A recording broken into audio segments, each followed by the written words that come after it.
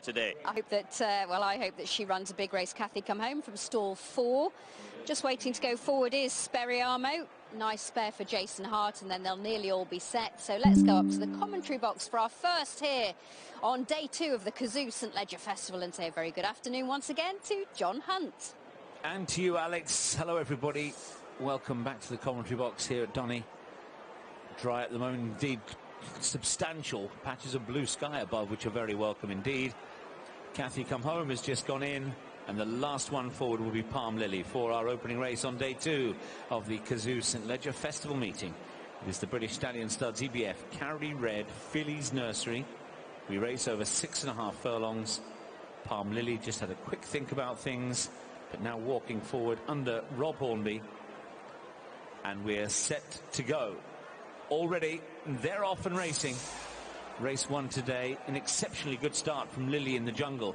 She really zipped out of the gates. Coco Jambu is the early back marker.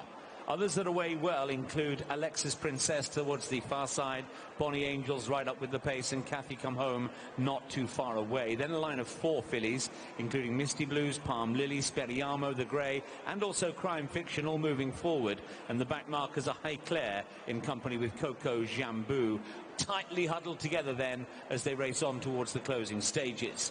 Through halfway, little to choose between the 3 leaders. Lily in the Jungle stand side, Bonnie Angel, and towards the far side, Alexis Princess. Kathy come home comes next. Chased along now is Misty Blues.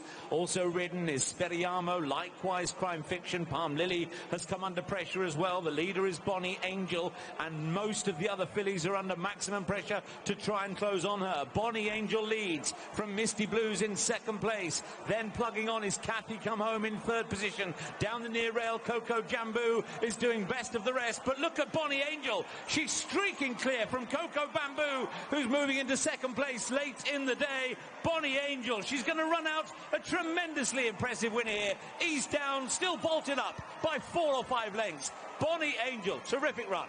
Coco Jambu was 2nd. Misty Blues and Palm Lily, the next one's home.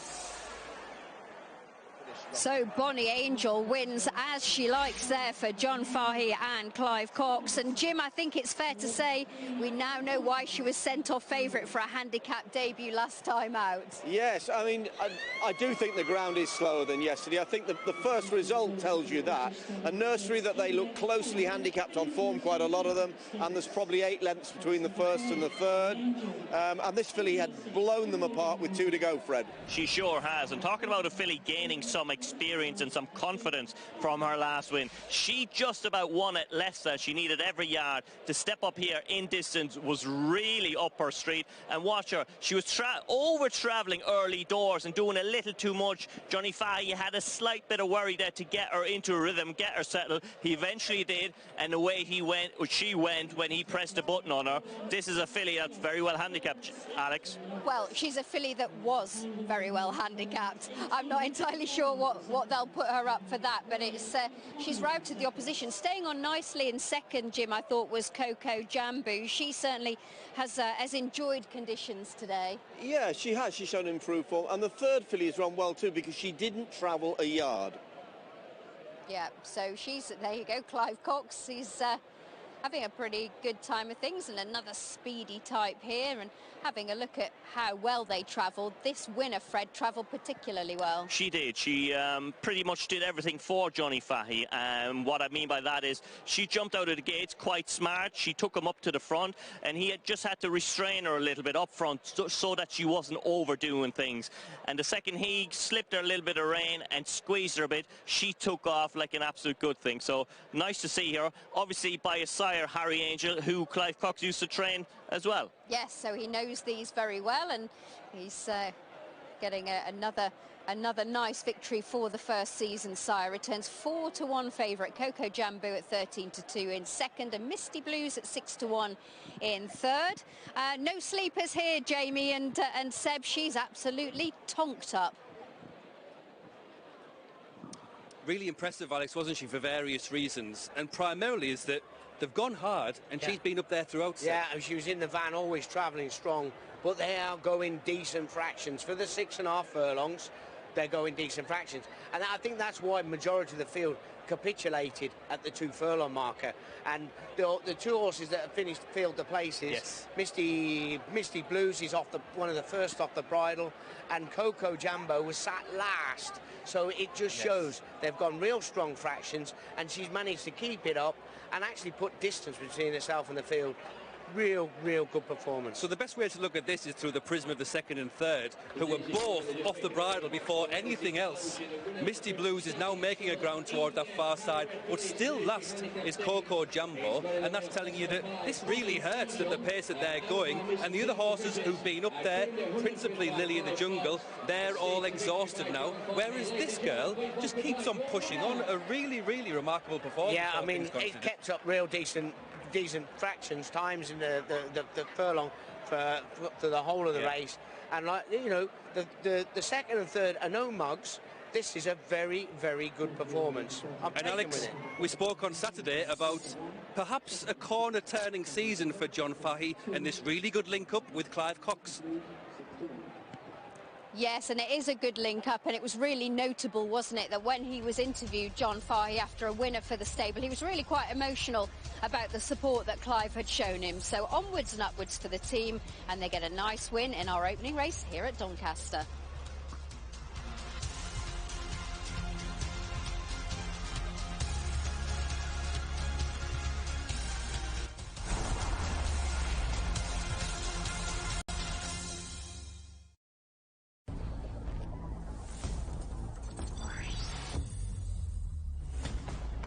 This programme is sponsored by Bet365.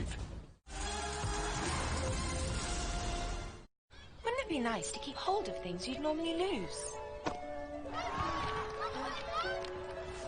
Yes, come on.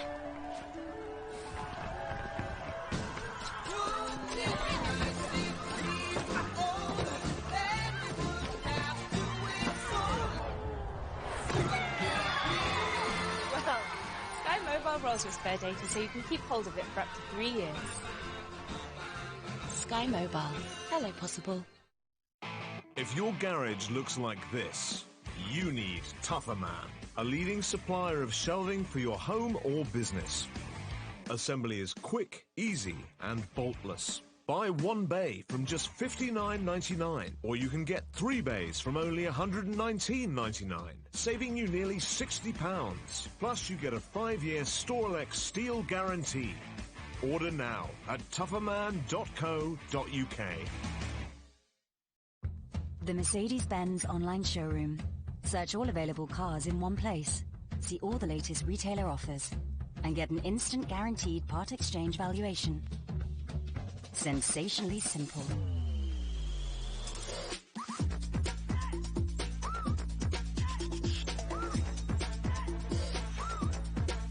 Search Mercedes-Benz online showroom and buy online today.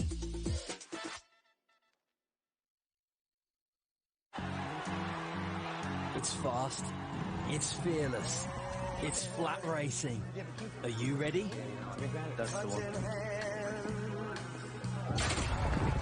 Get in on the action with William Hill's Extra Place races. Available every day, all season long. William Hill's Extra Places. Big value every day from William Hill. It's who you play with, William Hill. The moon came down to Earth one day to see up close what had been so far. But all was not well. The moon looked on with worry until hope appeared. Because doing the right thing today will make a better tomorrow.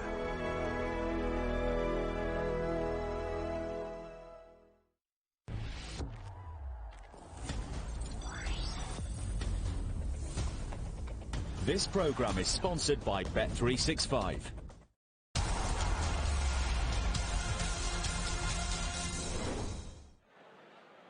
Now, there's a familiar sight, isn't it? And that's where we'll be later on this evening. I should be glued to the Racing League coverage because it's getting to the nitty-gritty now. We're into week 5 of 6.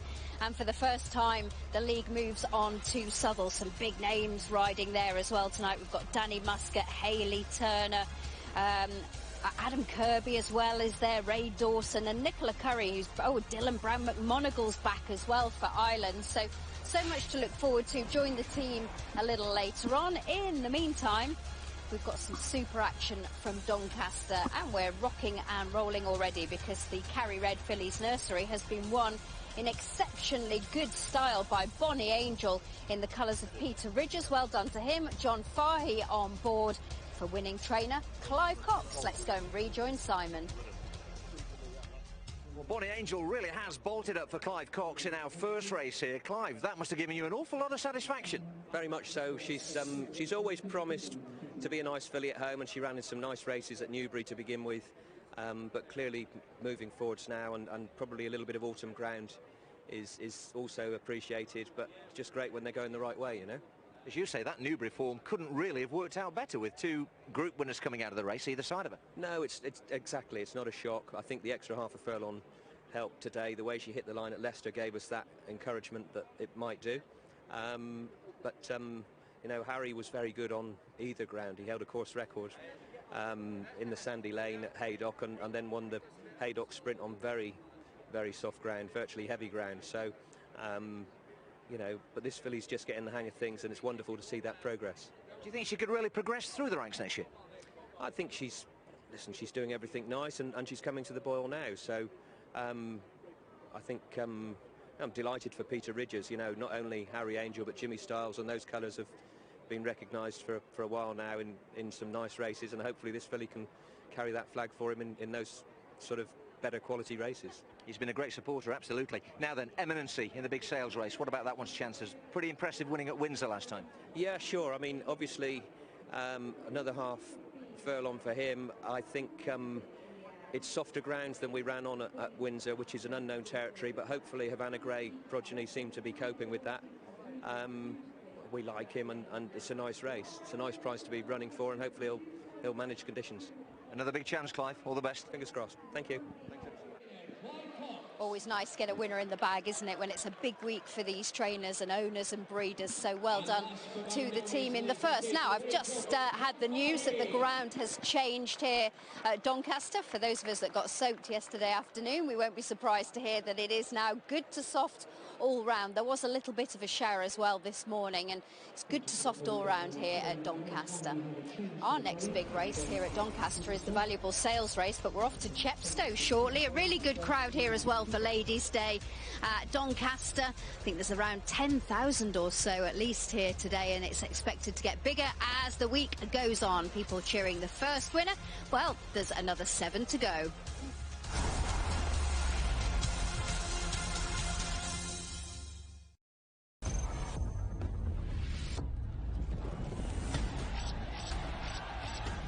This program is sponsored by Bet365. The thing that's different about a Verbo holiday home, you always have the whole place to yourself. No stranger at the dinner table making things awkward, or in another room taking up space. It's just you and your people. Because why would you ever share your holiday home with someone you wouldn't share your holiday with?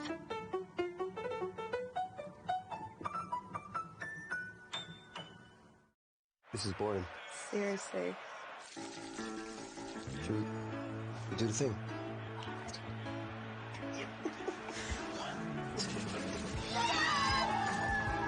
Here we are, come on! Who's gone? It's only a throw-in, bro. Very mature, you guys. That's not funny. No, this is why I didn't want to date. Where's my dog? That's a question you won't have to worry about. With Tractive, follow every step, no matter how far. Tractive, the GPS tracker, trusted by pet parents worldwide. I'm putting together the greatest team ever. This is the beginning of something great. I object!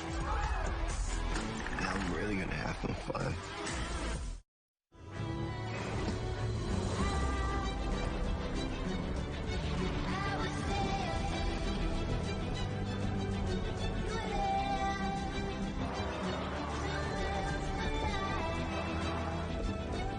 horse is the only horse that matters. And if it's beaten within a length of the winner, we'll give you a free bet back. Beaten by a length. Available every day of the flat season with Coral. We can make anything.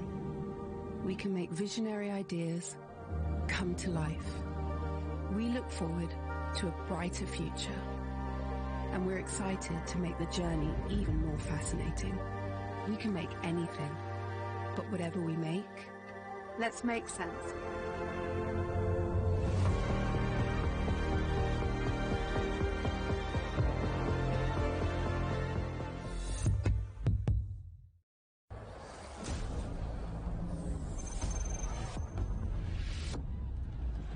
This program is sponsored by Bet365.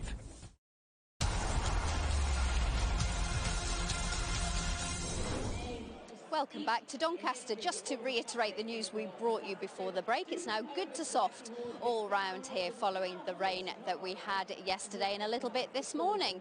Anyway, let's see what impact that has on the horses going forward. We're going to have a look at the runners now for our next race, and there's plenty of them, Simon, for you to cast your eye over. Yes, there is indeed. We're going to focus on the William Haggis horse here, Alpha Culture, who we'll see very shortly, just walking towards the camera. William, nice horse who is beginning to put things together. Well, yeah, he hasn't run very much, but he's got talent. We'll see today, but I can't understand how he's 8-1, and Hectic, who beat him comprehensively at Newbury first time, who's £3 better off, is double the odds, but there you go. Let's just have a look at him. He's just walking away here. I thought the hallmark of the win at Carlisle last time was the fact that he was so green, but yet he still got the job done rather handsomely. Absolutely. He nearly didn't go in the stalls as well, so we've had to do we've done a bit of work with him in the gates. And he, as I say, he's got lots of talent. He's plenty capable of running a good race in this. Cheek pieces today? Yeah, we just felt, I felt he ran around a bit in front. Whether that was greenness or anything else, I don't know. But I think we've had some blinkers on him at home, and he's been going nicely. I didn't want to put blinkers on today. Cheek pieces are sort of mid-range thing, and we'll see how he goes. All the very best. Thanks, Simon. Yeah, William Haggis, always great to hear from William. Let's have a look at one or two more here. Just behind us, horse number 9. Coming into shot is Eminency. We heard from Clive Cox, didn't we, just a few moments ago about his runner here. Clive looking for a quick fire double. Eminency won by just a neck at last time out at Windsor. Really decent performance, asserting late in the race, and again a little bit like Alpha Culture, hasn't had a great deal of experience, just the 2 runs so far. Got a middle draw, which might be a decent place to be here. John Fahey on board, and with Clive's horses in pretty good shape. Looks a nice racy individual, caught by Havana Grey, and everything seems to suggest that he could be okay on this rain softened ground, so we'll see how he gets on here. And the one I really like in this race is right here, number 1. This is Cold Case, who is a standout at the ratings. That's a natural thing to attract him to people, attract attention to him. I think 103 is his current mark, and of course he's got some pretty decent form of late to call upon, finishing 3rd behind Noble Style and Marshman in the Gimcrack, the big Group 2 at the York Eber Festival last time out. That was a really decent performance, given that he kept on well. I think the 6.5 furlongs will be fine, the way he finished off that day. So lots, I think, to like about him. And Roger Varian won for the same connections this race with Laugh a Minute in 2017. Could be an omen. It could be, couldn't it? Thank you very much for the early look there, and a few pointers, but we're moving on because we're off to Chepstow for the Dragon Bet Nursery Handicap over 5 furlongs, and ready and champing at the bit to guide you through our first race from the Wales track is Luke Elder. Afternoon to you, Luke. Good afternoon, Alex. Thank you very much. As runners are down at the start over at Chepstow, Mintana just a little on toes at the moment. Currently an 8-1 chance. The grey of James Evans. Urban Dandy 9-4 at the head of the market though for this 150 at Chepstow. Destiny Spirit 11-4, 11-2 for Limacho, 7-1 Eternal Life. Mintana is 8-1 as mentioned, 11-1 Time Off. Royal Lily at 12-1, 33s for Let's Celebrate. Bit of money around for Limacho, the George Bowie runner, 3rd in the market. has come from some decent races in the last few starts. Was 9th behind Swing Along last time around. That was in a novice contest over at Ripon. Of course, we know that form has been pretty well advertised by the winner.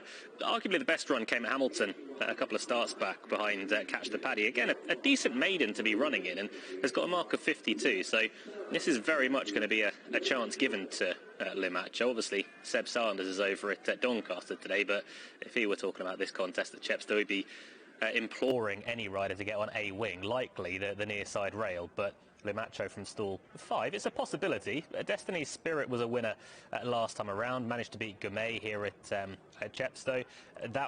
It was a narrow margin that Destiny's Spirit managed to win, but didn't actually manage to get to the near side rail, raced just off of it. But you would like to think that with Mark Wynn on board taking £7 off, that negates the £6 penalty that she'll carry this afternoon. So Destiny's Spirit 5-2 second in the market.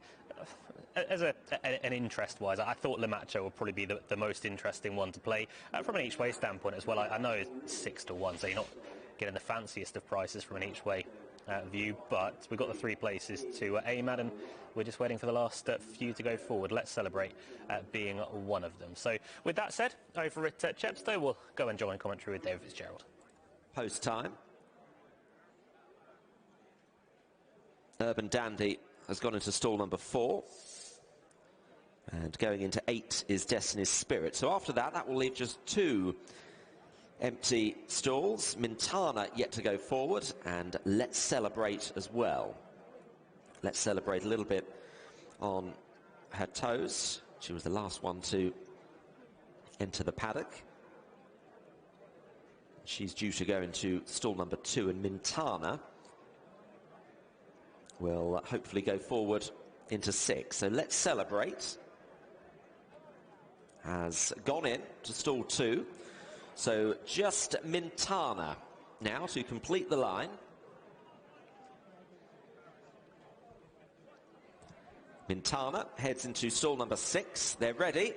And they're off. This is the Dragon Bet Launching Soon nursery, over 5 furlongs. Eternal Life and Royal Lily both starting well. The sheepskin noseband Royal Lily leading Eternal Life. The cream sleeves of Lumacho towards the far side. The near side, the red and green, is Destiny's Spirits. The grey filly Mintana, the best turned out winner on the inside of that one. Time Off is then in 6th position as they complete their first 2 furlongs, just ahead of Urban Dandy, and Let's Celebrate is chased along at the back. Mintana now being pushed along as Destiny's Spirit goes on the attack and takes the lead off Royal Lily. Eternal Life, Lumacho and Dane O'Neill the extreme right, followed by Time Off being asked for an effort, but it's Destiny's Spirit, the winner here last time, now pressed by Lumacho. Urban Dandy is starting to run on. Mintana is, well, there seems to be tack problems on Mintana, just lugging in behind as Lumacho challenges Destiny's Spirit. Lumacho just getting to the front in the hands of Dane O'Neill, and Time Off has come down as they race towards the line. Lumacho gets the better of Destiny's Spirit. Mintana got home in 3rd, Urban Dandy in 4th place. Limacho, it goes on the score over at Chepstow, takes out the 150 contest, manages to hold off Destiny's Spirit late on in the piece, but Limacho for George Bowie and Dane O'Neill into the first time nursery has managed to come out on top. We'll hope all runners are okay over at Chepstow as we are headed straight back to Doncaster with Alex. Yes, thoughts with connections of Time Off there. Clipper Logistics own that filly, and with Kieran Schumacher, who will let you know as soon as we get any news from Chepstow as to their well-being. In the meantime, we move on to Doncaster for the Weatherby's Scientific £300,000 2-year-old stakes. Lots of cash on offer here, and quite a difficult race, Jamie, I think, to predict. Quite often those towards the top of the market have done well, but we have had 1 or 2 big price winners in this in the past as well. 100-1 shot in 2013 and 33-1 in 2018, so we daren't rule anything out. Right, Alex, it's one of those races, the nature of sales races, that it's a real mix. And we've got the class act and the high potential horse who found themselves at the top of the betting. Cold Case coming from the Jim Crack and Magical Sunset, Seb. Now, The important thing about this is two things. Number one is that they didn't go that fast, and number two is just the wind's away. You've often talked, and we were talking yesterday, about the further away you are from the rail, the harder it is. But Magical Sunset and Sakia are widest. Yeah. And that originated from their draws as well. Yeah, they were drawn 9 and 10. Winner was drawn in 9 and the second was drawn in 10. But as you've told me, Jamie, the second also went on and won 6 lengths next time. So look, I think that Magical Sunset put up a massive performance here. She looks like she'll stay the extra half a furlong. She's got a bit of class. Yes. And she cost 340,000 guineas as a 2-year-old, but she went off 14 to 1, and that's because the horse in second was the favourite, the hot favourite, justified at Haydock by 6 lengths. Look at the distance they've pulled clear of the rest as well. So Magical Sunset was in the Mayhill. She's still in the Cheveley Park, but she's chasing the big pot. But that at Windsor is the reason why she's favourite. It is, thank you very much. And she's actually joint favourite now, 3 to 1 joint favourites there, Magical Sunset and Cold Case. Let's find out a bit more about the filly in, the colt, I should say, in shot Cold Case. Carl Burke, who's a very, very well-bred type, and he's with Simon. Well, Carl Burke's had a wonderful season with his 2-year-olds. He's got Cold Case in this race, and Carl, this horse brings some nice form to the race. He does. It was a very good run in the gym crack behind two very good colts, I think. The extra half furlong today will suit. We're pretty sure of that. I think we'll stay 7 eventually, maybe even a mile next year. Yeah, he's got to give weight to a few potential nice horses, so he's going to have to run up and probably improve a little bit on the gym crack run, but I think he's capable of that. Have you been happy with him since he came out of York? Oh yeah, very much so. He's a very straightforward horse at home. He's, he hasn't had to do a lot of work, but the work he's done very well. And that middle draw could be a good place to be. I think so. I think on yesterday's and the first race evidence, the middle's the place to be. Wish you all the best. Thanks, Simon. Cheers. And he's just gone back favourite again now at 3 to 1. So Cold Case is an intriguing horse. He's got some good entries. How do you assess his chance, Jim? Well, the only worry is the ground, and the reason it's a worry is you and I worked at Chepstow when they had a lot of rain at the end of July, and he ran a conditions race, and he ran a good race, but it wasn't gym crack level form, and he got run out of it close home. So this is 6.5 furlongs. Would you be worried? I would be, very much so, because I think that extra half a furlong here will be too far for him on soft ground. Yeah, so that could be a bit of a concern then about the highest rated horse in the race. So his favourite then, you can see 3 to 1, 7 to 2, and a bit uneasy is Magical Sunset. Eminency's come in a point. Holguin is 7 to 1, 15 to 2 for Alpha Capture. Legend of Xanadu has just been clipped into 12 to 1 from 14s, and Legend of Xanadu has 8 stone 8 and the advantage of David Egan on his back. Yes, he's an interesting horse. He definitely has some form in the book. He's some form that is not very good, but he's definitely got some runs in the book that would put him right there. You can forget his run last time. He was absolutely, completely locked up at York. He's won a listed race already, as you pointed out. He's very little weight. He's on my shortlist for sure. OK, so he's on the shortlist, Legend of Xanadu. Who's on your shortlist, Fred? I really like the William Haggis horse, Alpha Capture, who's wears the cheek pieces for the very first time. We just heard William being interviewed earlier on, and he quite likes him. He's unexposed. He won at Carlisle with a bit of give in the ground last time out. That was over 6 furlongs. And he looked like, Jim, he was doing his best work right at the end. Yeah, he came to challenge strongly and looked like he'd win well with Tom Marquand on, and he just hung fire and held his head slightly awkwardly. Tom pulled his whip through, straightened him out, and he won ridden out with something in hand. You can see why they've given him some help.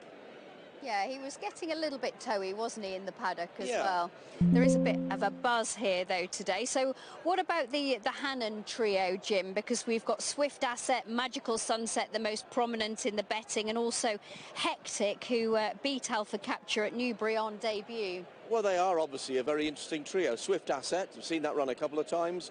6 in the Super Sprint, running a group race as well. He's clearly useful. He has a chance. We don't know about the ground. I'll let Fred do Magical Sunset. The other horse, Hectic, won at Newbury when I was there first time out. Nice performance, went 7 last time. Drifted in the betting and dropped right out after racing freely. So it was something of a disappointing performance. Obviously, this is slightly calmer walk because that was a group race. Okay, well, we'll come to it. You can tell us about Magical Sun. There's an expensive yearling at €340,000. So we'll get Freddie's thoughts in just a moment. There was Andrea Razzani a little earlier going out on cold case. A jockey's ride Doncaster better than Andrea. He's had so much success at the track. Could he have more on cold case in this valuable sales race? That looks nasty. Oh, and it's a red card. I love when you send them for an early bath. I love when you draw a line in the grass. And I love how you make me wait.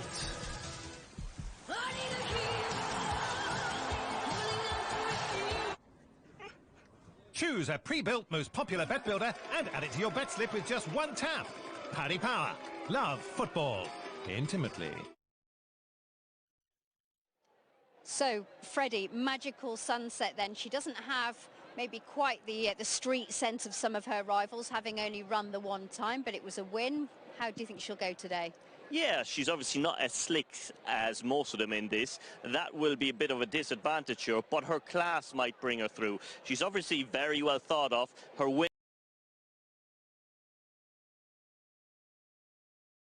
one at Haydock there.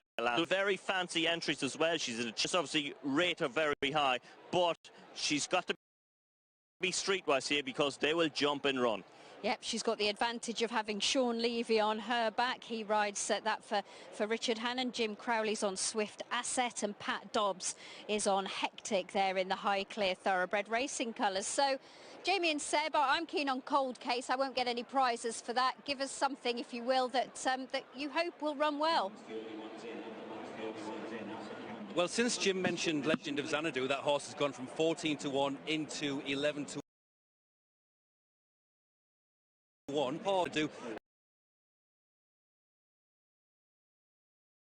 And that is waiting on.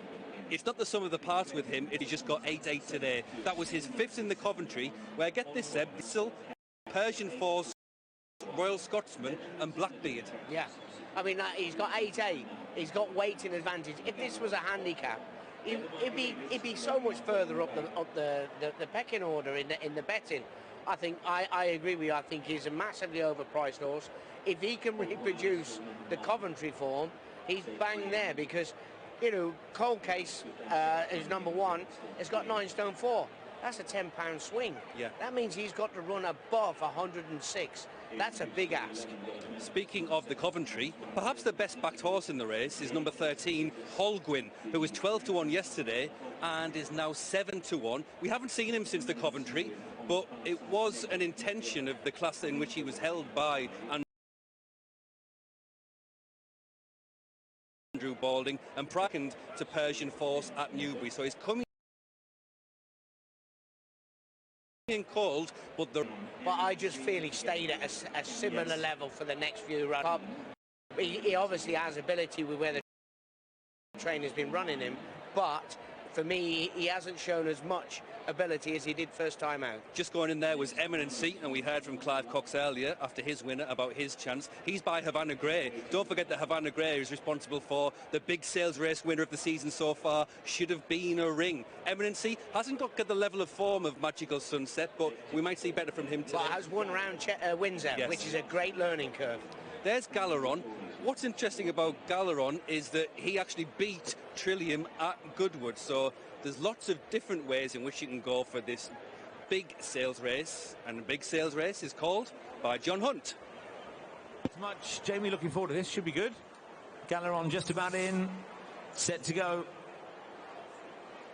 And they're off and racing. 6.5 furlongs. The Weatherby Scientific £300,000 2-year-old stakes is underway. Cold Case has made an excellent start. So too is Waiting All Night, who's showing really good speed with Hiatus and towards the far side. Also showing good speed is Alpha Capture to lead that little group on the far side, where Hectic follows, and Holguin's well in touch as well with Legend of Xanadu, and also Once More for Luck not too far away. Meanwhile, back over on this stand side group, Magical Sunset's latched on just in behind the leaders, racing alongside Galeron, and Nebworth slightly further back in the field. True Statements on the wide outside flank. Piano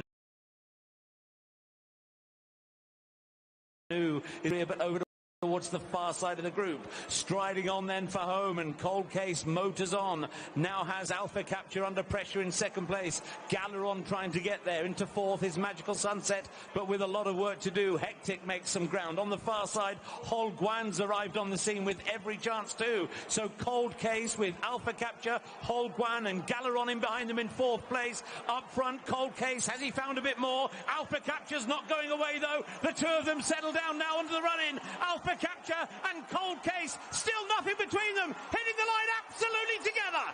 Tightest finish of the week, Alpha Capture or Cold Case, impossible to say. Hol Guan's in behind them, and then Galeron. Great finish.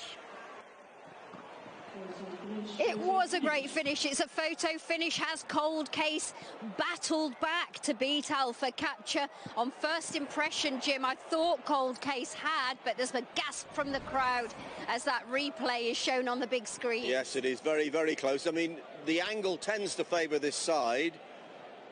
I'd go for Cold Case.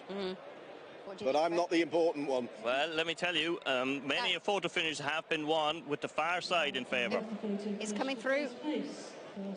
Number one, Cold Case has won. There we go. Which wasn't quite as clear-cut as we hoped it might be. 11-4 favourite. He's had to dig deep here. But Fred, I think dig deep is what this lad has done. Unbelievable. To be honest, I was half knocking him beforehand. I must apologise to him because I didn't think he would stay the 6.5 furlongs. But he sure did. He was up in front. He did all of the donkey work. It was pillar to post for him. And one thing about Andrea Azzeni is he's a great jockey. He really timed this to perfection, and he had a great willing partner underneath him. But this is a jockey everyone thinks a lot of, and he really took my eye here now. He's proper rider, and he got the best out of the horse. And Jim, I know that Carl Burke was quoted as saying when he was able to go to 160,000 guineas for this lad as a yearling that he had him on his hit list, and he was thrilled that Sheikh Mohammed Obeid had just given him a decent budget to go for him with. Yeah, lovely. It's all worked out very well, hasn't it? I mean, I'm not sure Freddie's not completely right as time will unfold about the trip for this lad, because he did go a length and a half up, and 3 or 4 of them then rallied and closed. He's got lots of speed, but he saw it out very gamely. He just drifted a little bit towards his right, as horses tend to do here, Fred, when they're coming back in where they go out. Well, sometimes they turn right a little bit because the exit is here, as well as obviously it's a sharp turn here now right after the line, so they tend to go both ways. Yeah, well, he's managed to hang on, and Jamie and Seb, that was an absolute thriller. The favourites come out on top, but there are a number of horses who've run with real credit. Yes, and that's Seb's job to pick them out now as we watch back. No, but it's sometimes keeping it simple is the best way. Yeah, look, I was really worried about him getting the 6.5 furlongs. But what they've done today is they've jumped quick, and Andrea's gone, right, OK, I'm here, I'll set my own fractions. And he's done the right thing. And at the end of the day, you know, your horse is either going to stay or it isn't. And they haven't tried to drop him in or do anything clever. They've just let this horse run. And he's ran massive. At the weights, yes, I can't tell you how well this horse has ran. He's ran well into 3 figures. This is a real decent performance, and they haven't messed about with him. Yeah. They've just let him stride, and it was a great ride. But the horse has done exceptionally well, because I was doubting whether he'd see the 6.5. So what's unusual about this fall? Think about it. A 15-runner sales race is that the first two have more or less been in those positions throughout. They've led their individual groups. They've come together around halfway, and there's battle to the finish. What else has helped Hol Guan run so well is that he's been dragged through the race by Alpha Capture. Well, this is the point that Seb was making. Cold Case, over a trip which is probably at the end of his tether, he's giving £4 to the second, he's given £7 to the third, and he's done it really in style. And what else it does is make us think about the gym crack. How good, Alex, a Noble, Style and Marshman, who made this fella look second-rate in the gym crack. That's a very good point, Jamie. Yeah, because he's clearly a very talented colt, and we look forward to hearing where he might go going forward. But he's just won a fairly decent prize. He went to 160 grand to buy this horse. Well, he's won nearly 150 here, so it proved to be a pretty good bit of horse trading. So well done to Carl Burke and the team, and owner Sheikh Mohammed Obeid.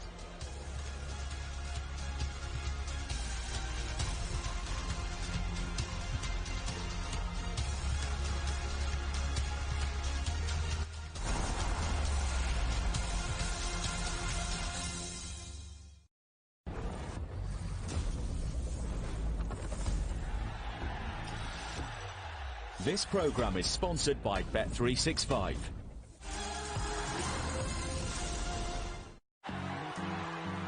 It's fast, it's fearless, it's flat racing. Are you ready? That's the one. Get in on the action with William Hill's Extra Place races. Available every day, all season long. William Hill's Extra Places. Big value every day from William Hill. It's who you play with. William Hill. At Harry's, we try to do things a little differently. Like giving you a great shave for a fair price. For just $3.95, you'll receive a 5-blade razor with lubricating strip and precision trimmer, along with alloy-enriched shave gel and a travel blade cover. Everything you need for a smooth and comfortable shave with a full refund if you're not completely satisfied.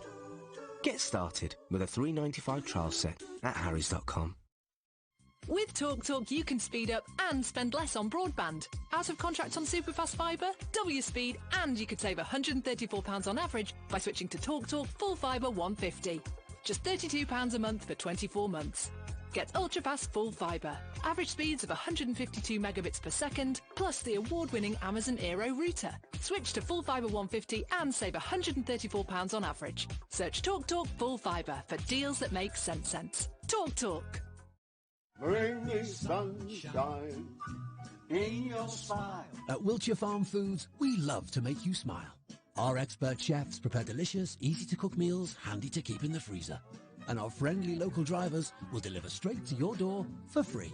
With no contract or commitment, it really is good old-fashioned service. Bring me sunshine, bring me love. To find out more, get a free brochure. Call 0800 046 5000 or go online. The Mercedes-Benz online showroom. Search all available cars in one place. See all the latest retailer offers. And get an instant guaranteed part exchange valuation. Sensationally simple.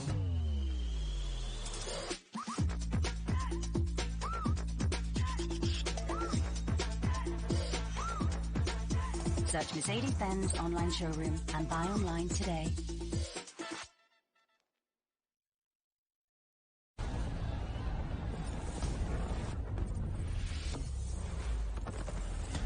This programme is sponsored by Bet365.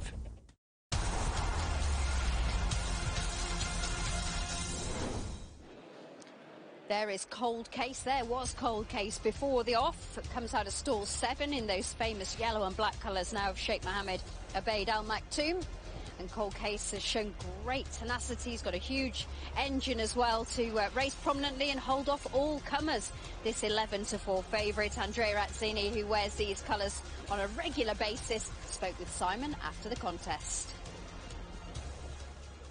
Andrea Razzini has won the big sales race here in very gritty style on Cold Case. That horse must have given you a real thrill out there. Yeah, no, he's a consistent horse, and you know, he's running the Jim Crack was a solid run, you know.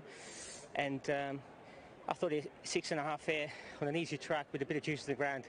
I didn't think it would really suit to them. You know, he did it the hard way. He jumped, he made all, and current top weight is never easy. But you know, let him down. He got his head down, and he kept going all the way to the line. The last 50 yards, he just got a little bit lonely, but luckily he held on. Yeah, you got him into a nice rhythm early part of the race. I thought that was key as well. Yeah, like I spoke with Carl beforehand. I said to Carl, listen, I'm not going to fight with him. Whatever he jumped, just get into a nice rhythm. Because I tried to sort of take him back one day at Chester, and he just wanted to be keen with me, and just didn't finish the race off. He's such an uncomplicated horse. He just likes to use his own stride, and it's a good price to pick up. And when he had to fight, he did. He did, yeah. No, he's solid. It's a beautiful horse, and he's only going to get better with age. Yeah. Nice horse next year as well, potentially. Carl said earlier on that he thought he might get 7 on the right kind of ground next year. He might do. He's not slow. He's one of those things between 2 to 3. The horse is going to get slightly slower or maybe even faster. So he depends how he's going to do from 2 to 3. And final question, Andrea. I think that performance today makes the Jim Crack form look even better. Oh yeah, it was a good race. Like I said, I was very confident coming into this race, and on the back of his last round, I thought he got very close. Well done. Thanks, Simon. That's a fair shout, isn't it, coming into a race like this and saying you were very confident. Well, he had every right to be very confident. This Cold Case is clearly a colt with considerable ability. Let's hear now from the person who sees him on a daily basis. Carl, we spoke beforehand. You were very hopeful of a good run, but there were one or two questions to answer. There was, but he answered them, didn't he? And franked the form of the Jim Crack, which is great. So he's a good horse, a very good horse, and he's given weight away there to some nice horses. I was pretty worried about the second and the third, to be honest, especially the third horse. I thought that put up a very good performance early on in the year. That it come back a fresh horse, and but no, delighted he's done it the hard way, and very happy. Where will you go next? Don't know. He's in all the group races at the back end over 7, 6 and 7. The original plan after the Jim Crack was to go for the Mill Reef. That's only a week on Saturday. I'd imagine that'll come too quick, but I'll have a chat with Sheikh Mohammed Obeid and we'll go from there. And Novakai, of course, in the Mayhill, another horse that brings decent form into the race and has some track experience as well. Yeah, she's a high-class filly. She disappointed us last time, but it was my mistake running her back over 7 on fast ground. Should have waited for this race, really, and hopefully today she'll put up a good show. Good luck, Carl. Thanks. Yes, good luck to him. Team in good form, but I'm afraid we've some sad news to report from Chepstow. We saw the fall in the opening race there of Time Off, and I'm afraid it was a fatal injury there. Kieran Schumacher obviously fell. No one else was involved. The fall was due to the filly sustaining an injury. So condolences go to all concerned, Clipper Logistics and Stuart Williams. I'm pleased to say that Kieran Schumacher is up and he is okay. We go to Chepstow again momentarily. We've got a 6-furlong novice stakes coming up, and we'll be back there after the break. Oh dear, the heavens have opened there as well, but we'll head there very shortly.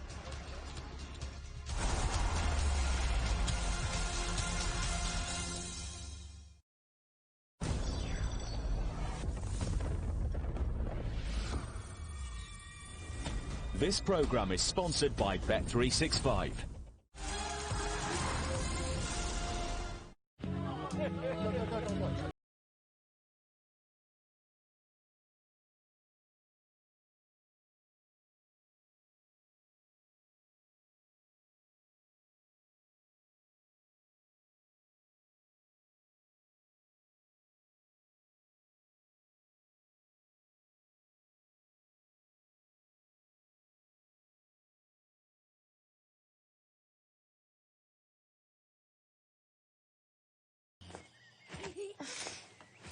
Alexa, play Heart. Playing Heart from Global Player. Put the kettle on, we're with you all morning.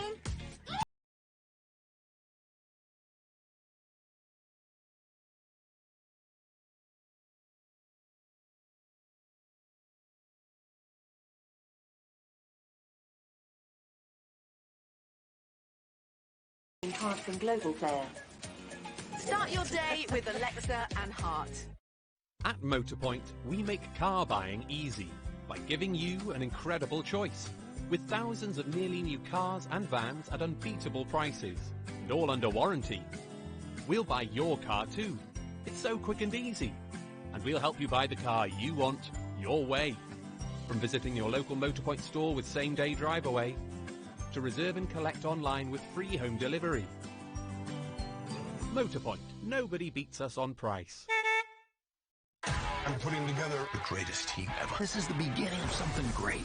I object! I'm really gonna have some fun. I'm that girl. I'm that boss. Enjoy every meal with HelloFresh. Home cooking made easy and affordable. Order now at hellofresh.co.uk. Maybe it was amazing. Or average. Whatever it was, free your feel-good with Viagra Connect. At Simply Business, we know finding business insurance can be a pain in the glass. If you need any kind of glazing repair, you can get stuff. Perfect after a big night when you just want to hell up and die. Hop into my salon if you're looking. Rough around the edges for all types of garden maintenance. Over 800,000 businesses trust Simply Business to support with their insurance. Simply Business, you name it, we insure it.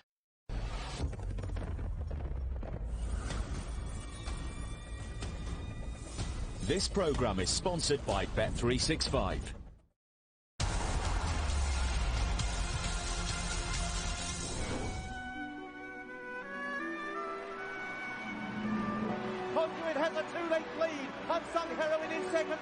Conduit weaving around in front, but is still maintaining the advantage. Driven out towards the line. It's Conduit from Regulatory, and Sir Michael Stouts from Ledger Hoodoo is about to be put to bed because Conduit is striding away. Regulatory, Smith Ledger, and Sir Michael Stouts first.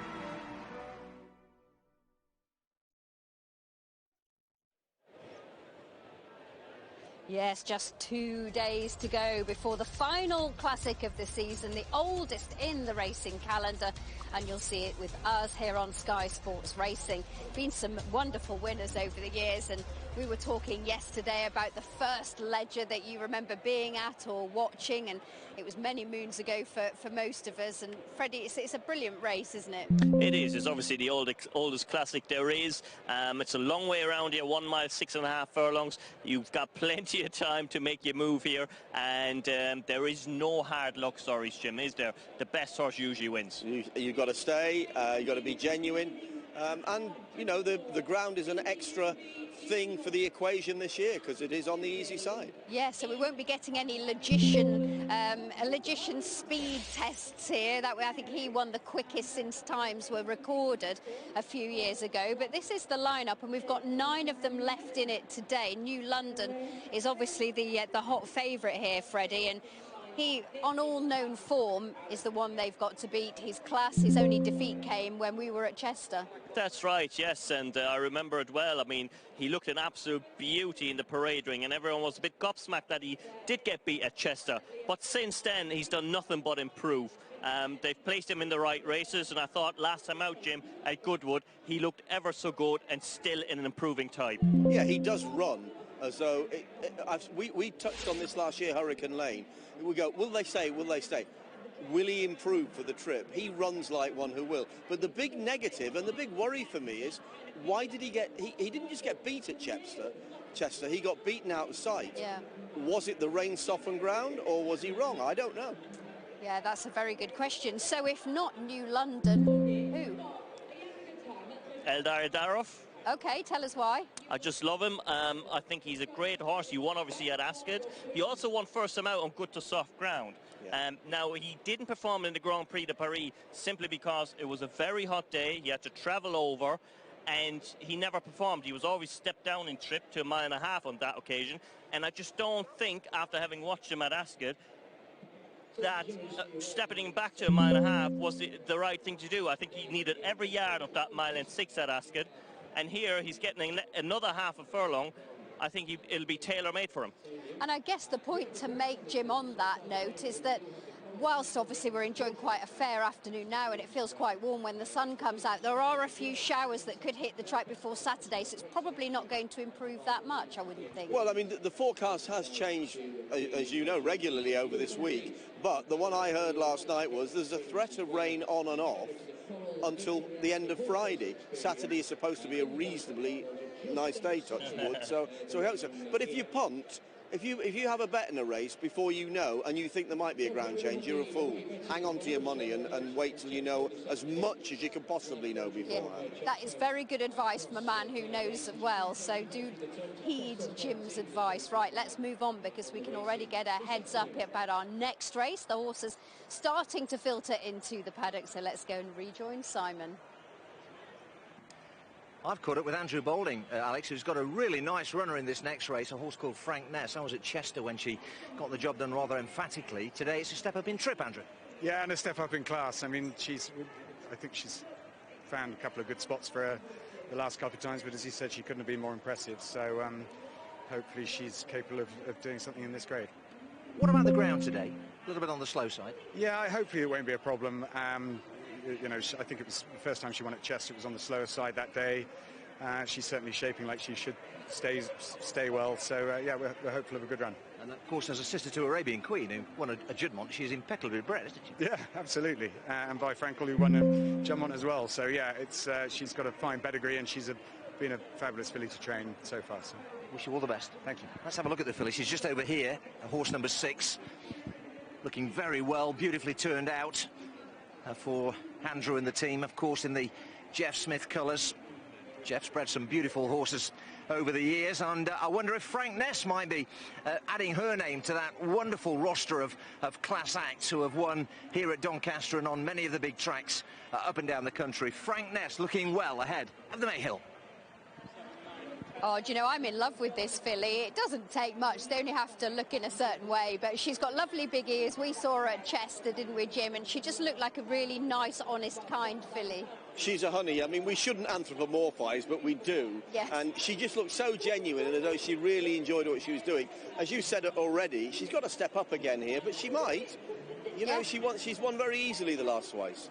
Yep, she's... I've got one worry about her, Alex, and that is she's had obviously 2 wins on her last 2 runs. That was around Chester, and Chester can wake up a horse very much so. And here it's a big galloping track, and I'm hoping she switches off enough to be staying here the mile. Yeah, let's hope so. We're going to move on to Chepstow. By the way, just one last word on Frank Ness. She's got hearts on her bottom. They've done some very imaginative quarter marks, so that wins a prize in my book as well. But we move on to Chepstow because we have a 6-furlong novice stakes here. So let's, without further ado, go to Luke in the studio. Yeah, thank you very much, Alex. Less competitive this second race than the opening one. We have a very well-backed odds-on favourite in Ancestral Land for the Clive Cox team. Obviously, Clive Cox enjoying a very good time of things at the moment. Bonnie Angel winning over at Doncaster. Ancestral Land will look to make it a cross-the-card double.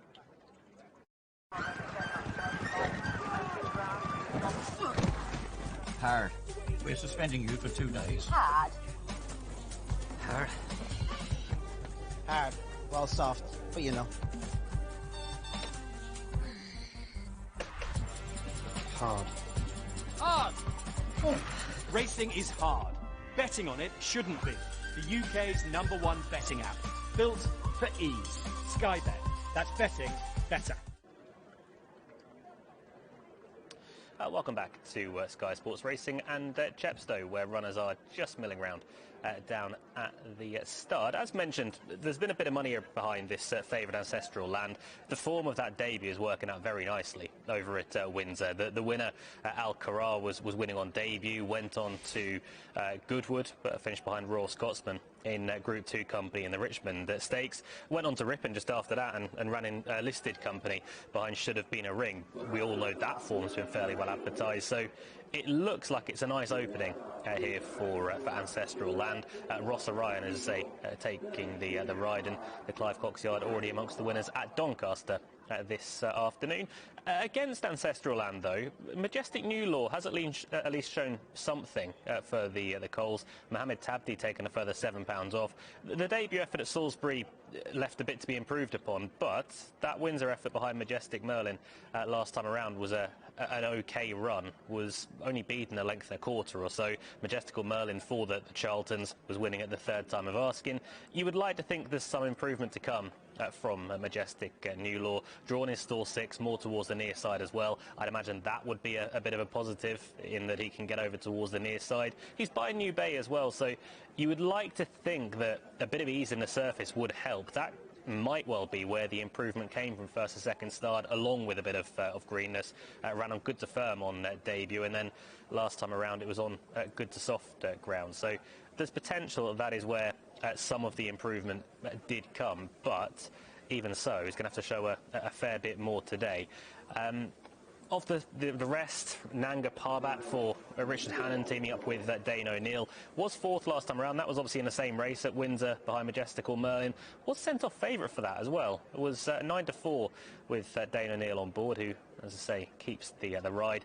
Did manage to finish 2nd at Chelmsford a couple of starts ago, but Majestical Merlin, that form is strong enough. Nanga Parbat is, I'm going to say, of interest. Whether today is the day, I don't know. Interesting, actually, that they're running in this novice contest and not going down the nursery or handicap route, because they've got the mark of 79. Whether they think that's a bit too high, I don't know, but they're giving it another go at trying to win a novice race. And then it's massive prices, the remainder, 28 to 1 and bigger the rest. You would imagine they're probably going to be handicappers further down the line. Time waits for nobody. Didn't show masses on debut when last of 8 behind, or last of 10 I should say, beaten 8 lengths behind Song of Success.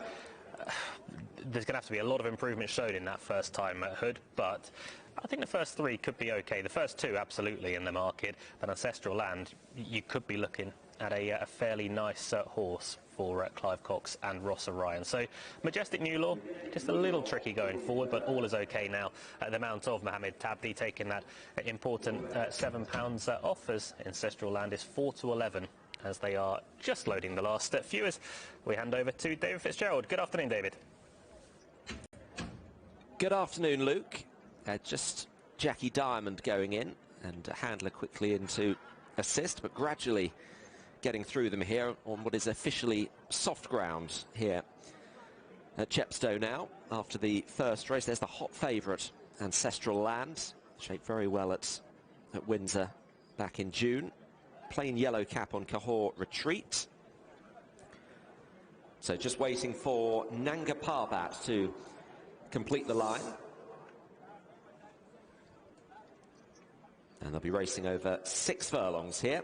7 of them sets, and they're off. Little bump between Majestic New Law and Time Waits for Nobody as the stalls open for the Lone Tree Novice Stakes over 6 furlongs. Ancestral Land on the right broke very well in company with Nanga Parbat. In the centre of the course, Jackie Diamond racing alongside Majestic New Law, and towards the near side, the final 2 positions, Time Waits for Nobody and Cahors Retreat. So over against the far side, it is Ross Orion and Ancestral Land, leading Nanga Parbat. The red, yellow and blue jacket, Dane O'Neill. The light green on the body, Jackie Diamond still up there. OK Pal is on the extreme right, being pushed along to try and get a bit more competitive. The near side, Majestic New Law, Mohammed Tabti and Cahors Retreat. They've gone by halfway and running towards the 2. Ancestral Land is now shaken up. Majestic New Law trying to challenge with Nanga Parbat in between them. These are the first 3 here. Ancestral Land is now asked to go and put his stamp on this race and finds a length on Majestic New Law in second. Nanga Parbat is held in third, then Cahors Retreat. So Ancestral Land is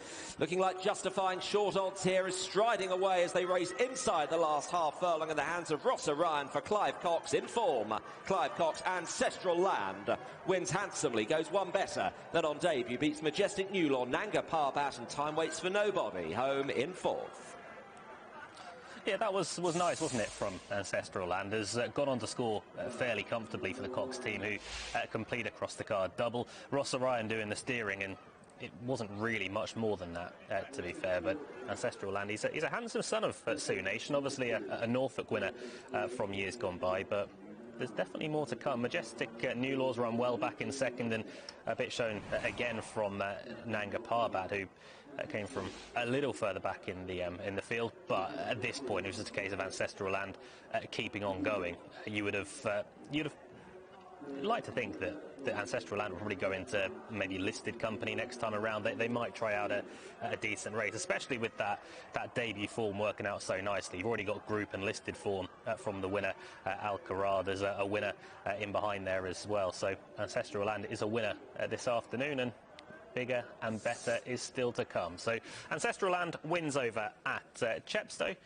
for Ross Orion and Clive Cox. Majestic New Law back in second place. Nanga Parbat back in third. The market had it absolutely spot on over at Chepstow, as we're heading back to Doncaster for news. Thank you very much, Luke. It's proving to be a pretty good day for Clive Cox, isn't it? Will it be a good day for Mark and Charlie Johnston? They have 2 runners in our upcoming Kazoo Mayhill Stakes, including that gorgeous-looking filly Dance in the Grass. They also have Ferrari Queen, and we can go to Simon and hear from one of the joint trainers. Charlie, 2 very nice chances here, including Dance in the Grass, who brings an unbeaten record to the race.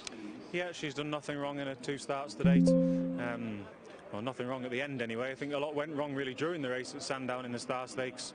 She was quite slowly away, found herself a long way back, and I thought it was an impressive performance to run down Fairy Cross, who's won a Group 3 subsequently. So looks very solid form. She brings the best form to the race, and we're hopeful that she'll improve for going up to a mile. Is the easier ground any kind of question mark? It is, yeah, because we don't know, basically.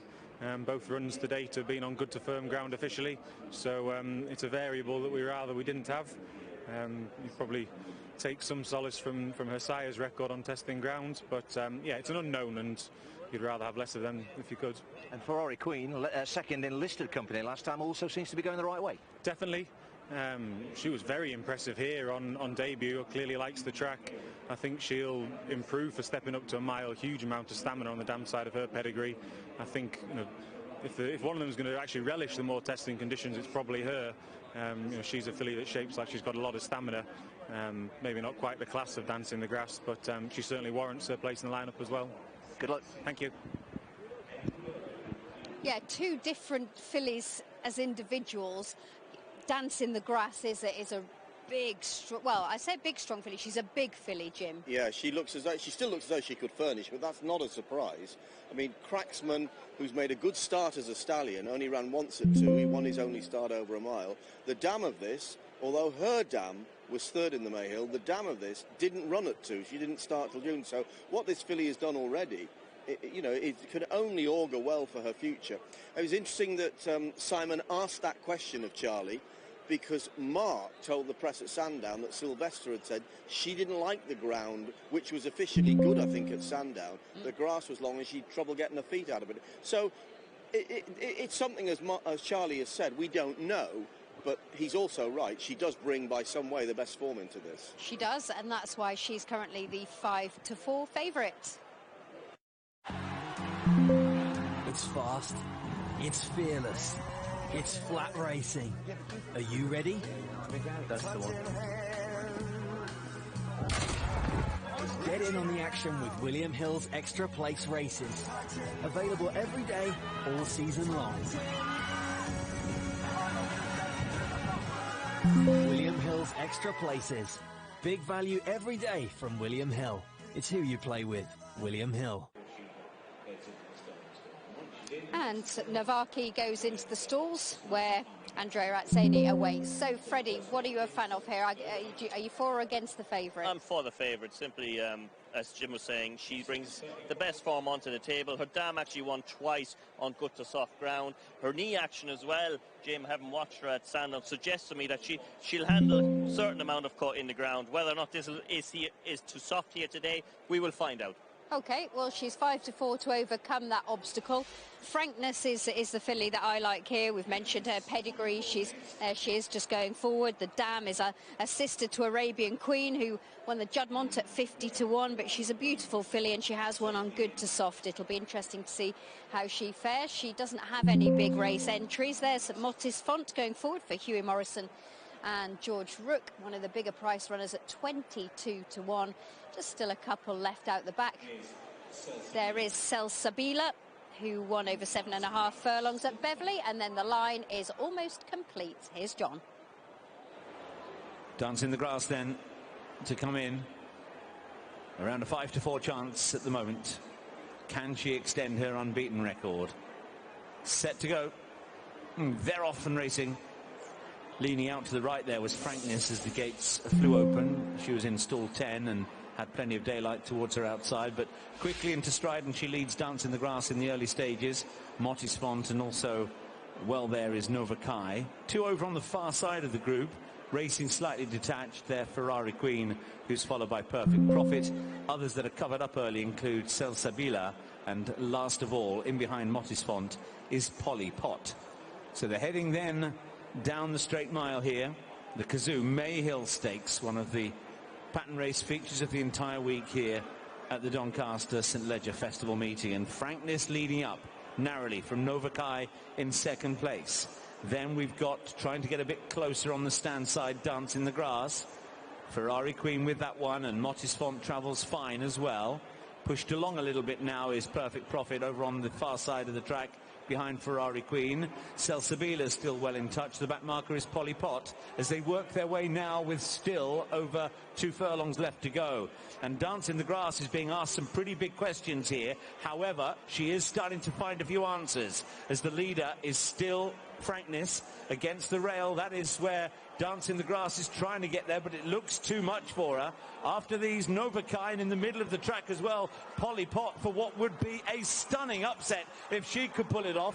Polly Pot's moved her way to the front ahead of Nova Kai in second place, who's trying to battle back. These two are well clear. A stunning upset here as Polly Pot goes on to win it in the dying embers of Harry Dunlop's career. What a win! In second place there was Novakai, and close in behind them for third place, the likes of Sel Sabila was fighting out minor money. But we've had a stunning shock here in the Mayhill Stakes.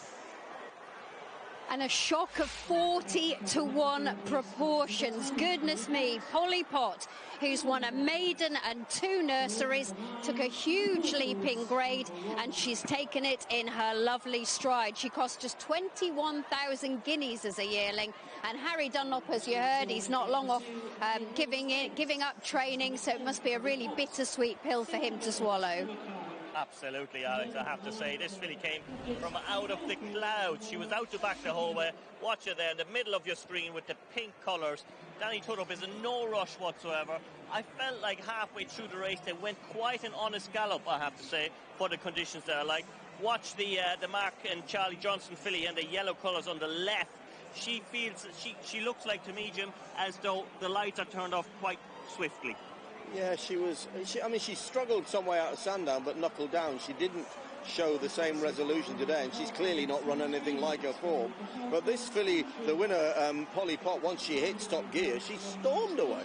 She has stormed away. That was quite sensational. Novakai's run well in second, and another huge priced horse in third there in Perfect Profit, who's run a really good race for Ed Walker. Looks like a middle distance filly, as a lot of these will be for next year. But Frankness has set us, Freddie says, an honest gallop, Jim. Well, I mean, I'm never sure how accurate the speedometers are on the screens. We have one on here.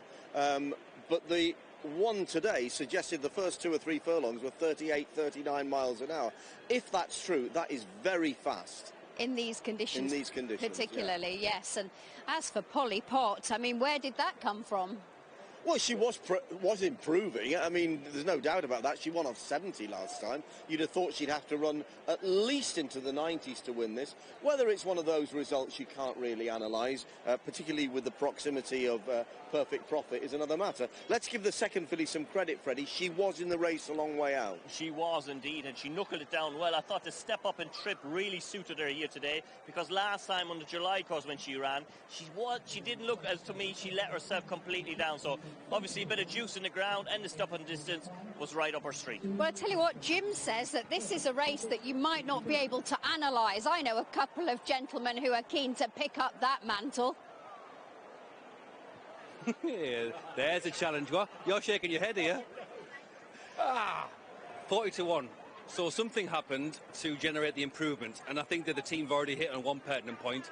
They went really hard in that mid-race. I think they went hard. I mean, when you were seeing they were clocking sub 12 seconds on probably slightly slower ground than good. That is really quick over a mile. For top-class horses, that's really quick. And that is explained by the fact that, look at Polly Pott's position. Last of all, keeping her powder dry. And when I suppose, Seb, when you're riding a 40-1 shot in a group race, you've got a wild card. Why not try and just let something happen rather than make it happen? You know, it's the easy thing to do is just sit last, hope they go too quick, and you can pick up the pieces.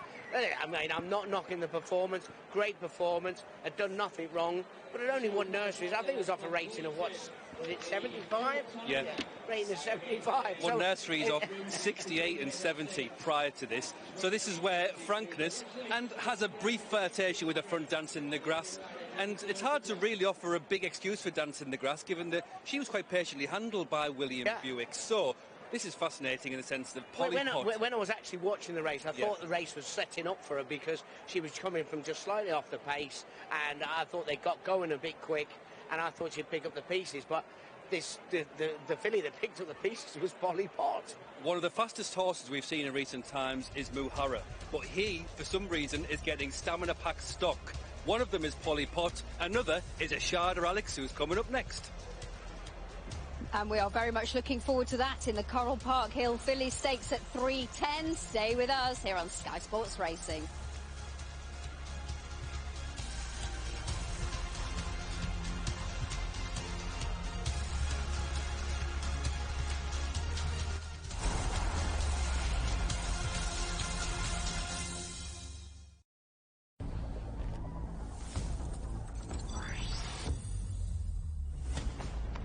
This program is sponsored by Bet365.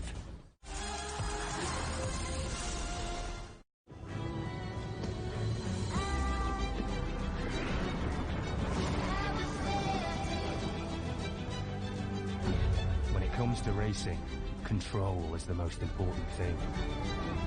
And the same goes for betting.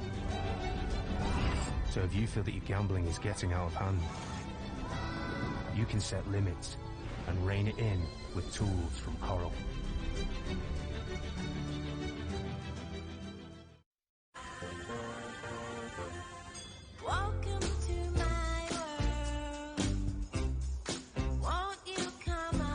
Get up to 50% off showroom kitchen units.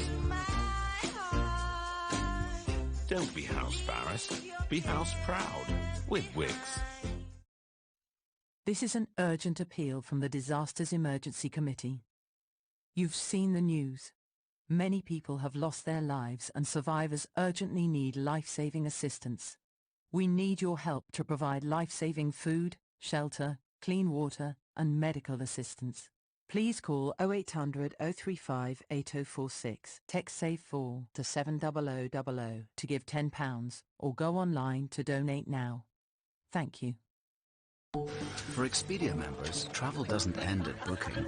It's getting a discount on your trip, plus points for your future travels. Thank you for the clock, but don't expect me to stop. I may be retiring, but I'm not ready to flop. I've plans yet to action, people yet to meet, places yet to visit, and 2 itchy feet. I'm over 55, not over the hill, with a pocket full of pear drops and dreams to fulfill. I may be retired, but I'm not yet departed, and the truth of it is, I'm just getting started. Let Key help you take control of your finances, so you can carry on carrying on. Key, for the life in later life. We can make anything. We can make visionary ideas come to life. We look forward to a brighter future. And we're excited to make the journey even more fascinating. We can make anything. But whatever we make, let's make sense.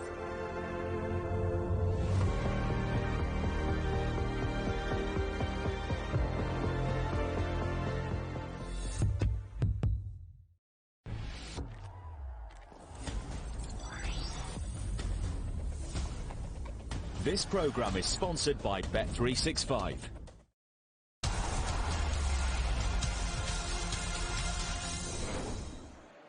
Welcome back to Doncaster, a 40-1 winner of the Mayhill Stakes. Polly Potts for Harry Dunlop, Danny Tudhope and the Megsons. Well done to them. Their daughter of Muharrar winning a maiden, a couple of nurseries and now a Group 2. Her future is sealed. She will be a very valuable broodmare going forward, and she was ridden by the informed Danny Tudhope.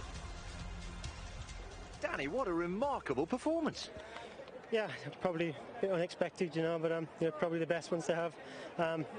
Harry says just ready to run well, you know, try and get a bit of place money. And how has she done that? She's come into this race with a rating of 75, taking on some very highly regarded fillies. What has made that result happen like that? Look, I don't know, but you have to give a lot of credit to Harry and the owners for coming here. It's a big, you know, decision to do that. You know, especially being rated 75, but it just shows, you know. I think today the ground helped her. She's a Muharrar filly, and they enjoyed this kind of ground, and she travelled away nice, and I was always happy. You know, I was just trying to pick one or two off towards the end, but I was going well, and I thought, I'm in for a chance here. Well, they went a good gallop, and she's done it on merit, very much so. Very much so, you know. She picked up well, and she hit the line strong as well, you know, so she wasn't stopping. She's not going to be a 75 horse anymore. Harry wasn't bothered of that beforehand, so I'm sure he'll be all right now. Tremendous, well done. Thanks. Yes, I don't suspect it really matters what her handicap rating is going forward, but she's gone and got the job done here and got the Group 2 on her record. So well done to everyone concerned, including Harry Dunlop, who approaches the end of his training career. Harry, what a result. Thank you very much. No, she's a lovely filly and really tough, and, you know, it's a fantastic result, really. Now, you must have seen something in her, maybe since Sandown, to come and have a go at a race like this. Well, it's always a bit crazy, these races, but a lot of them are maiden winners, and I always think sometimes maiden winners can come unstuck. Obviously, there were sort of 3, I thought, in here that has some seriously good form, obviously.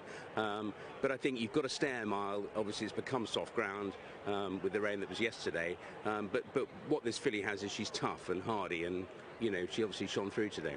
Well documented, of course, that you intend to give up training at the end of the year. It's a poignant result. Might it change your mind? Well, it shouldn't do, no, because I've decided, I mean, I think you look an idiot if you change your mind, but to be honest with you, obviously a filly like this, I hope wherever she goes, she can continue improving. I mean, she's a proper 2-year-old type. Of course, it's a sort of difficult thing, but I think people are more interested in me now I'm retiring than when I was training. So in all honesty, no, carry on and see how things go. Well, it's a reminder of what an excellent trainer you are. Congratulations. Well, thank you very much indeed. Thank you. It's just typical, isn't it, when you make a decision like that and you say, OK, you know, it's become a little tough, and then you unearth a couple of gems. Yes, but at least it's a nice way to go, isn't it? It's not like them finishing last, is it? It's nice to go out at the top. Yeah, and I don't expect, you know, a couple of nice horses make all the difference to your career as well. It's a decision they've made collectively as a family, and they'll adapt and move forward. But as you say, it's certainly a really good way to sign off your career. And if ever you decide to do it going, you know, in the future, there will be people at home saying, well, yeah, I remember those last couple of really nice horses. So we'll see. We'll watch this space. But I think the decision is pretty much cut and dried.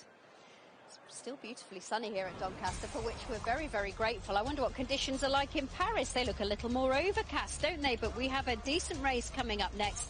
Over 1.6 miles, it's the Prix Joubert, a listed race for 3-year-old fillies. David Manoussier has a runner, Roger Varian has a runner, so plenty. And Donna O'Brien, actually, I think, has one in that as well. We'll rejoin Luke after the break.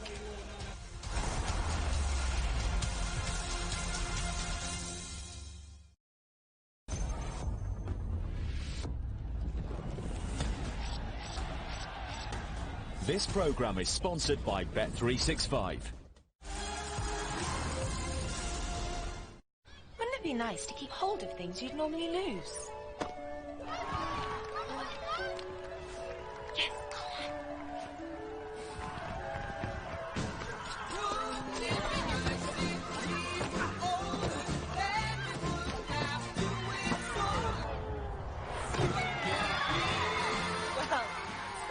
rolls with spare data so you can keep hold of it for up to 3 years. Sky Mobile. Hello, possible. Amazing deals now on at Curry's. Save £200 on this Asus VivoBook 15.6-inch Full HD laptop with an Intel Core i7 processor. And save £120 on this HP Pavilion X360 with an Intel Core i3 processor and audio by B&O. At Curry's. That looks nasty. It's a red card. I love when you send them for an early bath.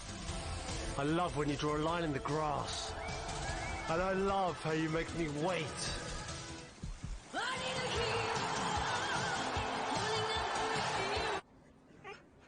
Choose a pre-built most popular bet builder and add it to your bet slip with just one tap.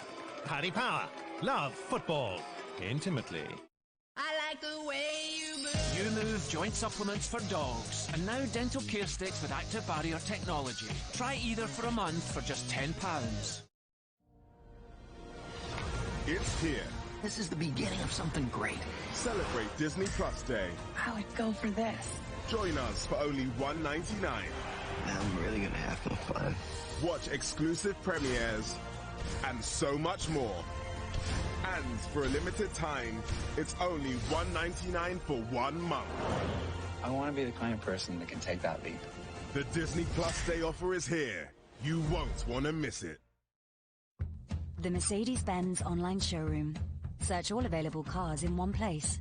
See all the latest retailer offers. And get an instant guaranteed part exchange valuation. Sensationally simple.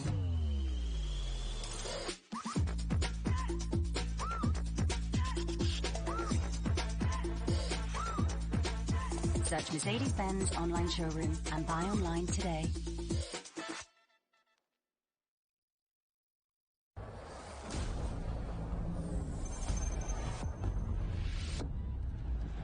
This programme is sponsored by Bet365.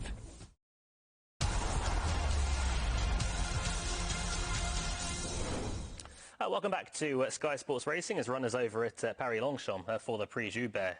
They are loading for this just shy of 1.6 mile furlong fillies listed race, which sees David Manussier's Chaos Chorister in the race. Was on a bit of a winning run until last time around, albeit that that defeat when second did come in the Melrose, was beaten by Solcombe that day, who came from a completely different part of the race. Caius Chorister tried to make almost every single yard of the running. Solcombe came right from the back and, yes, managed to win quite nicely. But testament to Caius Chorister for still managing to hold on for second place, as Caius Chorister, I think, deservedly is a market leader. Sea to Sky, you have to respect as well. Came from a pretty poor position last time around, but I think is still learning the game. The trip should be no sort of issue at all. I think the market's kind of got it right with the two to focus on, as they are loading pretty swiftly over at Paris Longchamp. First of the listed action this afternoon, called home by Carl Merrick. And they're off. A very awkward beginning for Alben Bloom there, the grey. Forfeits about 4 or 5 lengths as they race over 2,800 metres, 1 3/4 miles for this listed contest for 3-year-old fillies only. And the first to show on the outside here coming through is Caius Chorister. Leads them with the whole circuit of Longchamp ahead of them, to in second Queen Trezzy. The two market leaders then setting the pace early. In third place then on the right, in the red and light blue stripes, is She's Cosmic, who just proceeds in fourth place Divine Jewel. Fifth place for Sea to Sky in the red and green, who's now on the outside. The next line of 3 are headed up by Avenue Neil on the outside in the noseband, who races together with Alben Bloom and Derrida. And last of the 9 runners early on is Audi in the orange jacket. So they take the first turn then with about 10 lengths between first and last, and a sensible pace early on as they negotiate the first turn. It's Caius Chorister who leads, who brings this good and consistent form from the UK. Leads in the white and blue colours by a length and a half. To in second Queen Trezzy, who was third here in May in Group 1 company, brings this top-class form in second place. In third position for Divine Jewel, who travels nicely with the white face. In fourth position on the inside is Alben Bloom, who has recovered nicely from that awkward beginning. He's sharing Smith on the outside in the red and light blue stripes. The next pair includes Sea to Sky on the outside of the just pushed along there Derrida, the grey filly just pushed along there. She's got 2 behind early. They include Avenue Neil in the noseband, and last of all continues to be Audi. So they will shortly approach halfway, the final 1,400 metres now, the final 7 furlongs of this listed prize, and the pace remains pretty slow here. Out in front, it's still Caius Chorister, leads away by just over a length. To in second, Queen Trezzy. In third, on the inside, is Divine Jewel, and in fourth place for She's Cosmic. In fifth is Alben Bloom in the white and green hoops for grey, who just precedes Sea to Sky. The final 3 are headed up by Derrida, who just continues to be niggled along, and the last 2, Avenue Neil and Audi last of all. So they've got the final 1,000 metres left to run here in this listed contest, and out in front Caius Chorister leads by a length and a half. Queen Trezzy in second, and in third Divine Jewel. Going well in fourth place is She's Cosmic, and then in fifth position for Alben Bloom as they enter the false straight. In sixth place for Sea to Sky. The final 3 are headed up by Derrida. Next is Avenue Neil, and last of all is Audi. They're about to turn for home then, the final 3 furlongs, the final 600 metres here, and turning for home it's Caius Chorister, now being headed by Queen Trezzy in the black and orange colours, who now hits the front. Now being asked a question is Divine Jewel, who's angled out the racing room. Sea to Sky is also closing in together with Avenue Neil, racing inside the final 250 metres, and Sea to Sky is now beginning to roll home with Divine Jewel. These two now kick on. It's Sea to Sky in the red jacket, light blue and red for Divine Jewel. These two fight at the finish, running on strongly. Avenue Neil, but up towards the line is going to be tight between the pair, absolutely together. Sea to Sky on the stand side of Divine Jewel on the far side. Back in third, Avenue Neil. It was tight over at Paris Longchamp. It looks, though, near side that Sea to Sky may have just about got that verdict. As we said beforehand, it was a horse that was always going to be coming from off the pace, and has come from a fair way back as well. Looks to have got the better of the Varian runner, Divine Jewel. The angle doesn't help too much, but it does look as if the near side, Sea to Sky, is in front. Like we say, we're still learning the game. Was one of the first ones to be pushed along, and at this point the Varian runner just trying to find a way out. Kind of barged the way out, if anything else, and didn't really do the winner too many favours, Sea to Sky. But Maxime Guillon kept on going. He's having a fantastic season over in France as well, is Maxime Guillon, and it looks as if Sea to Sky could just be a horse to keep on side for bigger contests further down the line. A little disappointing from the Menuisier runner. Caius Chorister faded back into 5th place, wasn't beaten all that far, but tried to emulate the same tactics that we saw in the Melrose at York last time around. just faded late on in the day. As it's now official, Sea to Sky has taken out the Prix-Joubert over at Paris Longchamp. A decent run from Roger Varian's back in second place. Divine Jewel just needed a bit of room at a point, managed to get that, but Sea to Sky was getting going at that point as well. So Sea to Sky 5-1 takes out the 253 over at Paris Longchamp as we head over to Chepstow and say a very good afternoon to Mike Cattermole. Good afternoon to you, Luke. Good afternoon, everybody. A bit of belated afternoon from us here. We've had a few issues, but it's great to be here. At least you've seen a couple of decent races so far, particularly the second race winner, who looked a real cut above, I thought. That's Clive Cox's 2-year-old, who got a real thumbs-up Ancestral Land from Ross Orion. Well, Ross is on board Uffington here, number 6.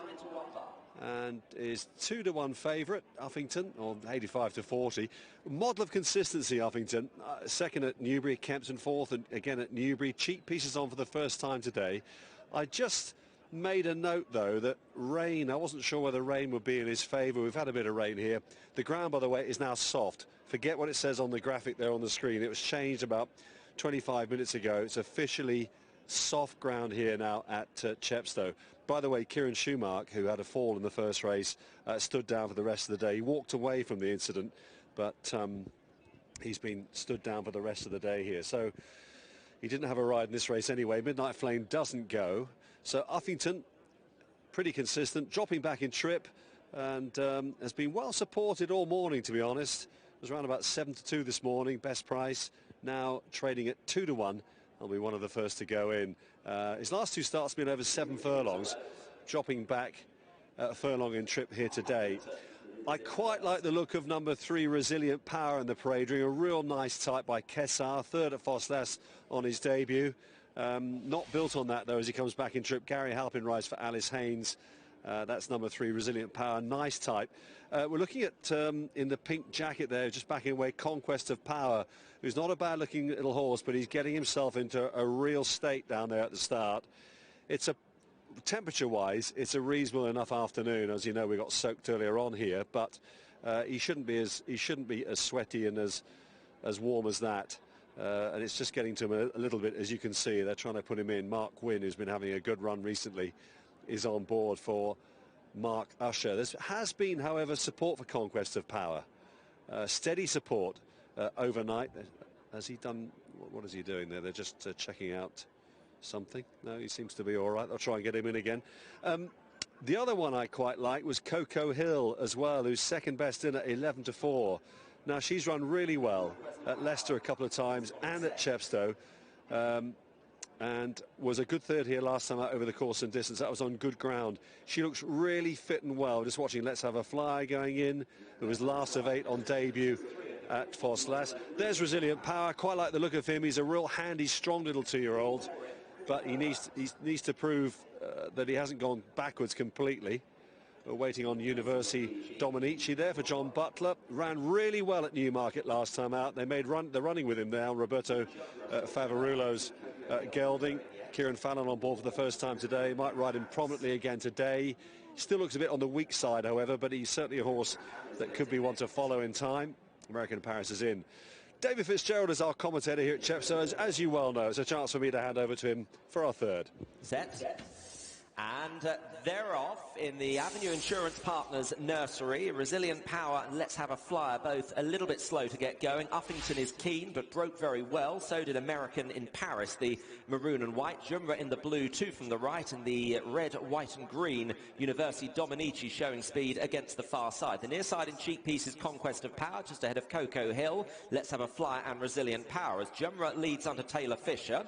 Conquest of Power in second position as they run towards halfway. Uffington is just in between them with American in Paris, and then Coco Hill, the yellow stars on a red jacket, as the field now have 2.5 furlongs left to go. Jumra is chased along, has got a 2-length lead. Conquest of Power, Let's Have a Flyer trying to make ground the extreme left. Uffington is now being asked a question by Ross Orion inside the 2, so Jumra committed early. They're getting closer to Jumra now. Here's Uffington laying down a big assault. Coco Hill is being asked to stretch stretch as well. She is making a challenge as they run inside the furlong. Then Conquest of Power. Coco Hill now going on to Uffington, Jumra. Conquest of Power and Let's Have a Flyer, but it's Coco Hill in front here under Ross Coakley for Rod Millman. A first victory for Coco Hill and a decisive one. Uffington second, Conquest of Power third, Jumra fourth.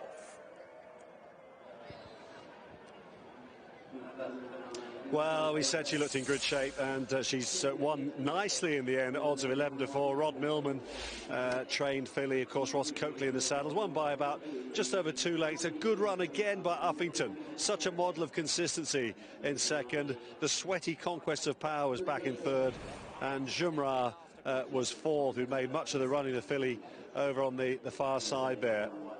So Coco Hill winning for the first time in her career, the 7th time of asking, following backing up on a good third here just 10 days ago, loving the conditions, and given a nice ride as well by Ross Coakley. He sort of eased her into contention. It's quite a decent pace up front, and she streaked home to win in ready fashion at odds of 11-4.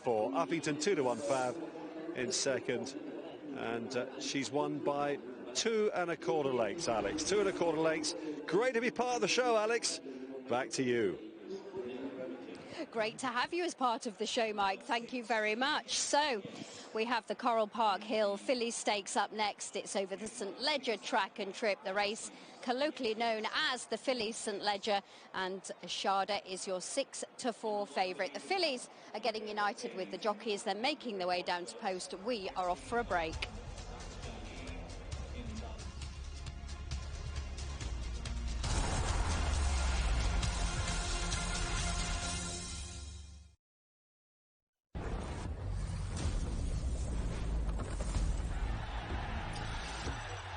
This programme is sponsored by Bet365. HelloFresh meal kits. All the ingredients you need to cook delicious dinners delivered to your door. Order now at hellofresh.co.uk. Dinner solved. I'm putting together the greatest team ever. This is the beginning of something great. I object! I'm really gonna have some fun. At Simply Business, we know finding business insurance can be a pain in the glass. If you need any kind of glazing repair, you can get stuff. Perfect after a big night when you just want to hell up and die. Hop into my salon if you're looking. Rough around the edges. For all types of garden maintenance. Over 800,000 businesses trust Simply Business to support with their insurance. Simply Business, you name it, we insure it. Monopoly is back at McDonald's. Only now, the game you love is twice as nice. That's because now you can peel on back, then peel.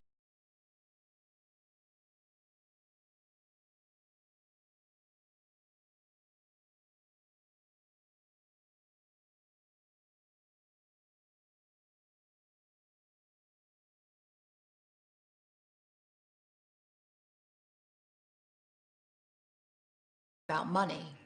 Now that's an important life skill. GoHenry is a prepaid debit card and learning app that's made for summer fun. With tools to teach your kids how to earn, spend and save. For summer spending made easy, join today at GoHenry.com. GoHenry, making every kid smart with money.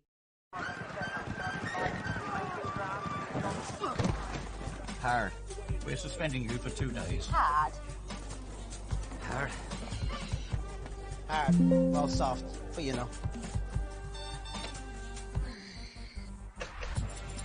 Hard. Hard! Oh. Racing is hard. Betting on it shouldn't be. The UK's #1 betting app. Built for ease. Sky Bet. That's betting better. Amazing deals now on at Curry's. Save £200 on this Asus VivoBook 15.6-inch Full HD laptop with an Intel Core i7 processor. And save £120 on this HP Pavilion X360 with an Intel Core i3 processor and audio by B&O. At Curry's.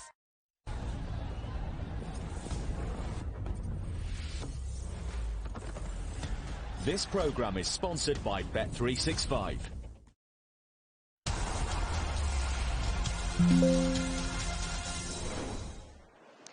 Rob Hornby's enjoying a pretty good year, isn't he? He teams up with Rafe Beckett here, who's won this Park Hill with Simple Verse in 2016. He won it again in 2017, and Rob Hornby is riding Yes Yes. Ashada is a very good filly, and she's 6-4 favourite to win this race over a mile 6.5 on her first try at the trip. It'd be interesting to see how this quality filly, who again by Muhara, gets on today, and we can hear from her trainer. Roger, two nice chances here. Yeah, two lovely fillies. Both stay well, both will appreciate the ground, and I think are both in good form. You'd have been particularly happy, I think, with Ashada's run last time. She ran very well. You know, obviously it was a messy race, wasn't it? Certainly a messy end to the race, but she ran well. She finished the race off nicely. Probably ran better than, you know, her finishing position, and we gave her an easy month after that. You know, she's a filly who likes cutting the ground, so we didn't train her for Goodwood or anything like that, and she's been trained nicely into this race and for an autumn campaign, so hopefully she's ready to go. And Believe in Love certainly stays well. She stays well. She's super consistent. You know, I think she's won 3 Group 3 races, been placed at Group 2 and Group 1 level, so you know, we've enjoyed having her around. I should think this will be her last season, but she seems in good form. Best of luck. Thanks. Yes, good luck to Roger Varian with those two runners here. Ashada, of course, as a Group 1 winner, probably has the advantage because she doesn't carry a Group 1 penalty, because only races won after the 31st of March at that level would be penalised here. So she escapes that, and she's hot favourite to win again. It's fast, it's fearless, it's flat racing. Are you ready? That's the one. Get in on the action with William Hill's Extra Place races. Available every day, all season long. William Hill's Extra Places. Big value every day from William Hill. It's who you play with. William Hill. And it's worth reminding you that at 5-1, River of Stars is a big market mover. She was 16s yesterday, and this 400,000 guinea foal has been backed to win.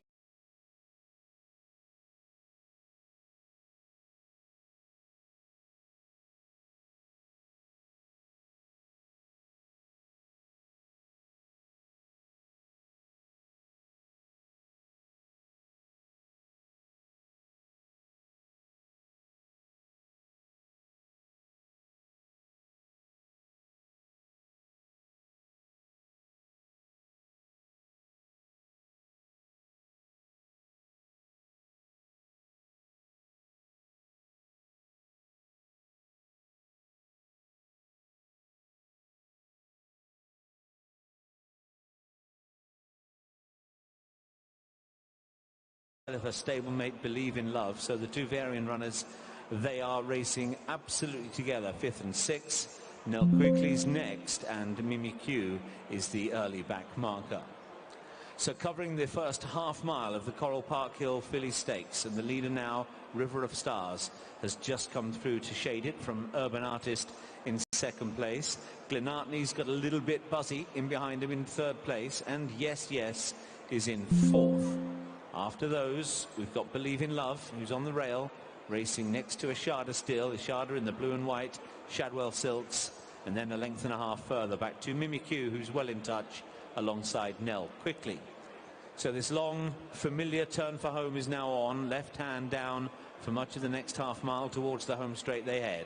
River of Stars leading still, under Richard Kingscote from Urban Artist in 2nd position. No real change in the order at all early on here, with Glenartney still 3rd and still 4th place for Yes Yes. In 5th is Believe in Love. Ashada's quite happy with her position. 6th position, eyes on the leaders, turning towards the home straight, only 3 or 4 lengths off the pacemakers. Mimi Q and Nell Quickly are still the two at the back end of the field, and this bend for home is still unfolding, with the lead held by River of Stars, but she's only a head or a neck in front from Urban Artist to the outside. Glenartney next, and then after Glenartney comes Yes Yes, still 4th. Believe in Love, Ashada, followed by Mimi Q and Nell Quickly. This order barely changed throughout the contest, but now they head into the home straight for the Coral Park Hill Filly Stakes.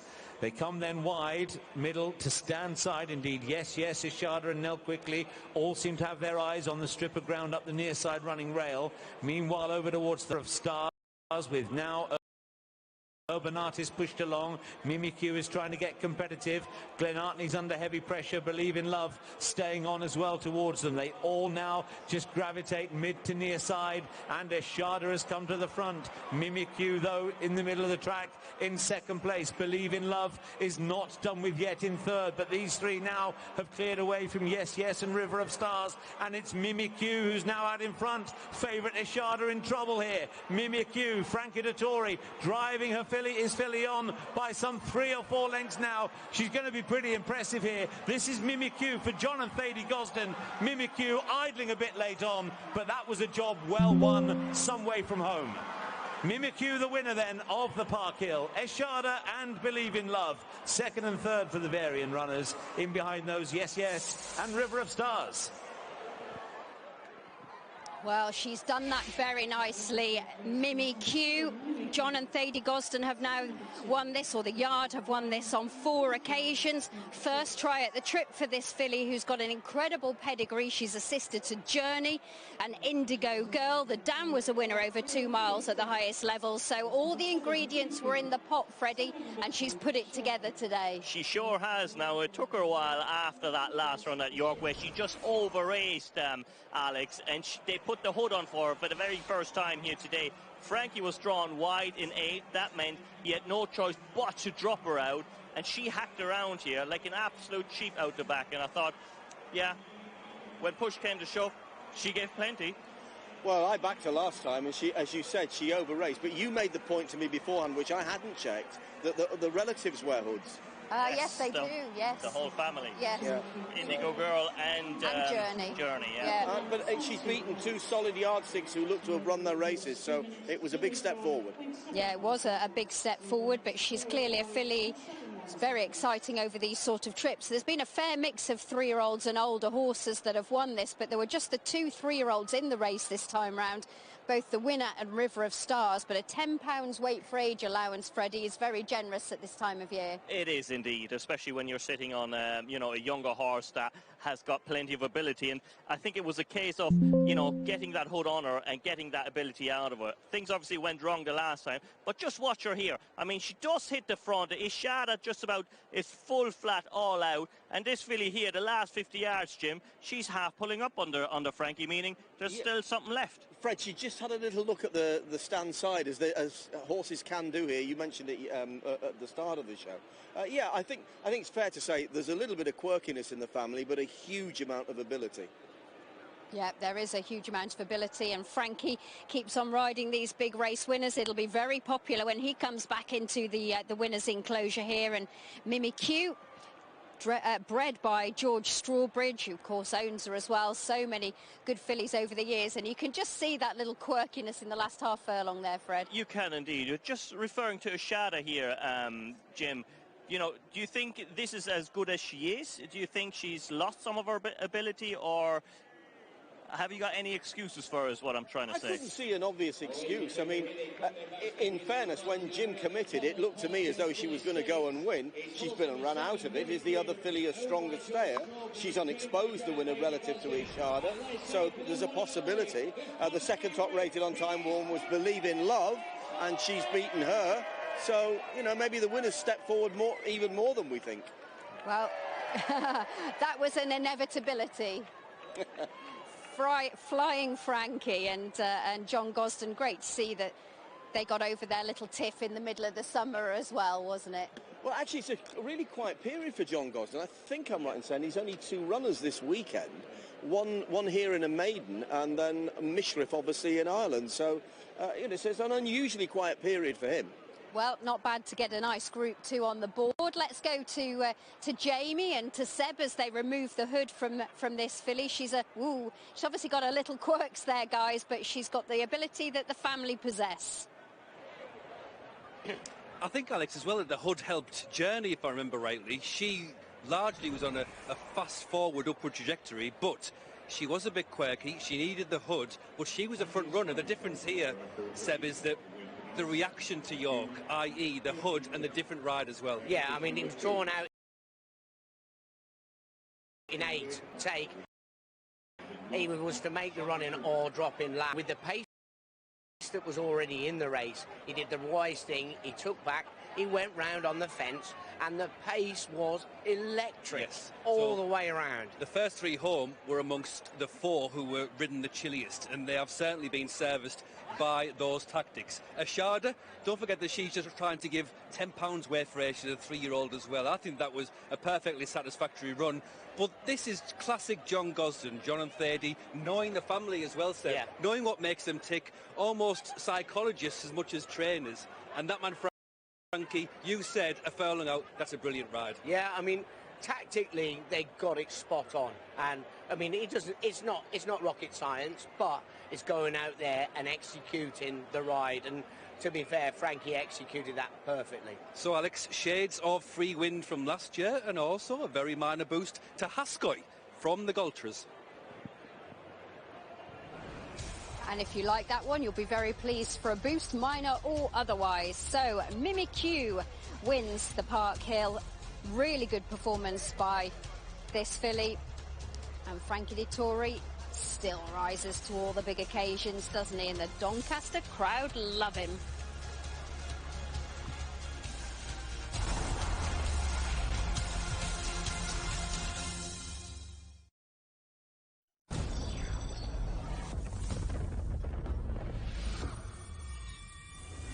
This programme is sponsored by Bet365.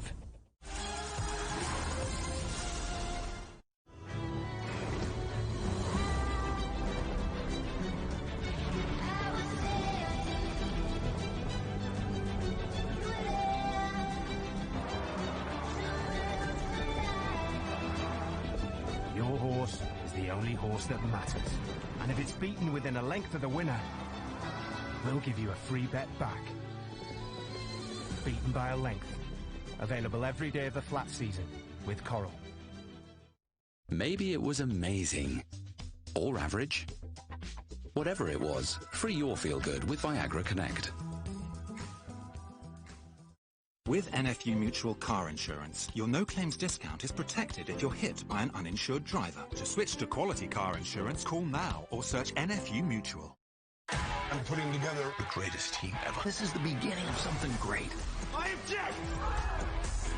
Now I'm really gonna have some fun. At Motorpoint, we give you an incredible choice of nearly new cars and vans, and all under warranty. Motorpoint, nobody beats us on price. We all know what it's like to worry, to not know where our dog has gone. Say goodbye to that with Tractive. Follow every step and find your dog in no time. Tractive, the GPS tracker trusted by pet parents worldwide.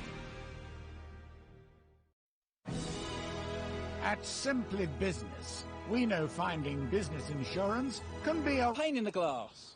If you need any kind of glazing repair, you can get stuff. Perfect after a big night when you just want to Hell up and die. Hop into my salon if you're looking. rough around the edges for all types of garden maintenance. Over 800,000 businesses trust Simply Business to support with their insurance. Simply Business, you name it, we insure it. If your garage looks like this, you need Tougher Man, a leading supplier of shelving for your home or business. Assembly is quick, easy, and boltless. Buy one bay from just $59.99, or you can get 3 bays from only $119.99, saving you nearly £60. Plus, you get a 5-year Storelex steel guarantee. Order now at tougherman.co.uk.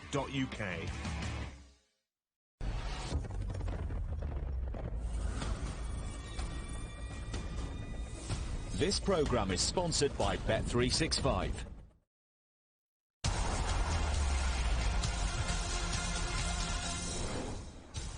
And there is Mimikyu in splendid isolation, coming clear to win the Coral Park Hill Fillies Stakes. She returns at 13-2.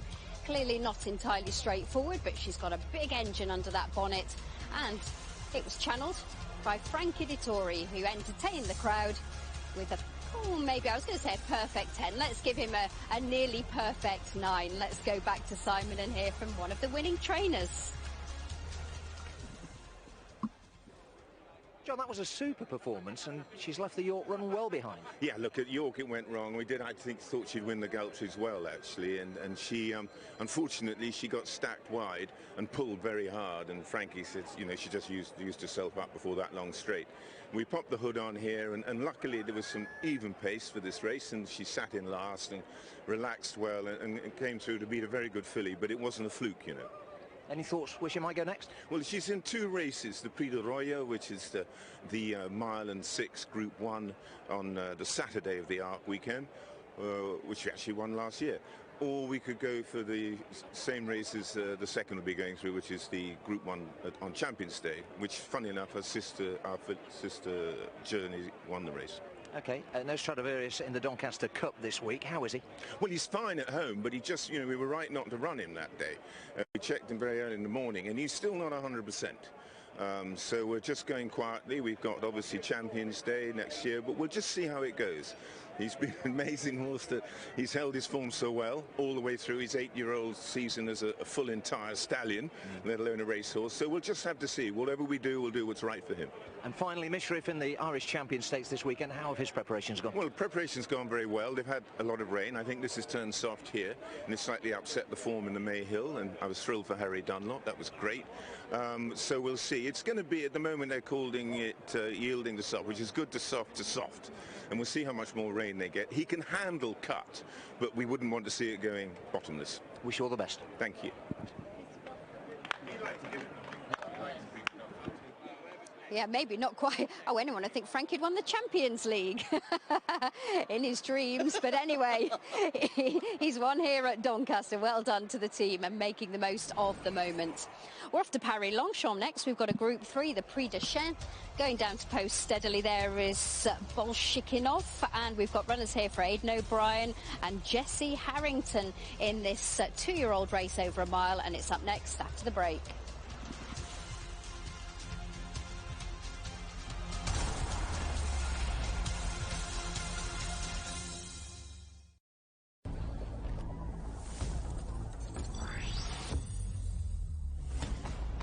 This programme is sponsored by Bet365.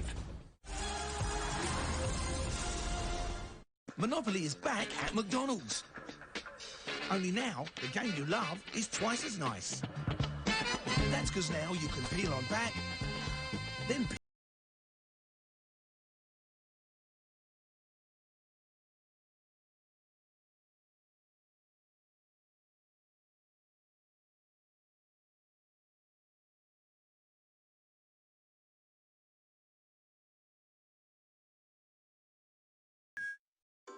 Friday's £108 million Euro Million super jackpot could make your dreams come true. Not that dream, this one. Keep your summer dreams going with Friday's £108 million super jackpot. That's dream come true money. Euro Millions from the National Lottery. Play on app, online and in-store. Wait, isn't it my niece's birthday soon? What if I got her a cool magnifying glass on Amazon? We could start to solve mysteries. Set up our very own detective bureau. Identify some suspects. Follow some leads. And crack the case. Best auntie ever. At Motorpoint, we make car buying easy by giving you an incredible choice. With thousands of nearly new cars and vans at unbeatable prices, and all under warranty. We'll buy your car too. It's so quick and easy. And we'll help you buy the car you want, your way. From visiting your local Motorpoint store with same-day drive-away, to reserve and collect online with free home delivery. Motorpoint, nobody beats us on price. It's fast, it's fearless, it's flat racing. Are you ready? That's the one. Get in on the action with William Hill's Extra Place races. Available every day, all season long. William Hill's Extra Places. Big value every day from William Hill. It's who you play with. William Hill. I'm that girl. I'm that boss. Enjoy every meal with HelloFresh. Home cooking made easy and affordable. Order now at hellofresh.co.uk.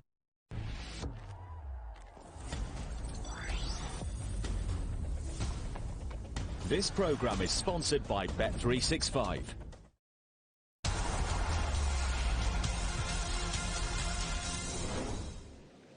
Welcome back to Sky Sports Racing and to Paris-Longchamp ahead of the 3:28, the Prix de Chêne, a Group 3 contest. Just the 6 of them answered a call for this nearly a mile race, but included in those 6 is Aidan O'Brien's Adelaide River, who's 6-5 at the head of the market. 4-1 for Bolshkinov. It's 9-2 back Kubrick, who I think surprised connections last time around by winning so easily. 7-1 for Hajon. It's 9-1 about Pivotal Trigger. CT Descarbagnas at 16-1, the outsider of the field. Adelaide River was impressive on that debut effort at Dundalk. Nicely bred as well, obviously by Australia out of Could It Be Love, who was a one-time winner at Dundalk, much like Adelaide River, but did place in an Irish Guineas behind Alpha Centauri. Was a very useful horse just without winning, was 1 from 16 in the career. And Adelaide River looked a big individual on that first start. There's definitely more to come from the O'Brien runner. Ryan Moore over at Paris-Longchamp today for this one ride as well. Bolshkinov is obviously a danger, managed to win on that first start. Second time around, ran a Group 3 company at Deauville, was behind Mysterious Night that day. That form looks okay for the Appleby horse, and you would like to think this might not be a bad Group 3, as Adelaide River will be the last one to go forward. Group 3 company upcoming at Paris-Longchamp as we head across and take the call. And that's it. 6 of them here over the mile 1,600 metres. Sent away, Hey John with the noseband got out quite quickly, but is restrained. Nearest to us, Adelaide River and the all dark blue, in company with Pivotal Trigger in a combination of green and white, are the two that set the pace as they quickly come to their first turn. In behind them, it's a little bit tight there. Set Dabagna, the yellow cap, a little bit hampered. Then comes Bolshkinov. It's the brown jacket and red cap, which has moved up and is a bit keen, has gone through into third position. Hey John in the white and purple, but he was definitely best away from the stalls, has been restrained. I think he was slightly hampered after a few hundred metres as well. And Kubrick in the 2 shades of green is at the rear of the field as they continue their journey back towards the home straight. With now Pivotal Trigger moving through to lead well over a length ahead. Adelaide River is in second position. That's the all dark blue jacket with a yellow cap. Said Dapagnas right in behind him and 1 off the rails. With those against the rails is Bolshnikov, a brown jacket and a red cap. And then in the noseband is Hey John, the white and purple colours. And back marker, but still going perfectly well by looks of things, is Kubrick in the 2 shades of green. So they move into the home straight. They've less than 3 furlongs to go, and Adelaide River has now moved through to tackle Pivotal Trigger and come through to take it up. Under pressure to do so, though. Kubrick in green is closing against the running rails. Bolshnikov is behind this as they head down to the closing stages, and as they do so, Adelaide River is being challenged again by Pivotal Trigger, but Kubrick, who's come from the back of the field, has come round the outside of both of these to take another advantage, and it is Kubrick who wins. Adelaide River was 1 paced in second position. Pivotal Trigger behind this in third, and 2 lengths behind those is Bolshkinov in fourth. Well, Connection said they were a little surprised by the manner of Kubrick's victory at Deauville last time around. They'll be really shocked about this one because Kubrick has taken out the Group 3 over at Paris-Longchamp. Got the better of Aidan O'Brien's Adelaide River, who never really travelled in the race. Ryan Moore was always just getting after Adelaide River, was the first one to commit for home, and he looks a real staying sort going forward, that's for certain. Was kept honest by Pivotal Trigger, and just at this point, the diminutive, yet he's got his neck flat out. He really tries, doesn't he? Kubrick has managed to go on to score. He was well on top of the line. The Jean-Claude Rouget runner, Christian De Muro, on board and takes the record 2 from 3 and has landed a Group 3 prize. But the Irish runners, Adelaide River and Pivotal Trigger, for Francesca Harrington back in third place. That is Doncaster ahead of their 3:35 contest. We've got Chepstow coming. We've got a 3:45 at Doncaster, not too far away as well, as we head back over to Doncaster with Alex. Thanks, Luke. Yes, we'll be going to Chepstow shortly, but before we do that, let's go and have an early heads-up from Simon ahead of our Kazoo handicap. Simon. Yes, thanks, Alex. Charlie Appleby is with me. He's got an interesting horse here, New Kingdom. Perhaps needs to bounce back from that run at York last time. Yeah, no, it's a bit frustrating, to be honest with you. Still trying to find the right trip for him. Anyway, look, as we say, we dropped him back today, we put the headgear on there, and thankfully the ground, rain hasn't turned up here, so the ground's on the slower side, but it won't be hopefully too soft for him. Looking forward to the big race on Saturday, of course. You've got the Ledger favourite in New London. How is he, and what about the ground for him? Yeah, no, delighted with him. Like I say, there's always a plan to come here fresh, you know, he's ticked that box. He looks great, his preparation's gone well. The team in Nosca have done a great job with him. Ground-wise, it doesn't concern me. He broke his maiden in soft ground there. I know that was a maiden, admittedly at Newmarket, but it wasn't the ground that beat us in the Vars. It just, you know, it just came out that race, and Will just said right from the get-go, I was just never happy with the horse. So you could really put a line through that. Could well have been that we backed him up there after that Craven meeting, and quick enough. So we purposely brought him here fresh, and looking forward to it. Yeah, absolutely. Good luck here, Charlie. Thank you very much. And there is William Buick. He'll be getting on board New Kingdom. Just to point out that in the other Godolphin colours, Graham Lee now rides Royal Parade in place of Martin Harley. And William Buick having a chat with his trainer, and by and large they're having a wonderful season. Obviously the sad loss of Caribus, but they've still got some big races they've got in their sights, including the Ledger. We've got the race at Chepstow in our sights, not too long before the off for this 7-furlong novice stakes. So, Mike Cattermole, who do you fancy to win here? Well, Alex, I actually fancy... I did fancy Look Back Smiling until I saw him in the parade ring. He's joint favourite, Look Back Smiling. Racing Breaks Rider is the one that's been well backed at 5-2 joint favourite. Promoter, as we were looking at in the picture there. There's a link there, you know, Alex, to the great Seb Sanders, of course, because Promoter is related. He's actually a grandson of Look Here, Seb's Oaks winner, and also ran well in the St Ledger, I remember, as well a few years ago, in the colours of Julian Richmond Watson, son of Showcasing. He's a stocky little 2-year-old Promoter. He's not the biggest, but he's really well put together.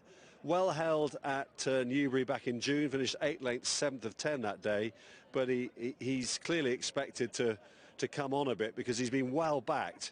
He was offered at 8-1 earlier this morning, and he's only 5-2. In fact, we've got co-favourites here, 5-2. Numbers 1, Look Back Smiling, who won at Pontefract 36 days ago. He's not the biggest, so he's got to, you know, carry this £7 penalty. The second in that race, by the way, has gone on to win at Newcastle recently, so that's not a bad sign, I guess. Then there's Promoter, who we've talked about, and then Racing Breaks Rider, who ran at York at the Ebor meeting, finishing a well-held 7 lengths, 11th of 17 that day. Mark Wynne takes over. Mark takes £7 off, takes over from Kieran Schumark, who, as I was mentioning earlier on, has been stood down for the day following that unfortunate fall in the first race. So I hope he's okay, Kieran. So it's a really interesting race. That's the horse I wanted you to see. Number 2, Landlord to the Stars. Now, he's awash with sweat down at the start, but you wouldn't believe it was the same horse that was walking around here a few minutes ago in the parade ring. He looked so calm. He's a monster of a 2-year-old. He's beautifully made. He's a tall, lovely big horse, 17-1, and he's a 2-year-old, Alex. Dougie's on board. Dougie rode him at Chelmsford last time out when he was well held. I'm sorry to see him get upset. He clearly is upset because he's sweating profusely on his neck, under the saddle and between his hind legs, and flicking his tail around. He looked so calm in the preliminaries beforehand. Anyway, maybe one to watch the James Evans team as a 3-year-old perhaps. I think, in conclusion, with, you know, always difficult to defy a penalty in these races, I think in the conclusion, with the money coming for Promoter and the way he's bred and everything like that, I just feel as though he could be the one to be on here to provide Ross Orion with a double. Of the others, there's Tebetso in the centre of your shot, yellow jacket, Sheikh Ahmed's colours, 82,000 guinea yearling. He was beaten into 8th place at Windsor, only beat one home that day, beaten 6 lengths. But it's been money for Tebetso today as well. He's Oh, he's drifted again. He's 12 to 1. In fact, he's a massive, massive drifter. The market has been all over the place now for this race. It'll tell you some sort of story once we've got the result in front of ourselves, but up until now it is fascinating watching the move as he has drifted right out to Betso. So clearly not much is expected of him today. He was well held at Windsor. Rebellious Spirit's just gone in. €70,000 purchase from the Orby sale. He's a half-sister to John Gosson's Good Philly Angels Hideaway. He's blinking on debut though. William Cox riding for Uncle Clive here today. He just looks as though he might need the run to me, Rebellious Spirit. And he's been gelded, of course, before his debut. This horse is nice, outrace, quite liked him. Strong, good-bodied son of Camacho. Both of his runs have been at Haydock.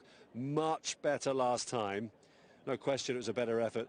Dane looking for a double here today as well. He cost, I think, £35,000 as a yearling outrace. There he is. There's Look Back Smiling. Not the biggest, but Charlie Bishop is on board. He ran to a rating of around about 80 when he won at Ponty and my sort of amateur handicapping techniques, but you know it's not easy giving away a penalty to these other horses. Landlord to the Stars, good luck to him going forward, and Soleil Blanc, who ran really well at Windsor, not so good at Yarmouth last time, but it's been off since, so rule that one out, I think. Here's David.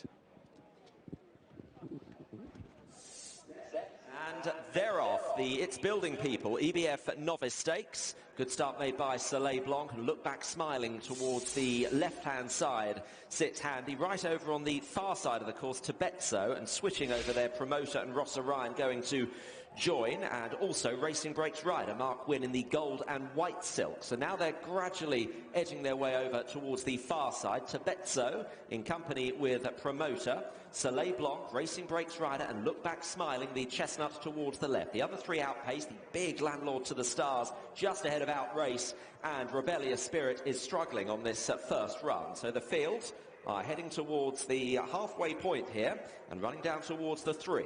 To Betso, over on the far rail is promoter in the green. Soleil Blanc is driven. Look Back Smiling is there under Charlie Bishop. Racing Breaks rider just looking for a little bit of daylight. Landlord to the Stars clinging on to the back of the front 5, and then Outrace and Rebellious Spirit. Look Back Smiling asked to try and attack here, but over on the far side, promoter just has the advantage under Ross Orion to Betso. Drifting and looking a little bit green. Racing Breaks rider running about a bit as they head inside the furlong. Promoter with a handy advantage here of about 3. Racing Breaks rider is sent into pursuit, but has got 3 lengths to find on Promoter, who stamps his class on this under Ross Orion, and Promoter is too good.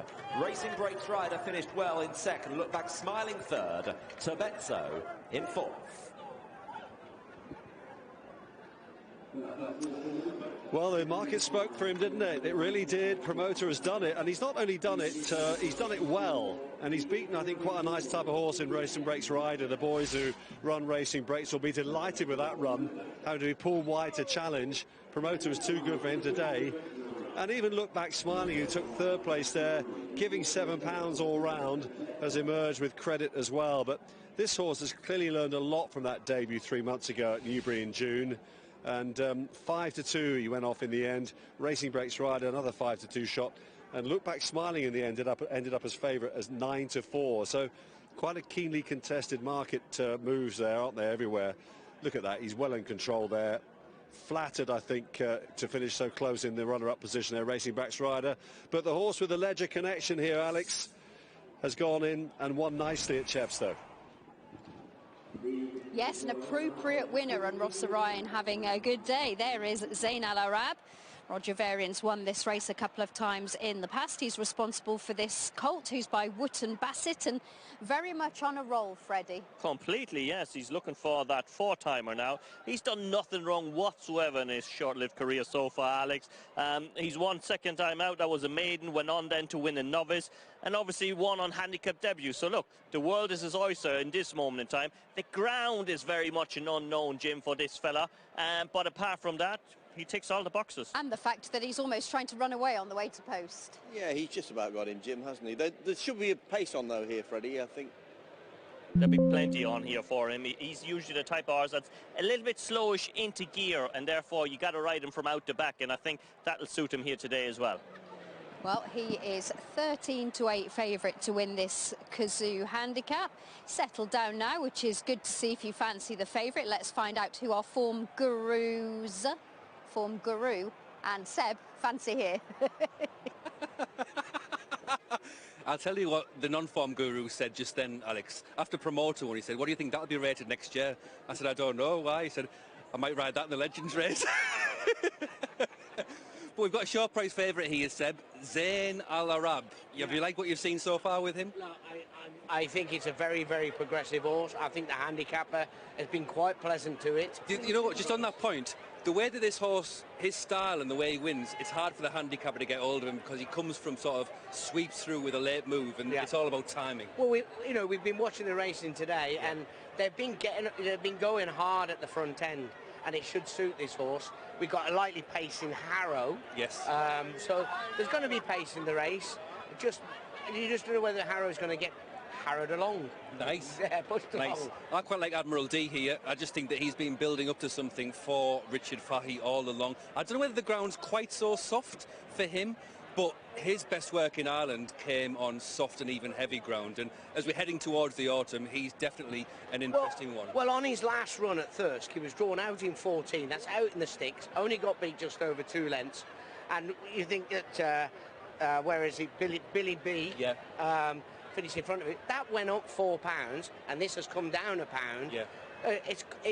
You'd have to have it in front of Billy B. Yeah. So. Look, Harrow, I think, has a decent each-way shout. And Alex Harrow has been gelded during his break. He won the sales race here last year, but he has been gelded. He did need it. As I say in Streetcar Named Desire, we've had this day from the beginning.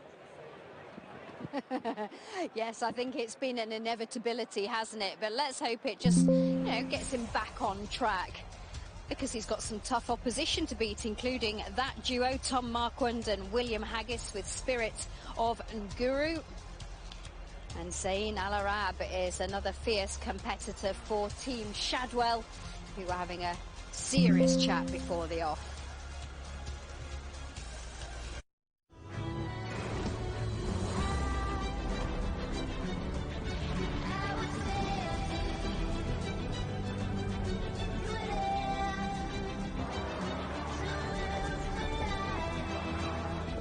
Your horse is the only horse that matters. And if it's beaten within a length of the winner, we'll give you a free bet back. Beaten by a length. Available every day of the flat season with Coral. So Zayn Al Arab is your 7-4 favourite, but look at Spangled Mac. That one was 14s this morning and now 15-2. This horse had won 4 on the bounce and actually ran really well in the Shergar Cup as well for George Bowie. Stays 7 furlongs, and he's got plenty to recommend him. And there aren't too many horses, Jim, with a strike rate of 5 wins from 9. No, George Bowie's done a great job. He's got £23 this season. I mean, and he obviously is closely handicapped with Admiral D. I mean, I think the support for the latter is due to the fact that the ground is much easier, which in theory people are banking on him stepping forward. He's owned by a right bunch of reprobates as well, isn't he? No, that's Admiral D. Admiral D, yeah. Admiral D is owned by 5 Go Mad in Malton, and that probably just tells you everything you need to know about those involved. We'll say no more. But good luck to them. It would be great for this horse to run a big race for them as they slot in pretty swiftly. Number 6 comes forward. That is Royal Parade. Graham Lee on board that one now, and then they'll nearly all be ready. Here's John. Set to go then, they're off and racing, and Zayn Al Arab, fluff the start. The favourite is last early. This is the Kazoo handicap, stretching over 7 furlongs. First 2 to show, Dirty Old Town together with New Kingdom, who both started very well. They settle down then to take the field along with Spirit of Nguru back in 3rd place, Royal Parade a close 4th.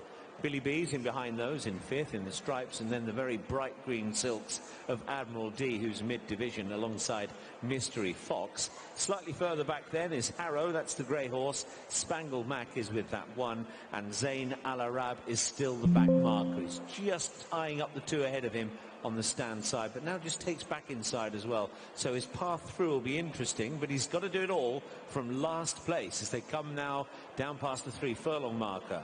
Dirty Old Town on the far side coming under pressure. New Kingdom still with him.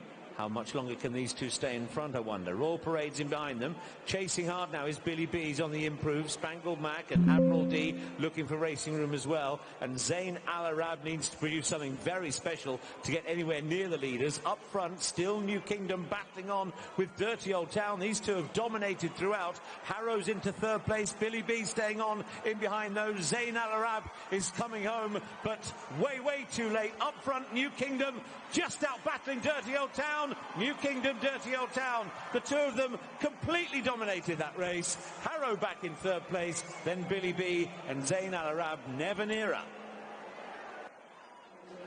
Yes, a win. Well, it's officially a photo, but I thought I was about to launch into New Kingdom has won this, but the judge has called a photo. I think it's pretty cut and dried, isn't it, Fred? Yeah, absolutely, yeah. To be honest, game performance, because he was always up there in the firing line. And William Buick pretty much dictated the race from the front there and just about held on. He had to dig deep now to win this, but a good performance by him simply because he made his debut over 7, then he was running up to 9 and 10 furlongs, and now he's all the way dropped back down to 7. This was ideal for him. Yeah, I mean, this was the first time he'd run over 7 since that debut and just made use of that extra bit of stamina. Yeah, and also the cheek pieces obviously gave him, he's got his ears pricked there, he's had a nice time. I mean, I was wrong, I thought there'd be pretty good pace, but the first two were handy throughout, weren't they? So that tells you in these conditions, they've just gone nice and not steady, then they've not over-raced early on. A sensible pace, and you look at Zayn Al Arab was settled well in last and wasn't able really to get into it, Jim. Yeah, Alex, I mean, you know, people are watching, oh, he's given it too much to do, but you saw it go down. It was ridden like that last time, different conditions, upper grade. He's run a pretty good race, Freddie, hasn't he? He can't get there from where he is. No, sure, and he looks like he doesn't stop. And look, when he's going over the line here, he keeps on galloping, so I can see him actually getting a little bit further in time. Well, I tell you what, this is a good run as well, and so near yet so far, Jim, for Dirty Old Town there, because they paid a right few quid for this horse at the Horses in Training sale. They paid 100,000 for Dirty Old Town. He was a winner of a Chepstow novice for George Bowie last September. Gelded finished last at Thirsk last time out. This was a much better performance. Yes, I mean, early in the season, I saw him at Haydock, for example. He didn't make the running that day, but he almost bolted it when he was second at Musselburgh the time before. He's probably been too keen. But Grant Stewart's had maybe not the consistent season he had last year, but this is a horse obviously with plenty of ability, and I'm sure if not this season, they'll get him back and he'll be a lot of fun in 2024. Yeah, this would suggest that they're definitely getting a handle on him, but New Kingdom wins at a big price here, 14-1, 25-1 the second, and Harrow third at 12-1. He's run a decent race staying on the grey there in the high clear colours, but they've had a proper tussle, these two, and weren't necessarily easy to find in the market, Jamie, but New Kingdom has shown great tenacity. Great tenacity, Alex, and generally just looked at a different horse. And when we think about Charlie Appleby as a trainer, of course, we think about the Group 1 rockets, which he lets off left, right and centre. But it's his work with these types of horses, which for me is really interesting, because this horse started the season in Meydan with group race aspirations.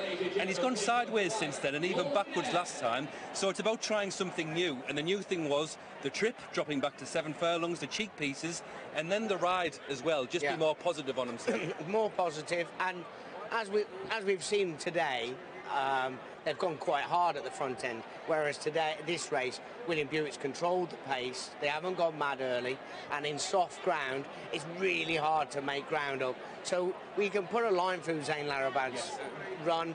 He's had a little bit too much to do off what was quite a gentle pace early doors. But take nothing away from the winner. He stayed on really stoutly. They wound up into the race and was always going to be incredibly difficult to pass as long as he could keep up the rhythm. That's right, it's just a different dynamics involved. The horse has responded and reacted really well, but just think for yourself about Charlie Appleby and head-scratcher this horse. Not the horse that they thought he was be, so therefore, what do? Try something new with the trip, the cheek pieces replacing a hood, and then the ride, and it all came together for him. You mentioned Zayn Al Arab, a short price favourite, but under those conditions, from that position with the pace as it was, that's just a throw. It's incredibly difficult. I like the way Harrow run. Yeah. I would put that in the tracker Really? as You've to been say. knowing him? Well, normally they've ridden him a bit handier than that, and he just come from a little bit further back. Obviously, first time as a gelding, and I thought that was a decent run. Okay. What about you, Alex? Would you give Harrow one more go on the back of that? Well, I mean, if you just chucked him in there for the first time and I didn't know who he was, I'd probably say, oh yeah, that's a horse to follow going forward. But no, don't think so. I don't think I'd waste a click, but I will maybe keep half an eye on what he does going forward. The gelding operation has obviously helped, but he's, you know, maybe not one I'd want to follow off a cliff. But anyway, regardless, he's finished third today and picked up a bit of prize money for his troubles. New Kingdom, though, comes home the winner at 14-1.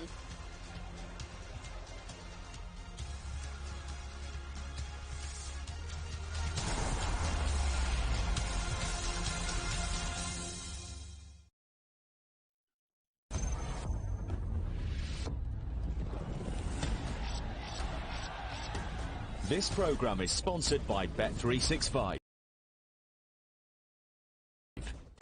Deep Cleanse with simple moisturizing face wash. Now with 2x Pro Vitamin B5, Vitamin E and gentle cleansers. For smooth and soft skin. Simple. Choose kindness.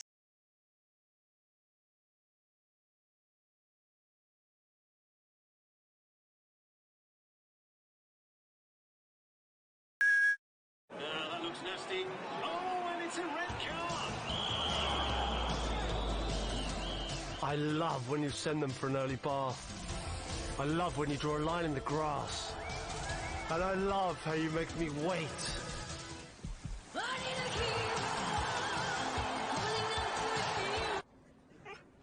Choose a pre-built most popular bet builder and add it to your bet slip with just one tap. Paddy Power.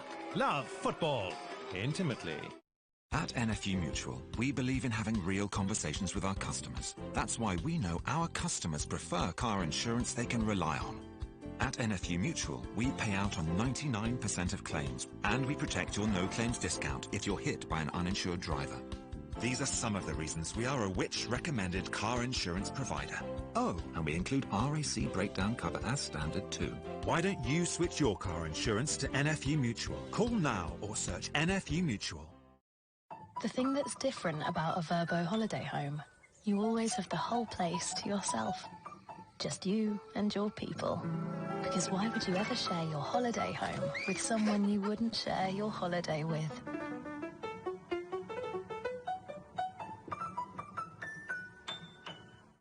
New Lynx Epic Fresh Body Spray. Yeah, no, you like the finer things. Every night stepping designer things. All you need is a diamond ring, but if you don't reply, I can't buy you things. Anything's possible with an irresistibly fresh fragrance. Smell iconic. The Lynx Effect. Wouldn't it be nice to keep hold of things you'd normally lose? Yes, Colin.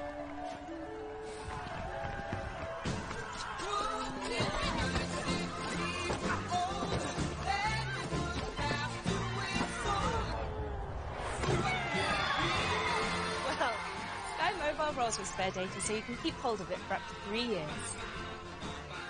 Sky Mobile. Hello, possible.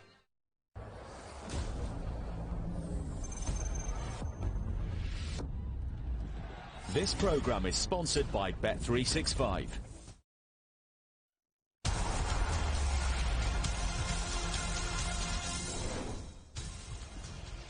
Well, we've had a big priced winner in some very familiar colours here in the Kazoo Handicap. New Kingdom has come out on top for the top team of champion jockey-elect William Buick and Charlie Appleby, who'll be keen enough to win another trainer's title.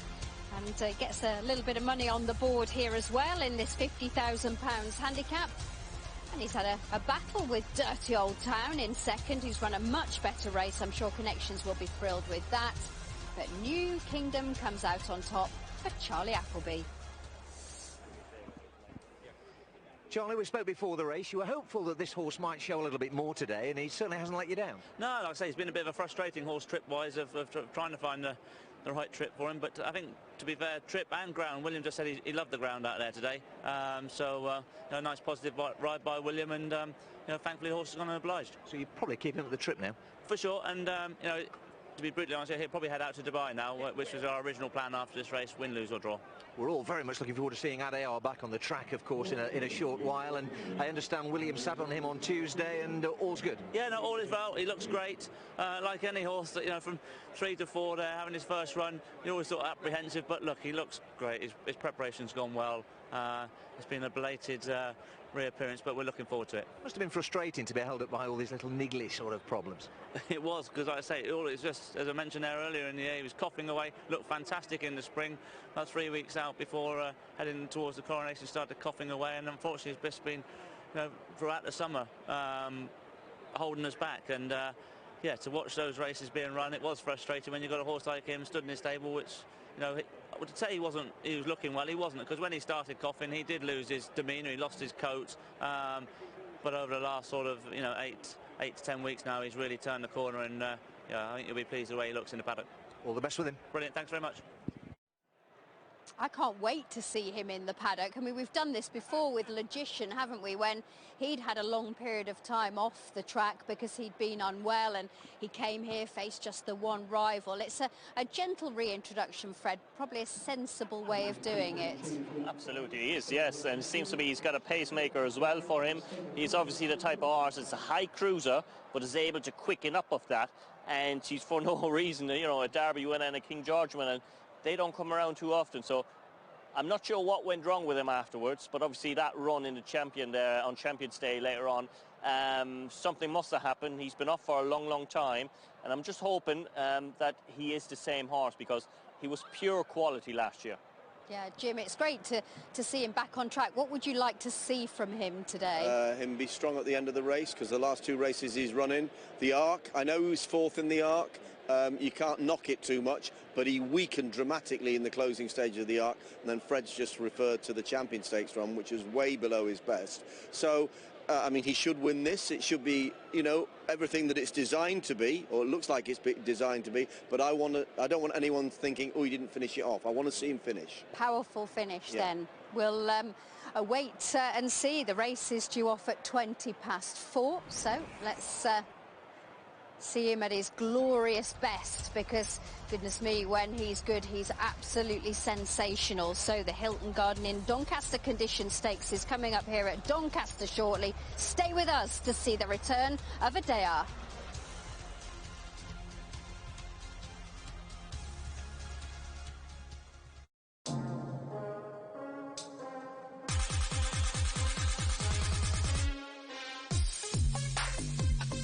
Adayar for Godolphin, he's relentless, and Adayar, the first Derby winner since Galileo to win the King George.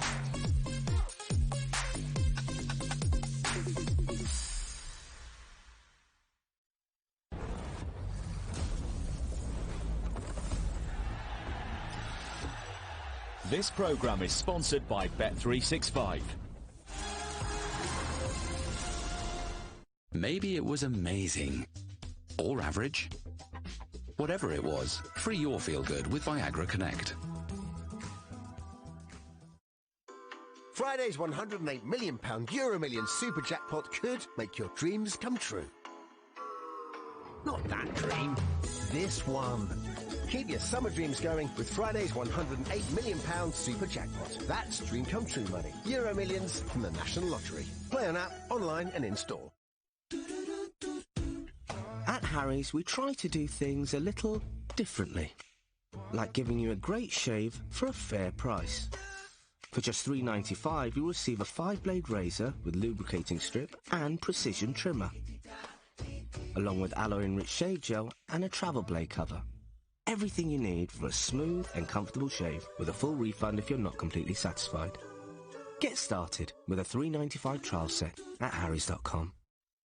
With TalkTalk, you can speed up and spend less on broadband. Out of contract on superfast fibre? Double your speed, and you could save £134 on average by switching to TalkTalk Full Fibre 150.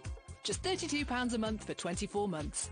Get ultra-fast full fibre. Average speeds of 152 megabits per second, plus the award-winning Amazon Aero router. Switch to full fibre 150 and save £134 on average. Search TalkTalk Full Fibre for deals that make sense. TalkTalk.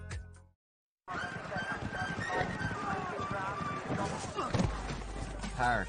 We're suspending you for 2 days. Hard. Hard. Hard. Well, soft, but you know. Hard. Hard! Oh. Racing is hard. Betting on it shouldn't be. The UK's #1 betting app. Built for ease. Sky Bet. That's betting better. Monopoly is back at McDonald's. Only now, the game you love is twice as nice. That's because now you can peel on back, then peel in.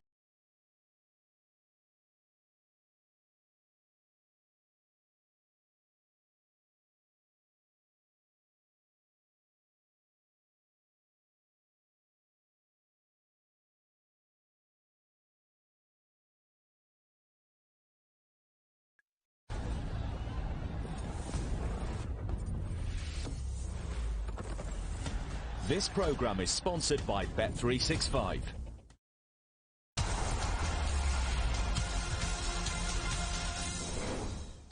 Welcome back to Sky Sports Racing as they are loading for this Fillies Group 3 over at Paris Longchamp. Could be about to see a nice horse as well in the form of Left C, who's 6-4 at the head of the market. Terrestrial at 3-1, 4-1 for Blue Rose Sen, 15-2 and bigger the rest. Just a quick word on Left C in the Wertheimer colours. 1 from 1 so far was very impressive on that first start. Managed to win pretty comprehensively, beating Brandywine by 5 lengths. Was fairly keen in the early part of the race, but just extended and kept on going away. Now, breeding-wise, absolutely fine for Left C. Obviously, by Frankel, you'd imagine that she would be a little bit buzzy. That's whatever. Is out of Left Hand, who she was a multiple winner herself and managed to win a Group 3 over at Deauville. Was a Group 1 winner as well when taking out the Vermeil at Chantilly. Also placed in a different Vermeil and was second as well in the Prix de Diane. So she is bred to be pretty good, and she does look it on that debut effort. Terrestrial's had more chances, but has had 1 win from 4 efforts so far, but those latest 2 runs were encouraging. Was second in Group 3 company last time around, but we're hoping that Left C could be fairly useful as we're all loaded at Paris Longchamp. 1,600 metres, the mile is the trip. Just ducking a little bit was Blue Rose Sen as the gates opened. In the centre, though, she is of the leading trio, with Heavenly Breath in mainly white colours off towards the rails, close up and wanting to be close as well. And those are the first 2 leaders. Lift off in a striped jacket of green and white, a little bit hidden from us at the moment, 3 deep on the course, showing about 3rd position at the moment. Then comes Terrestrial against the running rails.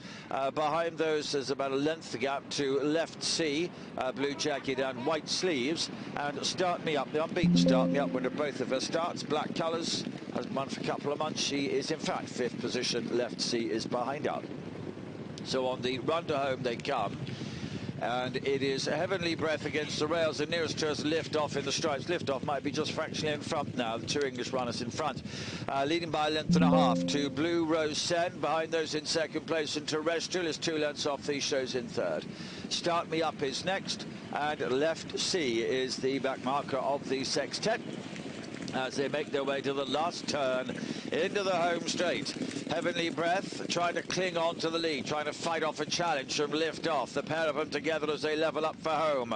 Behind those, the extreme right, Terrestrial is now called upon for an effort, although Blues Rose Sen is still ahead of her. Start Me Up is behind those, and Left C has not responded and is the back marker at the moment. Into the closing stages they come. On the extreme left is Heavenly Breath, but down the centre, blue and white colours, Blue Rose Sen has taken the lead. A black jacket for Start Me Up is running on in the closing stages, but Blue Rose Sen is comfortably in control of this and wins.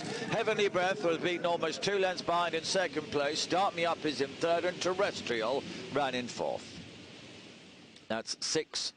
Blue Rose Sen. Blue Rose Sen It is that goes on the score over at Paris-Longchamp for Christopher Head, Aurelien Lemaitre taking the ride, and it takes the record to 3 from 5 so far. Was beaten last time around only a short neck in listed company, but before that had managed to win a conditions race at Clairefontaine, and the debut win, we'll say, was second time around, was at Saint-Cloud, which, I mean, this is a step up from what we've seen so far. The favourite, really disappointing at Left C, was towards the 4 on that debut effort, and right at the back today, things didn't quite go to plan. But Blue Rose Sen, 4-1 beats Heavenly Breath at 16-1 for the Archie Watson yard. No better than second today. That's how it happened for the Fillies Group 3. Over at Longchamp. That is a scene over at Doncaster, where Adair is not far away from strutting his stuff, Alex. No, Luke, and there he is, making his way into the parade ring, wearing that red hood. Last year's Derby and King George winner. Fantastic horse, isn't he? And he's been off the track since Champion Stakes in October of last year. We're only looking at him on the screen, but Simon's lucky enough to have had an early glimpse, and I don't know, Simon, he looks pretty fit to me. He certainly does, Alex. I'm almost touching distance from this wonderful son of Frankel, of course, last year's Derby winner and King George winner as well. It's been so disappointing that we've not been able to see him so far, but let's hope he can get his career back underway in this contest here. Now, Charlie Appleby said to us a little while ago that you won't be disappointed when you see this horse. He lost a bit of condition with that cough earlier in the summer, but I've got to say he looks tremendous. He looks really well in his skin. Certainly doesn't look like he's going to need the run too much. Of course, he's going to stamp his class all over this race, but he does look well. It's been a frustrating season for Charlie, of course. He had a setback and missed the Coronation Cup, and then he missed the Prince of Wales' Stakes, as well as the King George, had the cough. It really has been a testing time, hasn't it, for Charlie and the team. Now, William Buick was down at Moulton Paddocks on Tuesday morning just to put this horse through his paces, just a nice canter ahead of this race. William said that he was delighted with him as well, and, well, he looks nice and relaxed. He's got the red hood on there just to keep things nice and calm in the prelims. He's not declared to run in the hood. That'll come off down at the start, but doesn't really look like he needs it, does he? He's very relaxed, having a bit of a look at the crowd, and just strutting his stuff for me, Alex, in a manner which suggests that he knows he's pretty good.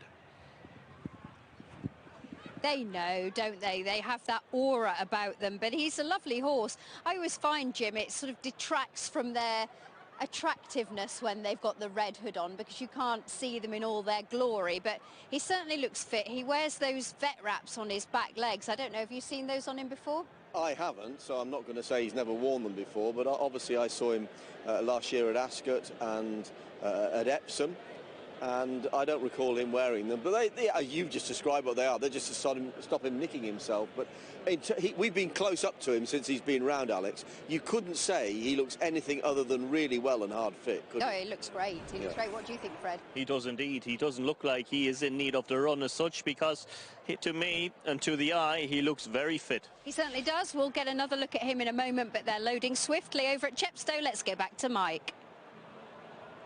Alex, you've left Adiyar to come and concentrate on a Class 6 handicap at Chepstow. I mean, what's going on? Anyway, it's good to see him back, isn't it? Let's hope he goes and does it. Here's Say Grace. She's not been in great form recently for Grace Harris, ironically. On Edge is our 2-1 favourite here, who beat Peachy Carnahan narrowly last time out. Nothing much between them. Peachy's been in really good form recently. Those of you that are Michael Caine fans will know that was the name of his character and the man who would be king. And watching Mascoul going in, he's also sweated up at the start. There's Hunden, wasn't beaten all that far at Lingfield last time out. Mark Wynn on board. Diamond Cottage, it's a favourable mention for Diamond Cottage because she's such a star. She looked really, really well. Anyway, Cooler Magic, who I think will run well here too, is one of the last. Here's David. And they're off in this Wasdale Group handicap over 6 furlongs. Making a pretty good start, Diamond Cottage, Peachy Carnahan showing speed, Mousse Tier 3 from the right, with in the same ownership Say Grace, and Cooler Magic ploughing a lone furrow at the moment over on the far side. They complete their first furlong and a half. Diamond Cottage, Peachy Carnahan, Mousse Tier showing some boot, followed by Factor Fable and Mascool, the black jacket, and then the mauve of Say Grace just in behind them, travelling comfortably following Factor Fable. Secret Potion is towards the back, and Hunden is also towards the rear as they now head past halfway inside the 3. Cooler Magic against the far side. Mousse Tier, Gina Mangan just pushed along now. Factor Fable, Diamond Cottage. Molly Phillips now shaking up the favourite On Edge. Got a little bit of work to do as they come inside the 2. Peachy Carnahan is still in there. On Edge is ducking in. Factual Fable, Diamond Cottage, Cooler Magic, Peachy Carnahan, then Mousse Tier. On Edge not giving the rider much help as they head inside the furlong. Factual Fable this near side, Peachy Carnahan the far side, Diamond Cottage in between them, and then On Edge, who's now really starting to fly home. Factual Fable, Peachy Carnahan, then On Edge, Peachy Carnahan, Factual Fable, photo. Peachy Carnahan in the orange, the far side of Factor Fable, then On Edge, and they were away from Diamond Cottage. Here's a photo finish. It is on the bob, and oh, that is tight. I think Peachy Carnahan might have just done it. Factor Fable, you know, he's never won in 24 starts on the turf. I thought this today was going to be the day. I do think his head is coming up, Peachy, isn't it? But I think he's just in front of him, and back in third place was On Edge, who was closely matched with Peachy Carnahan on their running here just 9 days ago. The usual competitive Class 6 sprint handicap, result being, 7. Peachy's done it. He's been running ever so well, this horse. He's so tough. 118 career starts he's had now, and he really is a superstar for Mick Molyneux in the Keith Jones colours. He got a feel for Factor Fable. Charlie Bishop probably thought he was going to nurse him home here. He's just got nabbed. So he remains 0 from 25 now on turf. There you go. Anyway, that's that. We'll head back up to Doncaster now because we've got something really special for you. It's the return of last year's Derby and King George Hero. They are in this conditions race coming up at Doncaster. Alex, can't wait to see how he gets on. Fingers crossed he comes through in flying colours. We hope so, and let's set the record straight, because we've always got room for you, Mike, and a little bit of Chepstow too. And look at that, plenty of time to see lots of Adayar as well, who's still strolling round the paddock in a very relaxed fashion with that red hood on.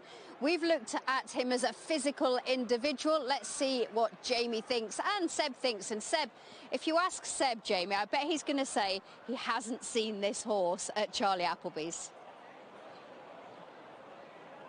Have you seen this horse at Charlie's? No. You cleaned the box out? I think I'm at a different yard. I never see anything.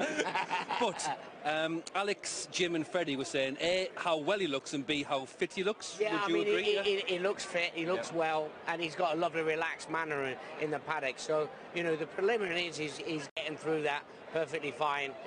That's the first test. He's not sweating up or doing anything silly. I wouldn't expect him to see him sweating in this weather, but if they were, you'd have a slight question mark. But he's everything at the moment. He's perfectly fine. And obviously, we think to Logician, who returned in this race from a similar absence and sort of fell apart after that. But there are positives. Don't forget that Enable in their 4-year-old season didn't come back until September. Yeah. And you mentioned another horse, Seb, in this specific race. Yeah. Twice over. I mean, this was a stepping stone to him getting back to his best form in Group Company. Group 1 company, I should say, and hopefully that'll be the same for Adayar here. Yeah, so Alex, I think it's just a case of, between us all, fingers crossed that we see the 3-year-old version of Adayar. Yeah, that's what you hope, isn't it, with these great horses, that, you know, they've persevered with them despite whatever niggling issues that they've had, and that they come back and show us what they showed us when we last saw them. And obviously it's going to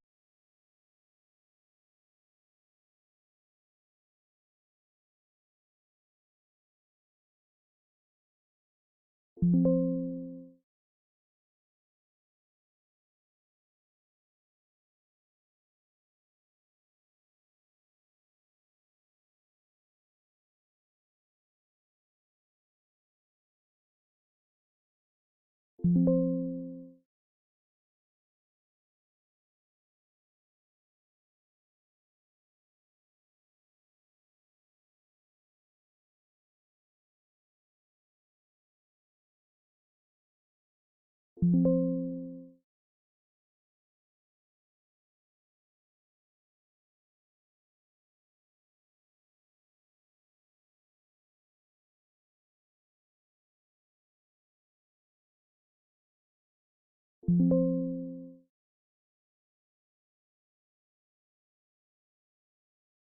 on the action with William Hill's Extra Place race all season long.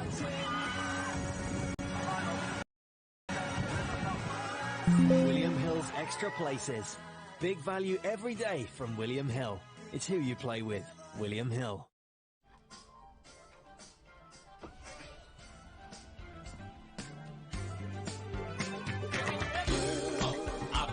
For your free brochure, call 0800 999 7999. Rise, recline, relax with Oak Tree Mobility. Unbreakable business Wi-Fi keeps you in full flow. If your Wi-Fi ever drops, we'll switch you over to 4G with EE so that you're always connected.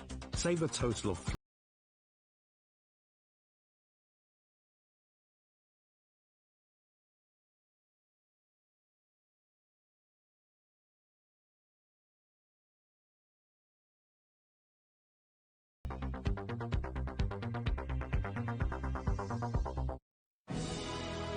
At Simply Business, we know finding business insurance can be a pain in the glass. If you need any kind of glazing repair, you can get stuff. Perfect after a big night when you just want to curl up and die. Hop into my salon if you're looking. Rough around the edges. For all types of garden maintenance. Over 800,000 businesses trust Simply Business to support with their insurance. Simply Business, you name it, we insure it. Told me, she said, son, you'll live in a place where love won't grow. It's hard for a woman to love her man when he can't reach his destiny. That's why I gotta move on. Born Confident, the new Volkswagen T-Roc. Also available as a cabriolet.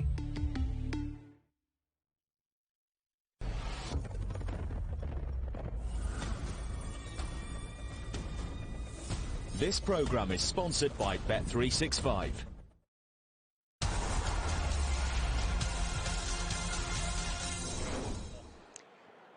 Adair is 1-4 to make a winning return here. Masakela at 11-2 for Andrew Balding, who won this in 2019 with Foxtel. And then the outsider at 13-2 is Dahabi, who's been gelded since we last saw him. And he's always slowly away, which is an interesting thing, Jim, because you'd imagine that they're using him maybe to give Adair a little bit of a helping hand, but invariably he misses the break. Yeah, that is interesting because Masakela made the running last time. He hit the lid, so will it be set up with a really strong gallop? We'll soon find out, but yeah, I know what you mean. It's not ideal. No, not ideal. I mean, he's actually an interesting horse in his own right because he cost 3.1 million guineas as a yearling, and he's a half-brother to Golden Horn, this Dahabi. So a very decent individual, and excuse me for having a little chuckle. I've just seen Seb Sanders try to get underneath the rails, and I think it's fair to say his exertions yesterday have taken their toll.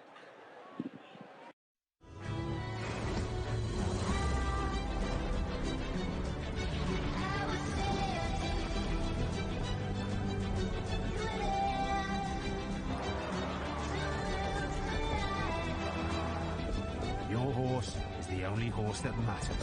And if it's beaten within a length of the winner, we'll give you a free bet back. Beaten by a length. Available every day of the flat season with Coral. Yes, Seb Sanders is taking a few deep breaths now, and I think he's okay. Anyway, the rug goes on, Adair. How do you see this race panning out then, Jim? Well, ideally, I'd like to see Masakela and Dahabi set a nice pace and Adair blitz away from him in the straight. That would be very pleasing. Yeah. Whether it'll happen, I don't know. Masakela looked well, didn't he? He can be keen, and he is usually the pace. Yeah, he was very quiet here now in the preliminaries, walking around like an absolute sheep. The second Andrea swung his leg over him, he woke up. He's got the blindfold on there now down by the start, and he's a little bit quirky, so let's see how he jumps out. If he takes on Andrea, I'm sure he'll let him slide. If he doesn't, and Dahabi will go and set the pace, I'm sure he'll sit second, and maybe a day at last. I wouldn't be surprised if this race is going to be run in Indian file, so single file the whole way around, and I'd like to think Adea winning quite easily. Well, we'll find out. The man who will be describing the action as it unfolds is John Hunt. Thanks ever so much, Alex. Yeah, shades of Logician back on this track a few years ago. Hopefully everything works out for Adea now. Great to see him back, isn't it? 3 runners are set. We're ready. And they're off and racing for Adea's comeback. The Derby winner from last year sets off last of the trio. Masakela popped out nicely, and they settle down in single file through the early stages. Masakela leading up from Dahabi in second place, and Adea is last of the trio in these very early stages of the Hilton Garden in Doncaster Conditions Stakes race. So Masakela, nailing good horse himself, 4th in this year's Derby. A little bit keen with the advantage. The 2 Godolphin runners, Dahabi and Adea, very content to sit in behind and just watch early on as the bend unfolds now for much of the next half a mile. Masakela still leading. Second place Dahabi, Adea into his stride seemingly nicely enough, and Will Buick just watching the other two. He should probably be content enough with the early gallop produced here by Masakela as they move on round this bend as it continues to unravel.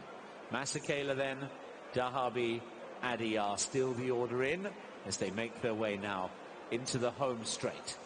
So Masakela leads. Masakela brings the field down the middle of the track for the moment, edging all the time towards the stand side. Dahabi, Adea riding behind them still, obviously with his little setbacks that have kept him off all year. We won't know until the next few seconds exactly what's left, but he's travelling strongly in behind Masakela now. Switch to the far side. Meanwhile, Dahabi's come under pressure. Masakela working hard. Adea breezing up on the outside, and things looking pretty good for him on his return at the moment. Less than 2 furlongs left to run. Indeed, the furlong marker in sight. He's not out of first gear, Adea, and he's gone clear of a nailing good horse in Masakela, making mincemeat of these 2 rivals today. It is great to see him back. Adea, it was hands and heels stuff. Tougher assignments await, no doubt, for him, but as comebacks go, that was very, very impressive. Adea beats Masakela as he likes, and Dahabi comes home in his own time in 3rd. That was like a piece of work, wasn't it? He's cruised to victory, Adea. If you were going to be ultra critical, Jim, you would say that he looked like he might just have been hanging slightly to his left, a couple of furlongs from home. Yeah. I know what you mean, but essentially he went through the race well, as of course he should do.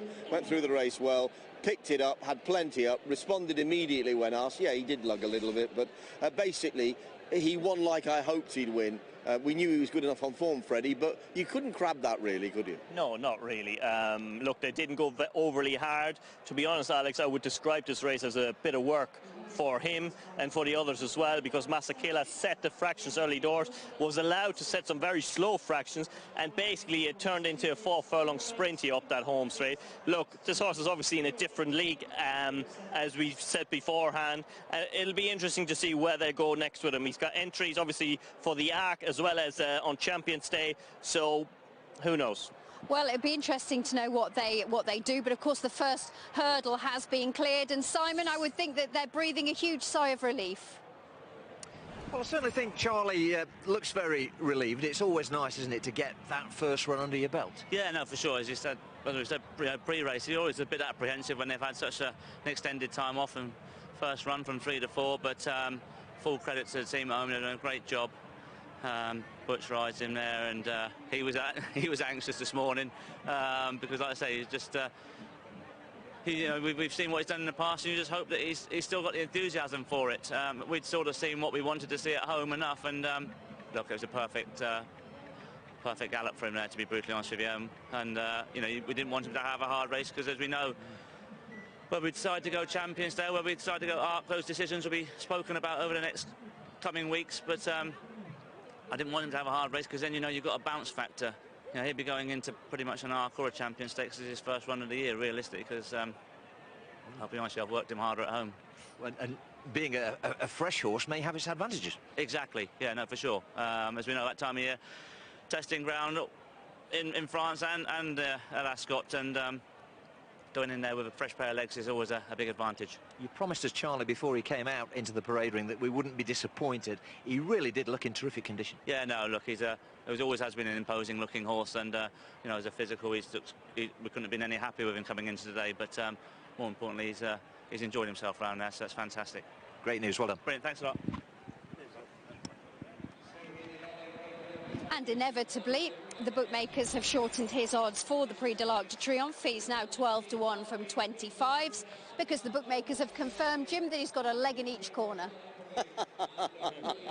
No, I think there was a little bit more to it than that, Alex. I mean, obviously the price told you his task, but I was sort of looking to be critical, because I didn't like the way he finished his races last year, but without saying that's scintillating, it was very encouraging, I think.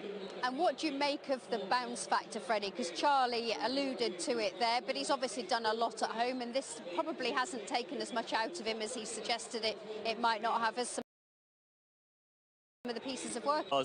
Before the race, I actually thought to myself, what's William going to do on him? Will he let him have a proper race, get a proper blow into him to get him 100% or that 110% fit for his next target, or will he mind him a little bit and just coax him along? So obviously he's done that. They didn't want to put the gun to his head, maybe for a reason, Alex. We will find out in the long run, but he certainly can't bounce next time out, because like I said, he had a 4-furlong race here today. Do you know what was really pleasing, Freddie, and you'll know how this feels and be able to describe this, but I was just watching William, and it looked like he was sitting there on something that had, I don't know, so many more horsepower than anything else. It looked like he was in a big Rolls Royce with a massive engine, and he was just cruising along. That must feel pretty good. It does, and you don't get that feeling too often, because those type of horses don't come around very often. So like you said, Rolls Royce is a very good word to describe him, because he's big, he's powerful, and he goes through the gears for you. So yeah, to be riding a horse of this caliber is very rare. Yeah. Rolls Royce against rickshaws. Yes, but it was great to see, and it's lovely to have a day back, and I think there's plenty to look forward to. So now 12-1 for the Prix de l'Arc de Triomphe, should they choose to go down that route. Be great, wouldn't it? Now, we've had a great day here so far at Doncaster. Still 2 races to come. Of course, Divisions 1 and 2 of the 5.5 handicap. But let's just chat about our highlights so far, because we've had a couple of Group 2 races. Of course, the Mayhill was the first of those, and a massive priced winner in the 40-1 shot Polly Pot. But a heartwarming tale, really, here, Jim, because it was great to see Harry Dunlop have another big winner. Yes, and the way the race unfolded, you know, there looked no fluke about it. I mean, the result, I'm sure you open your papers in the morning and you've not been able to see it today. You think, goodness, how did that win? Because it didn't look likely, but thankfully for racing, it's what inspires people. Sometimes things like that happen, and it gives everyone else hope. Yeah, it certainly does. It shows it can be done, and you can beat some of the big names as well. It was one of the big names that figured, though, or a few big names actually, in the Park Hill, the filly St Ledger, because Freddie, we had a horse winning here called Mimi Kiu, who's related to some really lovely fillies, and she's a nice girl herself. She is indeed. She's a full sister to Journey and Indigo Girl, and all of them have worn hoods in the past, and this was her first time wearing a hood herself. It all went completely wrong at York last time out, which John Gusson reported afterwards, and it all went right today here. Frankie Dettori gave her a cold ride. He was drawn wide, so he had to take his time on her. And to be fair to her, when she did hit the front, she was idling a little bit. So she's obviously a little bit on the quirky side, but there is a big engine underneath. Yeah, and Frankie making hay while the sun shines here on Town Moor. Of course, he's set for a little bit of an absence thanks to his ride in Germany the other day, but he's still flying high, as he showed us after the second of our Group 2s. Well done to Frankie. That was almost a perfect landing. Anyway, as I mentioned, still a couple of races to come here at Doncaster, and the Racing League at Southwell a little bit later on. Thank you very much to Jim and to Freddie for your company today. Pleasure. And Enjoyed it. Thank you. Looking forward to what the rest of the day holds at Southwell. So thanks very much for being with us. Do you know what? I can just feel a spot of rain in the air. So I think it's high time that we said goodnight and left you in the company of Luke Elder. Thanks very much to Jamie and Seb as well, and we'll see you soon. Good night.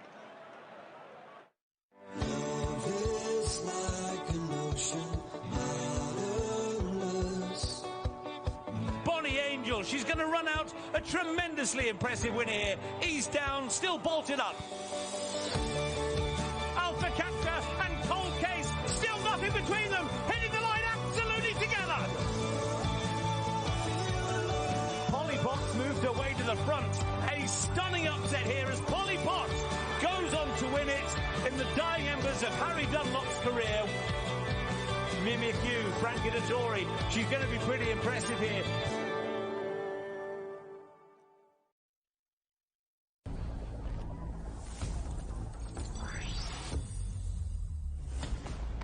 This programme is sponsored by Bet365. If your garage looks like this, you need Tougher Man, a leading supplier of shelving for your home or business. Assembly is quick, easy, and boltless. Buy one bay from just $59.99, or you can get 3 bays from only $119.99, saving you nearly £60. Plus, you get a 5-year Storelex steel guarantee. Order now at tougherman.co.uk. When you bet fair on racing, you get daily rewards. So any day can be a big deal.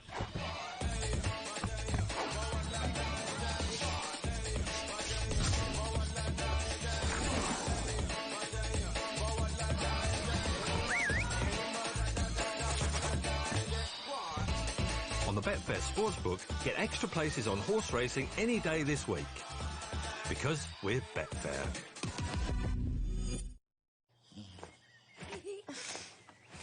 Alexa, play Heart. Playing Heart from Global Player. Put the kettle on, we're with you all morning.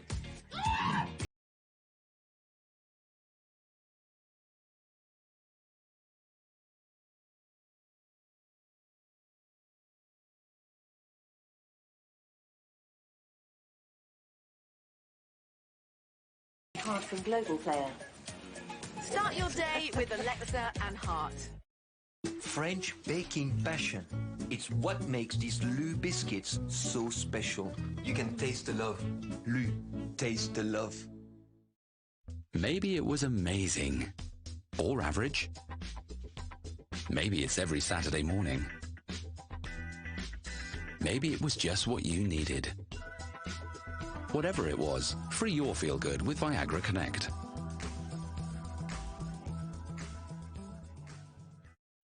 Wouldn't it be nice to keep hold of things you'd normally lose?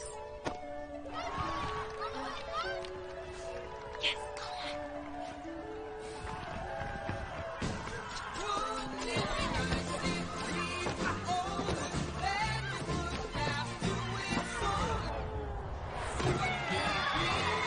Well, Sky Mobile rolls with spare data so you can keep hold of it for up to 3 years. Sky Mobile. Hello, possible.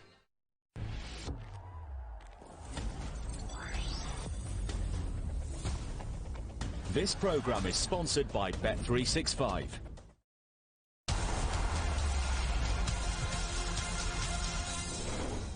Now's the chance to vote for your August Ride of the Month. Vote A for Brodie Hampson's well-timed effort on Percy Prosecco at Yarmouth. Slowly away from the stalls, Hampson had to sit patiently at the rear of the field, a couple of lengths off the pack. Percy Prosecco was step slow in gathering stride. 3 furlongs out, the pair took to the rail and slowly picked off their rivals. Percy Prosecco is going for a run up the inside rail. He's starting to make some progress in the back of the field. Trading last position for first, Hampson and Percy Prosecco stayed on strongly, fending off the late challenger Fen Tiger to claim the spoils. It's Percy Prosecco in front here, fending off the challenge of Fen Tiger. And from last to first, it's Percy Prosecco to win. Vote B for Lewis Gordon's runaway win on State Crown at Bangor. Gordon sent his mount straight to the front, and after the third hurdle, the pair boasted a healthy advantage. With every hoofbeat, State Crown at the moment is going further clear. Gordon, showing great initiative to make the race his own, went on to secure an impressive 22-length win. At the final flight, oh, he's untidy, but he's over safely, and he was over neatly enough. Red Vision, Rafiki and Elam Valley are battling it out in behind, but they're fighting out places only. They didn't see which way this one went. State Crown and Lewis Gordon have absolutely hosed up. Vote C for Richie McClernand's fantastic recovery on TransLink at Worcester. All was plain sailing as he sat patiently on the 20-to-1 shot. Back three continue to be TransLink, Awesome Dude and Jan Mard. McClernan decided to make his move at 3 out, but ran into tack issues as his saddle began to slip. TransLink has got tack problems, I think, Richie McClernan. Body weight was to one side. McClernan miraculously managed to readjust himself, though, and guide TransLink home to win by a neck in brilliant style. TransLink is trying to chase him down under Richie McClernan and is getting closer. Accidental Rebel. TransLink coming to snatch it. TransLink gets it. Well done, Richie McClernan. Vote D for Gina Mangan's strong ride on Fossos at Chepstow. Mangan took her mount to the grandstand rail in a prominent position in contention for the lead. Hurtling on down towards the halfway point. Fossos, the blue jacket, just about the leader. Barma Lama seemed to have the upper hand, but Mangan and Fossos battled back gamely to get on top in the dying strides. Barma Lama trying to get going. Patty C still on the scene as well. Inside the final half furlong, Barma Lama getting on top, but Fossos is battling back. Fossos, Barma Lama, Fossos, Barma Lama. Tight.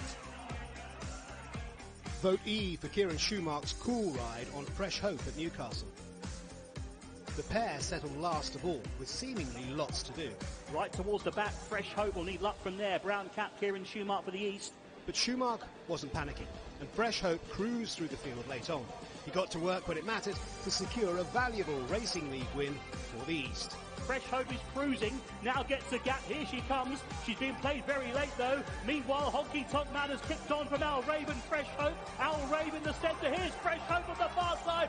Fresh Hope doubles up and wins. It's a double for Kieran Schumacher, Charlie Fellows and for the East. To vote for your August ride of the month, simply visit attheraces.com/ride. Voting closes at 11 p.m. on Sunday, the 11th of September.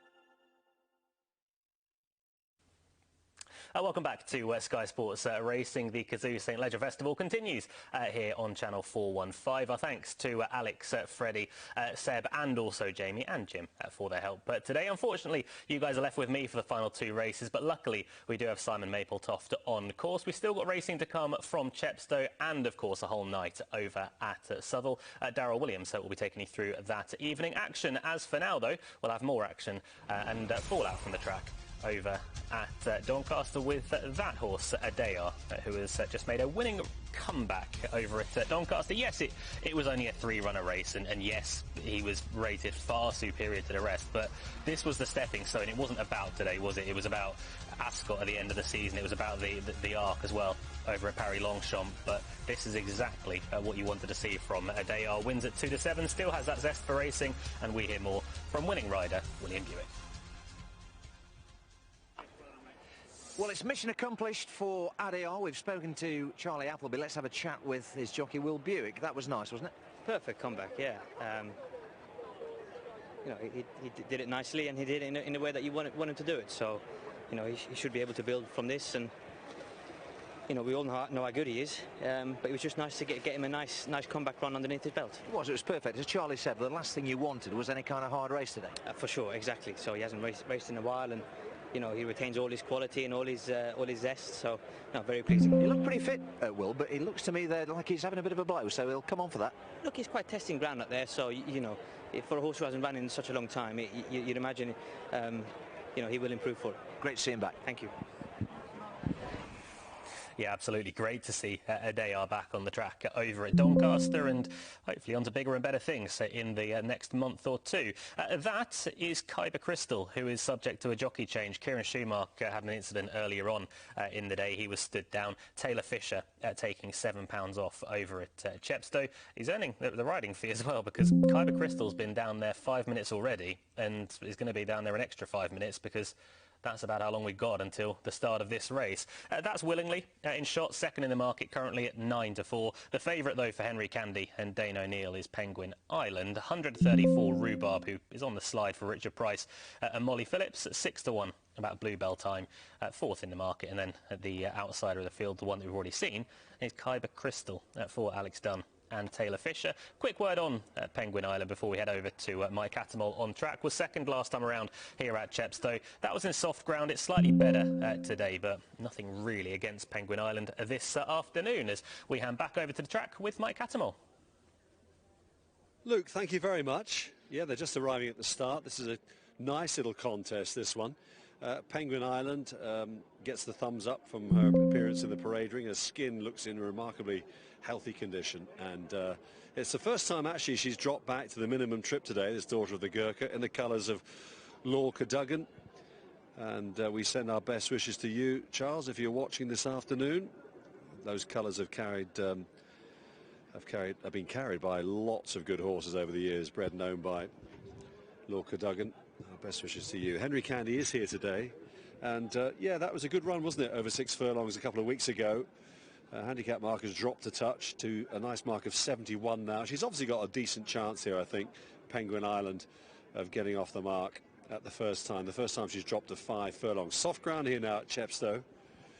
Now, that's key, I think, to Willingly's chances here, number 5. She's another speedy mare. She won at Leicester on good to soft. She won at Force-Lass on heavy really easily. There she is, by 4 lengths on heavy ground. I was chatting to Mark Wynne before racing started today. Mark's a really nice young guy. He doesn't come from any sort of racing background, but he's turning out to be a natural at the game. And a decent fifth here just only last week. And I think, you know, that wasn't a bad run here last week either. But the key is the ground. I think the softer the better for her. And she must come here with a major chance now. We had such a deluge earlier on where we all got absolutely drenched. 9-4 second favourite she is. We've got to give a mention to Rhubarb. She's been tremendous this year for Richard Price. Molly Phillips is on board, taking £5 off. The first 2 wins, well, the last 2 wins are under Aidan Keeley. In fact, Aidan's at Epsom this afternoon, so Molly steps in for the ride. And wasn't disgraced here last time out either. She might have just come to the end of her winning run, but, you know, you wouldn't put it past her to win again. She's by Naef extraordinarily. Who would have thought that Naef would have sired such a quick mare as Rhubarb? Now, the other one to mention is Bluebell Time, who's won at Bath back in May on good to soft ground, but for some reason has really disappointed since then. Bluebell Time, and she's got an enormous great backside on her, loads of power, as you'd expect. You know, these are 5 furlong sprinters. They're built for speed. Having said that, Penguin Island, there she is, there's Bluebell Time. Penguin Island is a much more sort of lithe individual. Again, another one sweating up at the start here today. Anyway, they're about to start to load them. We'll just take this very short pause.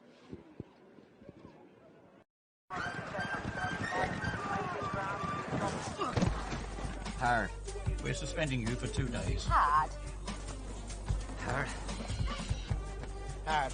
Well, soft, but you know.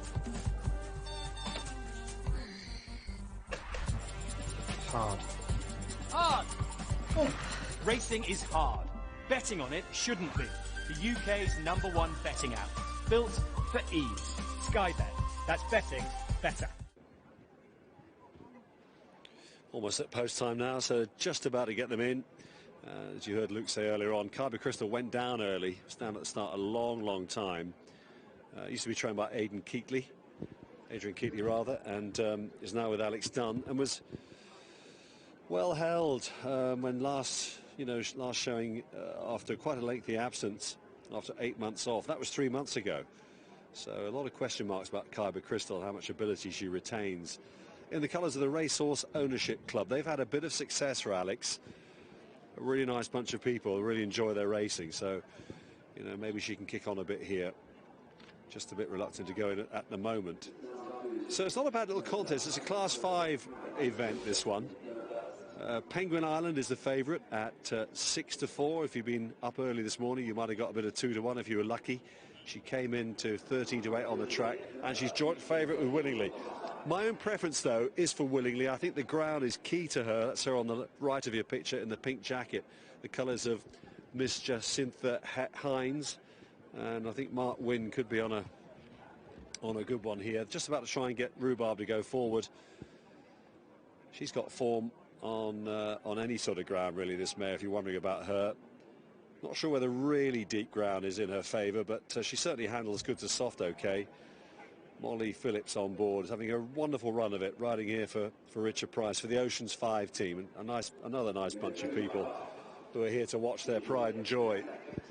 OK, so just a couple more to go in. Doesn't she look well? She really does, Penguin Island. Let's hand over to David Fitzgerald then for the call. Thanks, Mike. Just Bluebell time to go forward, and one more as well, Willingly. Rain that's come down, I imagine, is in her favour.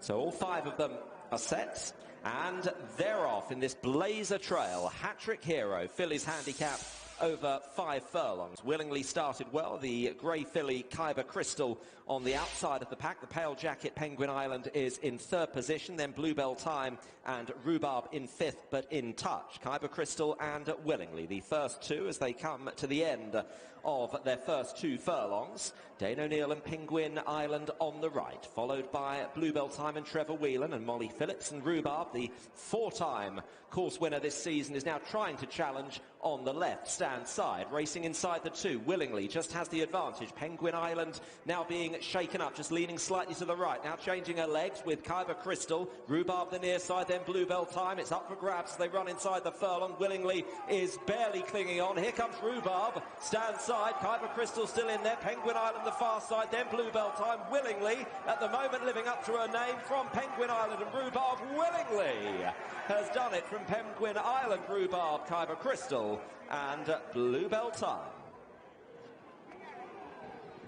Well, it looked like a really nice race on paper. It turned out to be a terrific finish, and she's won it a 13-8 joint favourite for the Mark Usher team. Jacintha Hines' colours. Mark Wynne, another winner for this up-and-coming young apprentice.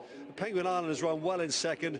Rhubarb always runs well here at Chepstow. She's performed with great credit once again, giving her all on the left of your picture. They'd be pretty happy too with Khyber Crystal, I think, the Alex Dunn team, the grey filly. She's shown plenty of sparkle this afternoon. Bluebell Time was switched to the inside there over on the far side, but she couldn't quite land a blow, but that was more encouraging for her as well. Nice little race this, and Willingly is back with a 3rd win in 4 starts. And with that, we've got one more to come here from Chepstow. In the meantime, let's go back up to Townmoor and rejoin Simon. Art is with me. He's got an interesting runner in this next race. They're heading to post for it. Princess Kareen, who is relatively unexposed, Brian. Yeah, she's done well. She won first time out, then she was 2nd. Ran a bit disappointed at Beverley. Then she was 2nd again at Beverley. I think the extra bit will help her, the half a furlong will help her. I'd be worried about the ground being a bit loose because she's a big striding filly. She's a half-sister to Antagonised, my horse that was 2nd yesterday. And the more she strengthens up, the better she'll get, I think. Yeah, she was a little bit free, I think, at Beverley, and then she had to switch for the run, so it wasn't straightforward, was it? No, it wasn't easy. And she actually thinks she's quicker than she is. She takes a good hold, so I'm hoping Harry will just get a little bit of, get her to relax behind the pace and then just come on and see where she is. And given that she is so lightly raced, do you think there is definite improvement to come off this mark of 70? Yeah, I mean, as a physical specimen, if you watched her around the paddock, there's a lot more to come. She needs to strengthen up a little bit more. She will be a better 4-year-old, but she's a nice filly. She looks well, as yours always do, Brian. Thank you very much. Good luck. Thanks, Isaac.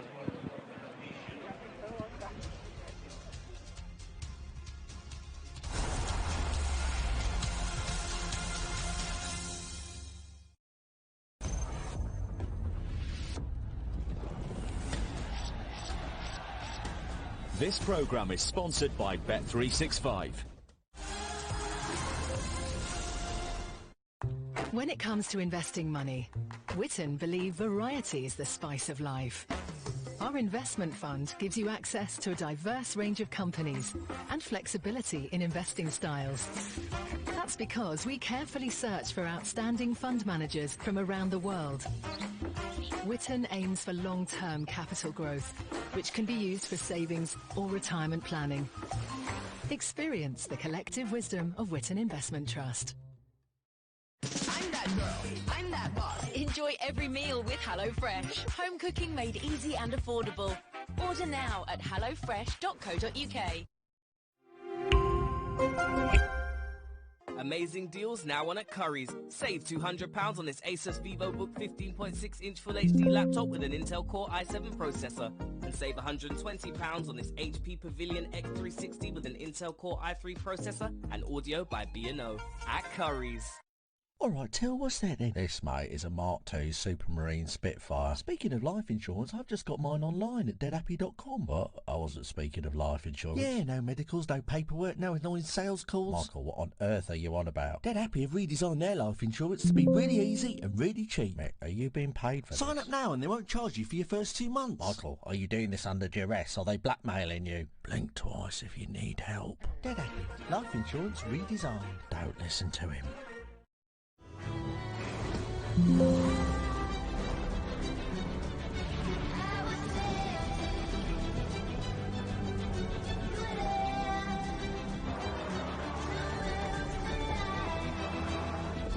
Your horse is the only horse that matters. And if it's beaten within a length of the winner, we'll give you a free bet back. Beaten by a length. Available every day of the flat season with Coral. At Simply Business, we know finding business insurance can be a pain in the glass. If you need any kind of glazing repair, you can get stuff. Perfect after a big night when you just want to hell up and die. Hop into my salon if you're looking. Rough around the edges. For all types of garden maintenance. Over 800,000 businesses trust Simply Business to support with their insurance. Simply Business, you name it, we insure it.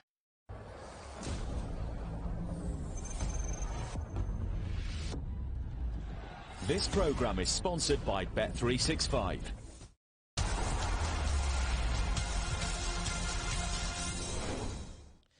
Welcome back to Sky Sports Racing as runners are arriving down at the start. We've got a well-backed favourite here as well over at Doncaster. Pockley being that well-backed favourite was 13-2 this morning. 3-1 now for Linda Perrott and Callum Rodriguez. The Perrott team having a good season a little while ago. They couldn't train a loser, but they've had one in the last 10 in the last couple of weeks. Princess Kareem, we just heard about from Brian Smart a few moments ago. 13-2 into 5-1 is second in the market. It's 7-1 for Cotton Lane, 17-2 JR Cavagin, and also about Quercus. 9-1 for Helvetian, 10-1 and bigger the rest. We'll mention Pockley in a bit more depth. Was the fifth last time around at Windsor. That was behind Liz Special. Obviously that was a racing league contest, so it was a pretty competitive affair. This is an open 0-75, so you can understand where that market support has come from. Ground is a little bit softer than Pockley would be used to, but that'll be the same for pretty much everything in this race. And Pockley has run well, importantly, here at Doncaster on a softer surface. That was when third back in May of last year. So it's not a surface that he would encounter all too often, but at least we know it shouldn't really be too much of an issue as Callum Rodriguez on board Pockley goes forward. I've got a real soft spot for JR Cavagin. I've no idea how he's going to go on the ground today. That's the one slight concern. He's only ever contested good to firm or good ground, albeit he did run on the all-weather, of course, at Newcastle a little while back. But softer ground is more of an unknown. He's by Oasis Dream, so we shall see. His last run behind East Street Review, who is also in here, wasn't a bad effort, but East Street Review is the just about biggest on the board, second biggest on the board, in fact, at 28-1. Graham Lee taking the ride for Paul Midgley, but at JR Cavagin, I think it's got a chance. It just depends on whether he handles the ground or not, as Pockley continuing to shorten into 11-4 now over at Doncaster. So this the penultimate race of day 2 of the Cazoo St Leger meeting. Princess Kareen is the real improver, if you wanted to find one of those. Brian Smart was saying he's a little bit worried about the ground, and she will make a better 4-year-old than a 3-year-old. But this race is up for grabs. She's only rated 70. She's obviously a 3-year-old in this field, which helps out and gets a bit of an allowance. That second behind Grantley Hall was a very good effort as well. Was a little bit too keen in that contest and still saw it out fairly nicely. So Harry Russell taking a further £3 off. That will make life easier, but whatever you're backing in this, very good luck, because you could make a case for quite a few of them. Even horses coming back to form, the likes of Never Dark has got form on a little bit of ease in the surface. Last time out behind E-Bar Gum wasn't exactly the best effort as over at Doncaster. I think the last one's just going forward as we'll head across and taking the call for the 4:55. That's it, all set now. They're off and racing 5.5 furlongs. East Street Review made a mess of the start, the back marker early. Kirkus began brightly with La Roca del Fuego, who's also showing some good speed. Cottam Lane is well there as well. Down the near side, that's Hey Mister showing some speed. Over on the far side with the cheek pieces, Never Dark broke sharply from stall 1. Behind him, J.R. Cavigan's trying to get into contention. Politics creeping a bit closer. The veteran Duke of Firenze's buried away in mid-division. Lazy Itis is slightly off the pace. Pockley goes fine. He's over on the far side of the group, but at least he's travelling, which is more than can be said for East Street Review, who's being bustled along at the back end of the field. Up front, Never Dark is the leader. J.R. Cavigan over on the far side, followed by Kirkus. Pockley's in behind them. Princess Kareen is being produced down the stand side together with Hey Mister, but the action down the middle of the track at the moment, Never Dark is out in front. Kirkus trying to land a blow. J.R. Cavigan right over on the far side, still with a squeak as well as they come close home. It's Never Dark. J.R. Cavigan over on the far side trying to get there. J.R. Cavigan comes on. J.R. Cavigan, Never Dark tight. Within behind them, Princess Kareen. Politics was right down the middle, came next alongside Kirkus. Another tight finish. Well, it's officially a photo finish, but I'm pretty sure John's right. It certainly looked to me in real time that J.R. Cavigan had just got the better of the argument here. But we'll wait on the official verdict. J.R. Cavigan, trained by Paul Midgley, who excels, doesn't he, in these type of lower grade sprint handicaps. Horses always seem to run well in them. And number 8, J.R. Cavigan, has indeed been called the winner. 17-2 in the hands of Graham Lee. A horse who I think has been threatening. He's been a little bit under the radar in a couple of starts this year. A horse who has had a wind-up just recently. So that's clearly made a bit of a difference to him. He's coming back off a break here today, 7 weeks to be precise. So I think a combination of that, the wind-up, and possibly this little bit of giving the ground that he's benefiting from here today has made all the difference to him. And it was a good run, wasn't it, in defeat from the second horse, Never Dark, who's come all the way down from Scotland, from Ian Jardine's camp. A horse who has finally got back to the sort of promise that he showed when he was second at Carlisle back in July. But it's all about J.R. Cavigan. He's taken the 4:55 here at Doncaster.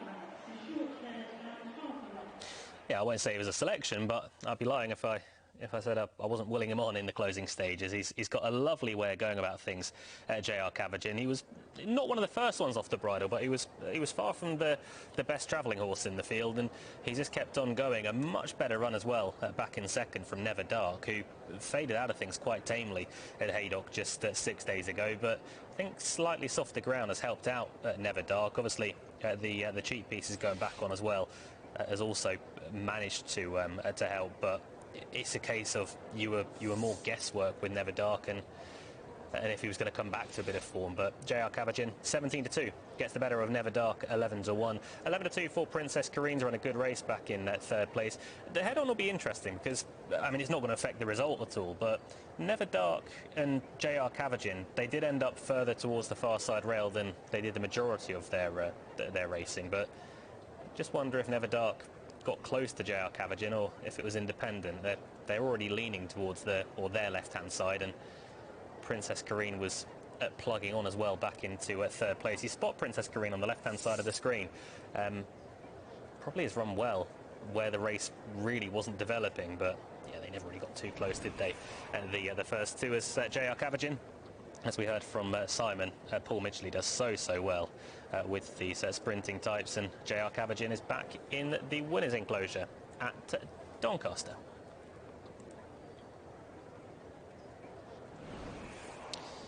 This is how it happened over at Chepstow. A real gritty display from Willingly for Mark Usher and Mark Wynne. 13-8 joint favourite, got the better of the other joint favourite, Penguin Island, at 13-8 as well.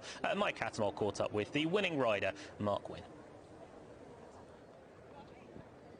Mark, that must have pleased you. She seems to love that sort of ground, doesn't she? Yeah, look, she loves this sort of ground. You know, it's probably even a little bit too firm for her. Ideally, it'd be heavy for her. But you can see her there. She loves it from the front. Yeah. She's game, and she's done it very well. I was going to say she's well named because she really, exactly. Yeah, isn't she? Yeah. She tries her hardest, and look, you know, she's off a mark of around about 60. So, you know, you can't ask much more for fillies like this, and they try their hardest, and that's all you can ask from her. Well done. What plans for you for the weekend? Quiet weekend, to be honest. I'm at Musselburgh Saturday and Sunday, so I'll be busy enough anyway. Good man. Keep up the good work. Cheers, guys. Well Thank done. you. Cheers. Well done, Mark. Thank you.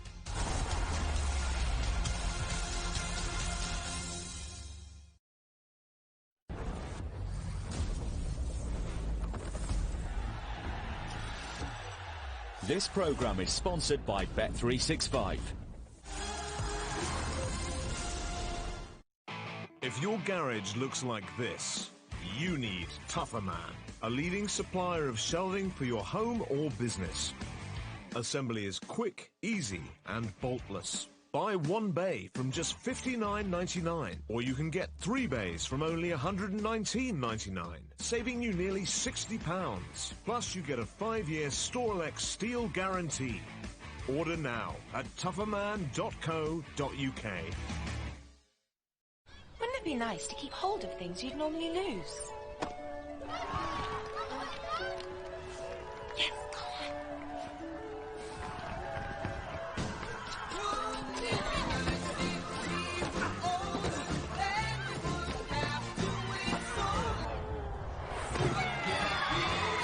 Well, Sky Mobile rolls with spare data so you can keep hold of it for up to 3 years. Sky Mobile. Hello, possible. Where's my dog? That's a question you won't have to worry about. With Tractive, follow every step, no matter how far. Tractive, the GPS tracker, trusted by pet parents worldwide. I'm putting together the greatest team ever. This is the beginning of something great. I object! Now I'm really gonna have some fun. Alexa, play Heart. Playing Heart from Global Player. Put the kettle on, we're with you all morning.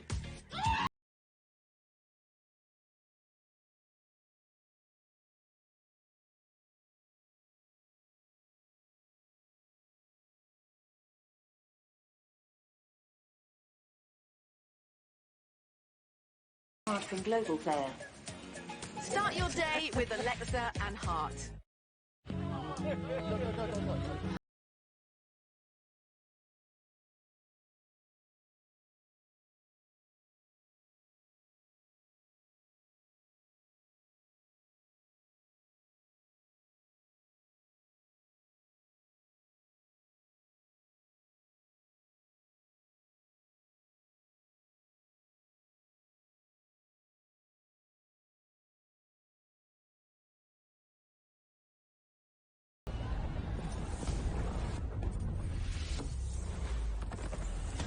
This programme is sponsored by Bet365.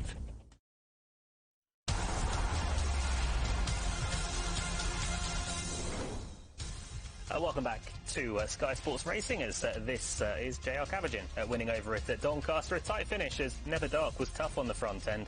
Princess Kareen stayed on for third, the black colours more towards the stand side rail, but JR Cabagin absolutely did handle the ground. 17-2, beat Never Dark 11-1. Princess Kareen 11-2 back in third place. You'd like to think as well that JR Cabagin could go on from this as well. There were plenty arriving into this race without recent winning form. He was one of them, but now he's back in a bit of form. You'd like to think he could well win again, as Simon Mapletoft is over at Doncaster. For us, he caught up with Paul Midgley. Paul Midgley's won the sprint handicap here at Doncaster with the JR Cabagin, and a horse who I think has been threatening to do this, Paul. Yeah, he has. He was very good at 2. And he lost his way. He's had a few issues. Mentally wise, he'll have done him the world of good. You did sort his wind out as well just recently. Yeah, he did. Yeah, he had a soft palate there, and that's definitely helped him. What about this easy ground as well? Is that clearly what he's all about? His first time we've run him on it, so it was one of those, see what happens, you know. Yeah, he was game, wasn't he? He was very game in end. Yeah, he was. And Indian Sounds in the next race, well, another big chance. I think a horse who could run well. It wasn't a bad run at Carlisle last time. He's got a couple of pounds back from the handicapper as well. Yeah, he has. He's been in the wilderness, to be fair. Ground would be a little bit of a concern, but he seems in good form, so. Good luck. Great, thank you. Yeah, good to see Paul Midgley in good form alongside JR Cabagin over at Doncaster. Talking of good form, we had a pretty competitive field for the Mayhill earlier on in the day. That was a fillies Group 2 for 2-year-olds over the mile, where Dance in the Grass was looking to remain unbeaten. 5-4 headed the market. Frankness 11-4, Novakai 9-2, Ferrari Queen 11-2, 18-1, and Bigger the remainder. We'll see how they went in the Kazoo Mayhill Stakes. Set to go. They're off and racing. Leaning out to the right there was Frankness as the gates flew open. She was in stall 10 and had plenty of daylight towards her outside, but quickly into stride, and she leads Dance in the Grass in the early stages. Motisfont, and also well there is Novakai. 2 over on the far side of the group, racing slightly detached. There Ferrari Queen, who's followed by Perfect Profit. Others that are covered up early include Selsabila, and last of all, in behind Motisfont, is Polly Pot. So they're heading then down the straight mile here.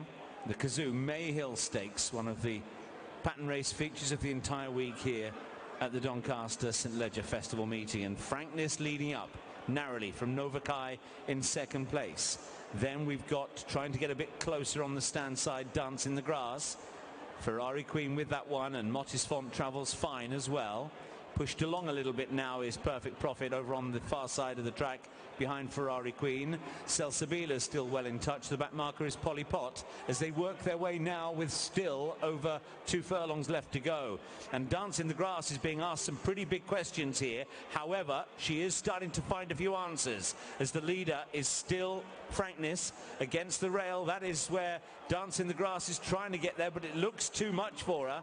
After these, Novakai in the middle of the track as well. Polly Pot for what would be a stunning upset if she could pull it off. Polly Pot's moved her way to the front ahead of Novakai in second place, who's trying to battle back. These two are well clear.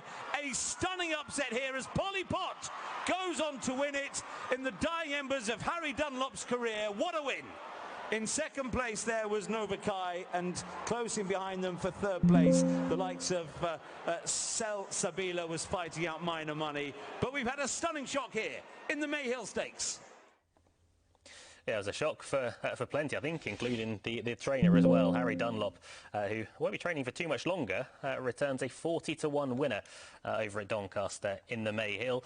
Got the better of Novakai at 9-2, who at this stage looked the most likely winner, but Polly Pot, Danny Tudhope just bided his time on this daughter of Muhara. She's not the biggest in the world, is she? But she's come right from the back of the field and managed to score Perfect Profit at a big price as well, back in third place. That stayed on for third at 50-1. But Polly Pot, after the race, Simon Mapletoft spoke to Harry Dunlop, and he was saying horses like this tempt him to carry on, but he's already made his decision, so he'll have to stick by that one. as that was the Mayhill. We got the Parkhill to look back on as well. Eshada, the 6-4 market leader. River of Stars 5-1. Yes Yes at 6s. 13-2 Mimikyu. 7-1 Believe in Love. 9-1 Urban Artist. It's 22s for Nell Quickly and Glenartney at 25-1. Eshada, the 6-4 favourite for the Coral Parkhill. And we're set to go. They're off and racing for the Coral Parkhill Stakes.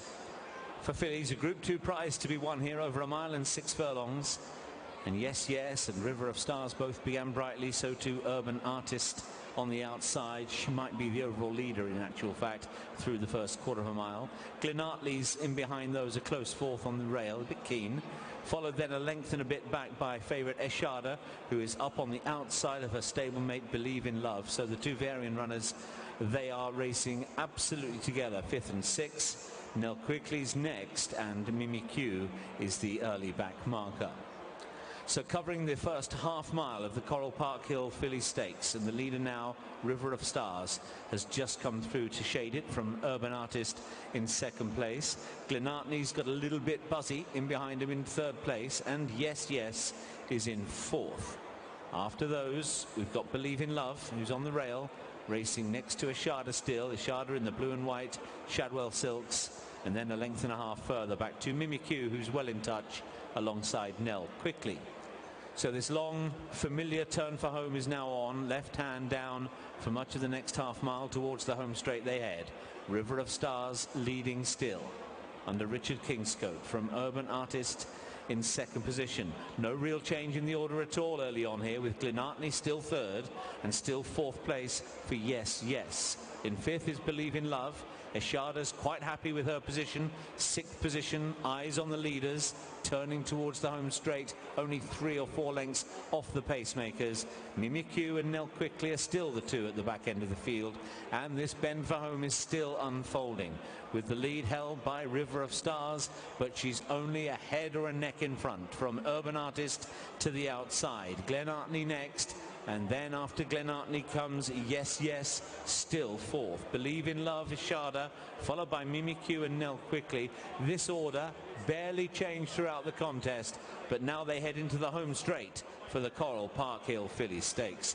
They come then wide, middle to stand side. Indeed, Yes Yes, Eshada and Nell Quickly all seem to have their eyes on the strip of ground up the near side running rail. Meanwhile, over towards the far side of the main group is River of Stars, with now Urban Artist pushed along. Mimikyu is trying to get competitive. Glenartney's under heavy pressure. Believe in Love staying on as well towards them. They all now just gravitate mid to near side, and Eshada has come to the front. Mimikyu, though, in the middle of the track in second place. Believe in Love is not done with yet in third, but these three now have cleared away from Yes Yes and River of Stars, and it's Mimikyu who's now out in front. Favourite Eshada in trouble here. Mimikyu, Frankie Dettori driving her filly, is filly on by some 3 or 4 lengths now. She's going to be pretty impressive here. This is Mimikyu for John and Thady Gosden. Mimikyu idling a bit late on, but that was a job well won some way from home. Mimikyu the winner then of the Parkhill. Eshada and Believe in Love, second and third for the variant runners. In behind those, Yes Yes and River of Stars. Yeah, Mimikyu does that very, very nicely in the Coral Parkhill. Returns at 13-2. Beat Eshada at 6-4 favourite, and Believe in Love 7-1. So the right horse is back in second and third, but they came home at long intervals. Frankie made it a point to come over towards the stand side rail. The hood has very much helped on the first time it was applied anyway, after that defeat behind Haskell last time around. But Mimikyu 13-2 wins for John and Thady Gosden, and Frankie Dettori, who treated the crowd to this. Alex Hammond gave this 9 out of 10 earlier on, so we'll see if that grading was fair or if it was a bit harsh to dock the point. But it's a good jump. The landing, he doesn't quite stick the landing, does he? My knees, there's no way they would last that. But well done to Frankie and John and Thady Gosden, as Chepstow is not too far away. Runners are down at the start.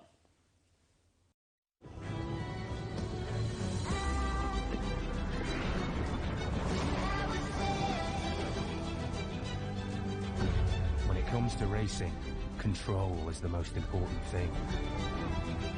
And the same goes for betting.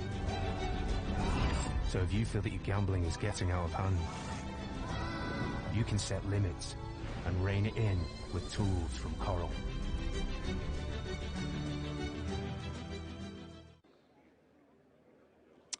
There is the favourite. She's a dabber. She's been in great form. She was second at Catterick, second here last week. And she loves the rain as well that would have fallen today. She's a massive player in this contest. And Phil Dennis, of course, and Mick Mullineaux looking for a quick double following Peachy Carnahan's win in the last race. She's a dabber, drawn 3. I'm not surprised she's favourite. She must have a really good chance here. The other one, Fossos, who went to post early in a blue jacket, Gareth Cheshire's colours, blue with the white striped sleeves.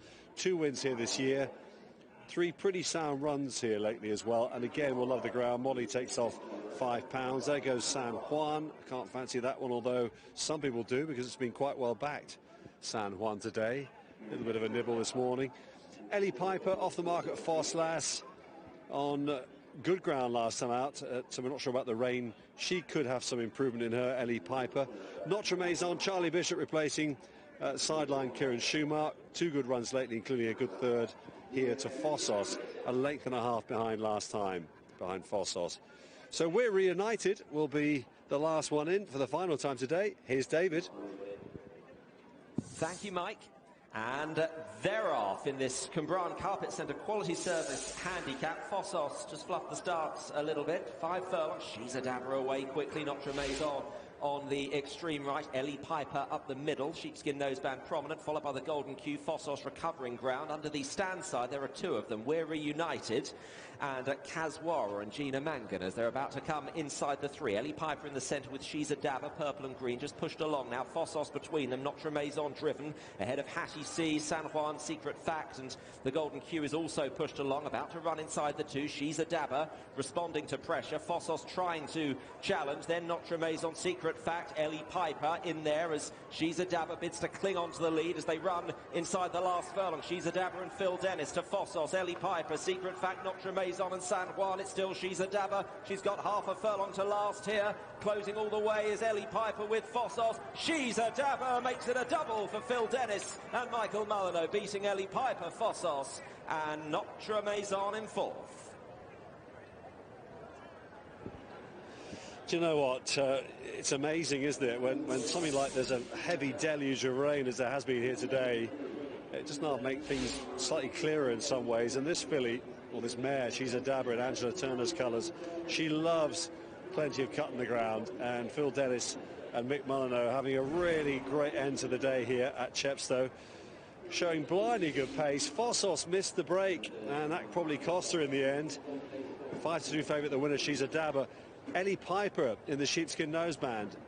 She's the filly that maybe is the one to take from this race. She's pretty inexperienced really compared to 1 or 2 of the others. And she's run a super race on the softest ground she's ever encountered. She was second at 4-1. Fossos at 7-2. It's a good evening from us here at Chepstow as we rejoin Simon back at Dolly. Yes, thanks, Mike. We're dodging the showers at the moment. The rain seems to have arrived at a similar time to yesterday. We've had one rather threatening shower that's blown over, but the storm clouds are gathering again here. Horse number 1 is Indian Sounds, who's bidding to give Paul Midgley a quick-fire double with his rider Graham Lee, and it wouldn't be a big surprise to see Indian Sounds get the job done. As Paul said, he's somewhat underachieved so far this season, but he perhaps showed some hint that he was coming back to form at Carlisle last month, and he's got a couple of pounds back from the handicapper as well. So off a mark of 75, he'll like the ground. He should really be competitive here, Indian Sounds. He's immaculately turned out, as the Midgley horses always are. It's a real hallmark of the stable. And, yep, he doesn't look in great shape. Indian Sounds coming from a low draw over in stall 3. Number 4 is not without a chance either. This is Thornaby Pearl, who's also beautifully turned out. Plaited mane and tail by Adrian Nichols and the team. Thornaby Pearl is a course and distance winner, so that bodes well. We know that he likes the track. He won a course and distance handicap off a £2 higher mark last summer, so he's on a decent mark now, and he's got the cheek pieces on for the first time. So Adrian just hoping that the sheepskins might just give this horse that extra vital edge that might be required to win a race like this. Number 7 is Little Muddy. Seb Spencer trains. Jason Hart takes the ride. Another horse that's got a decent form chance. This one did manage to get a win on the board a couple of starts ago, and then ran well under a penalty at Nottingham last time, and is not badly treated, you know, on the balance of things. She's a pretty small mare, but she's quite speedy. And again, she shouldn't mind the ground. Good to soft conditions seem to be what she's all about. And she also looks pretty well.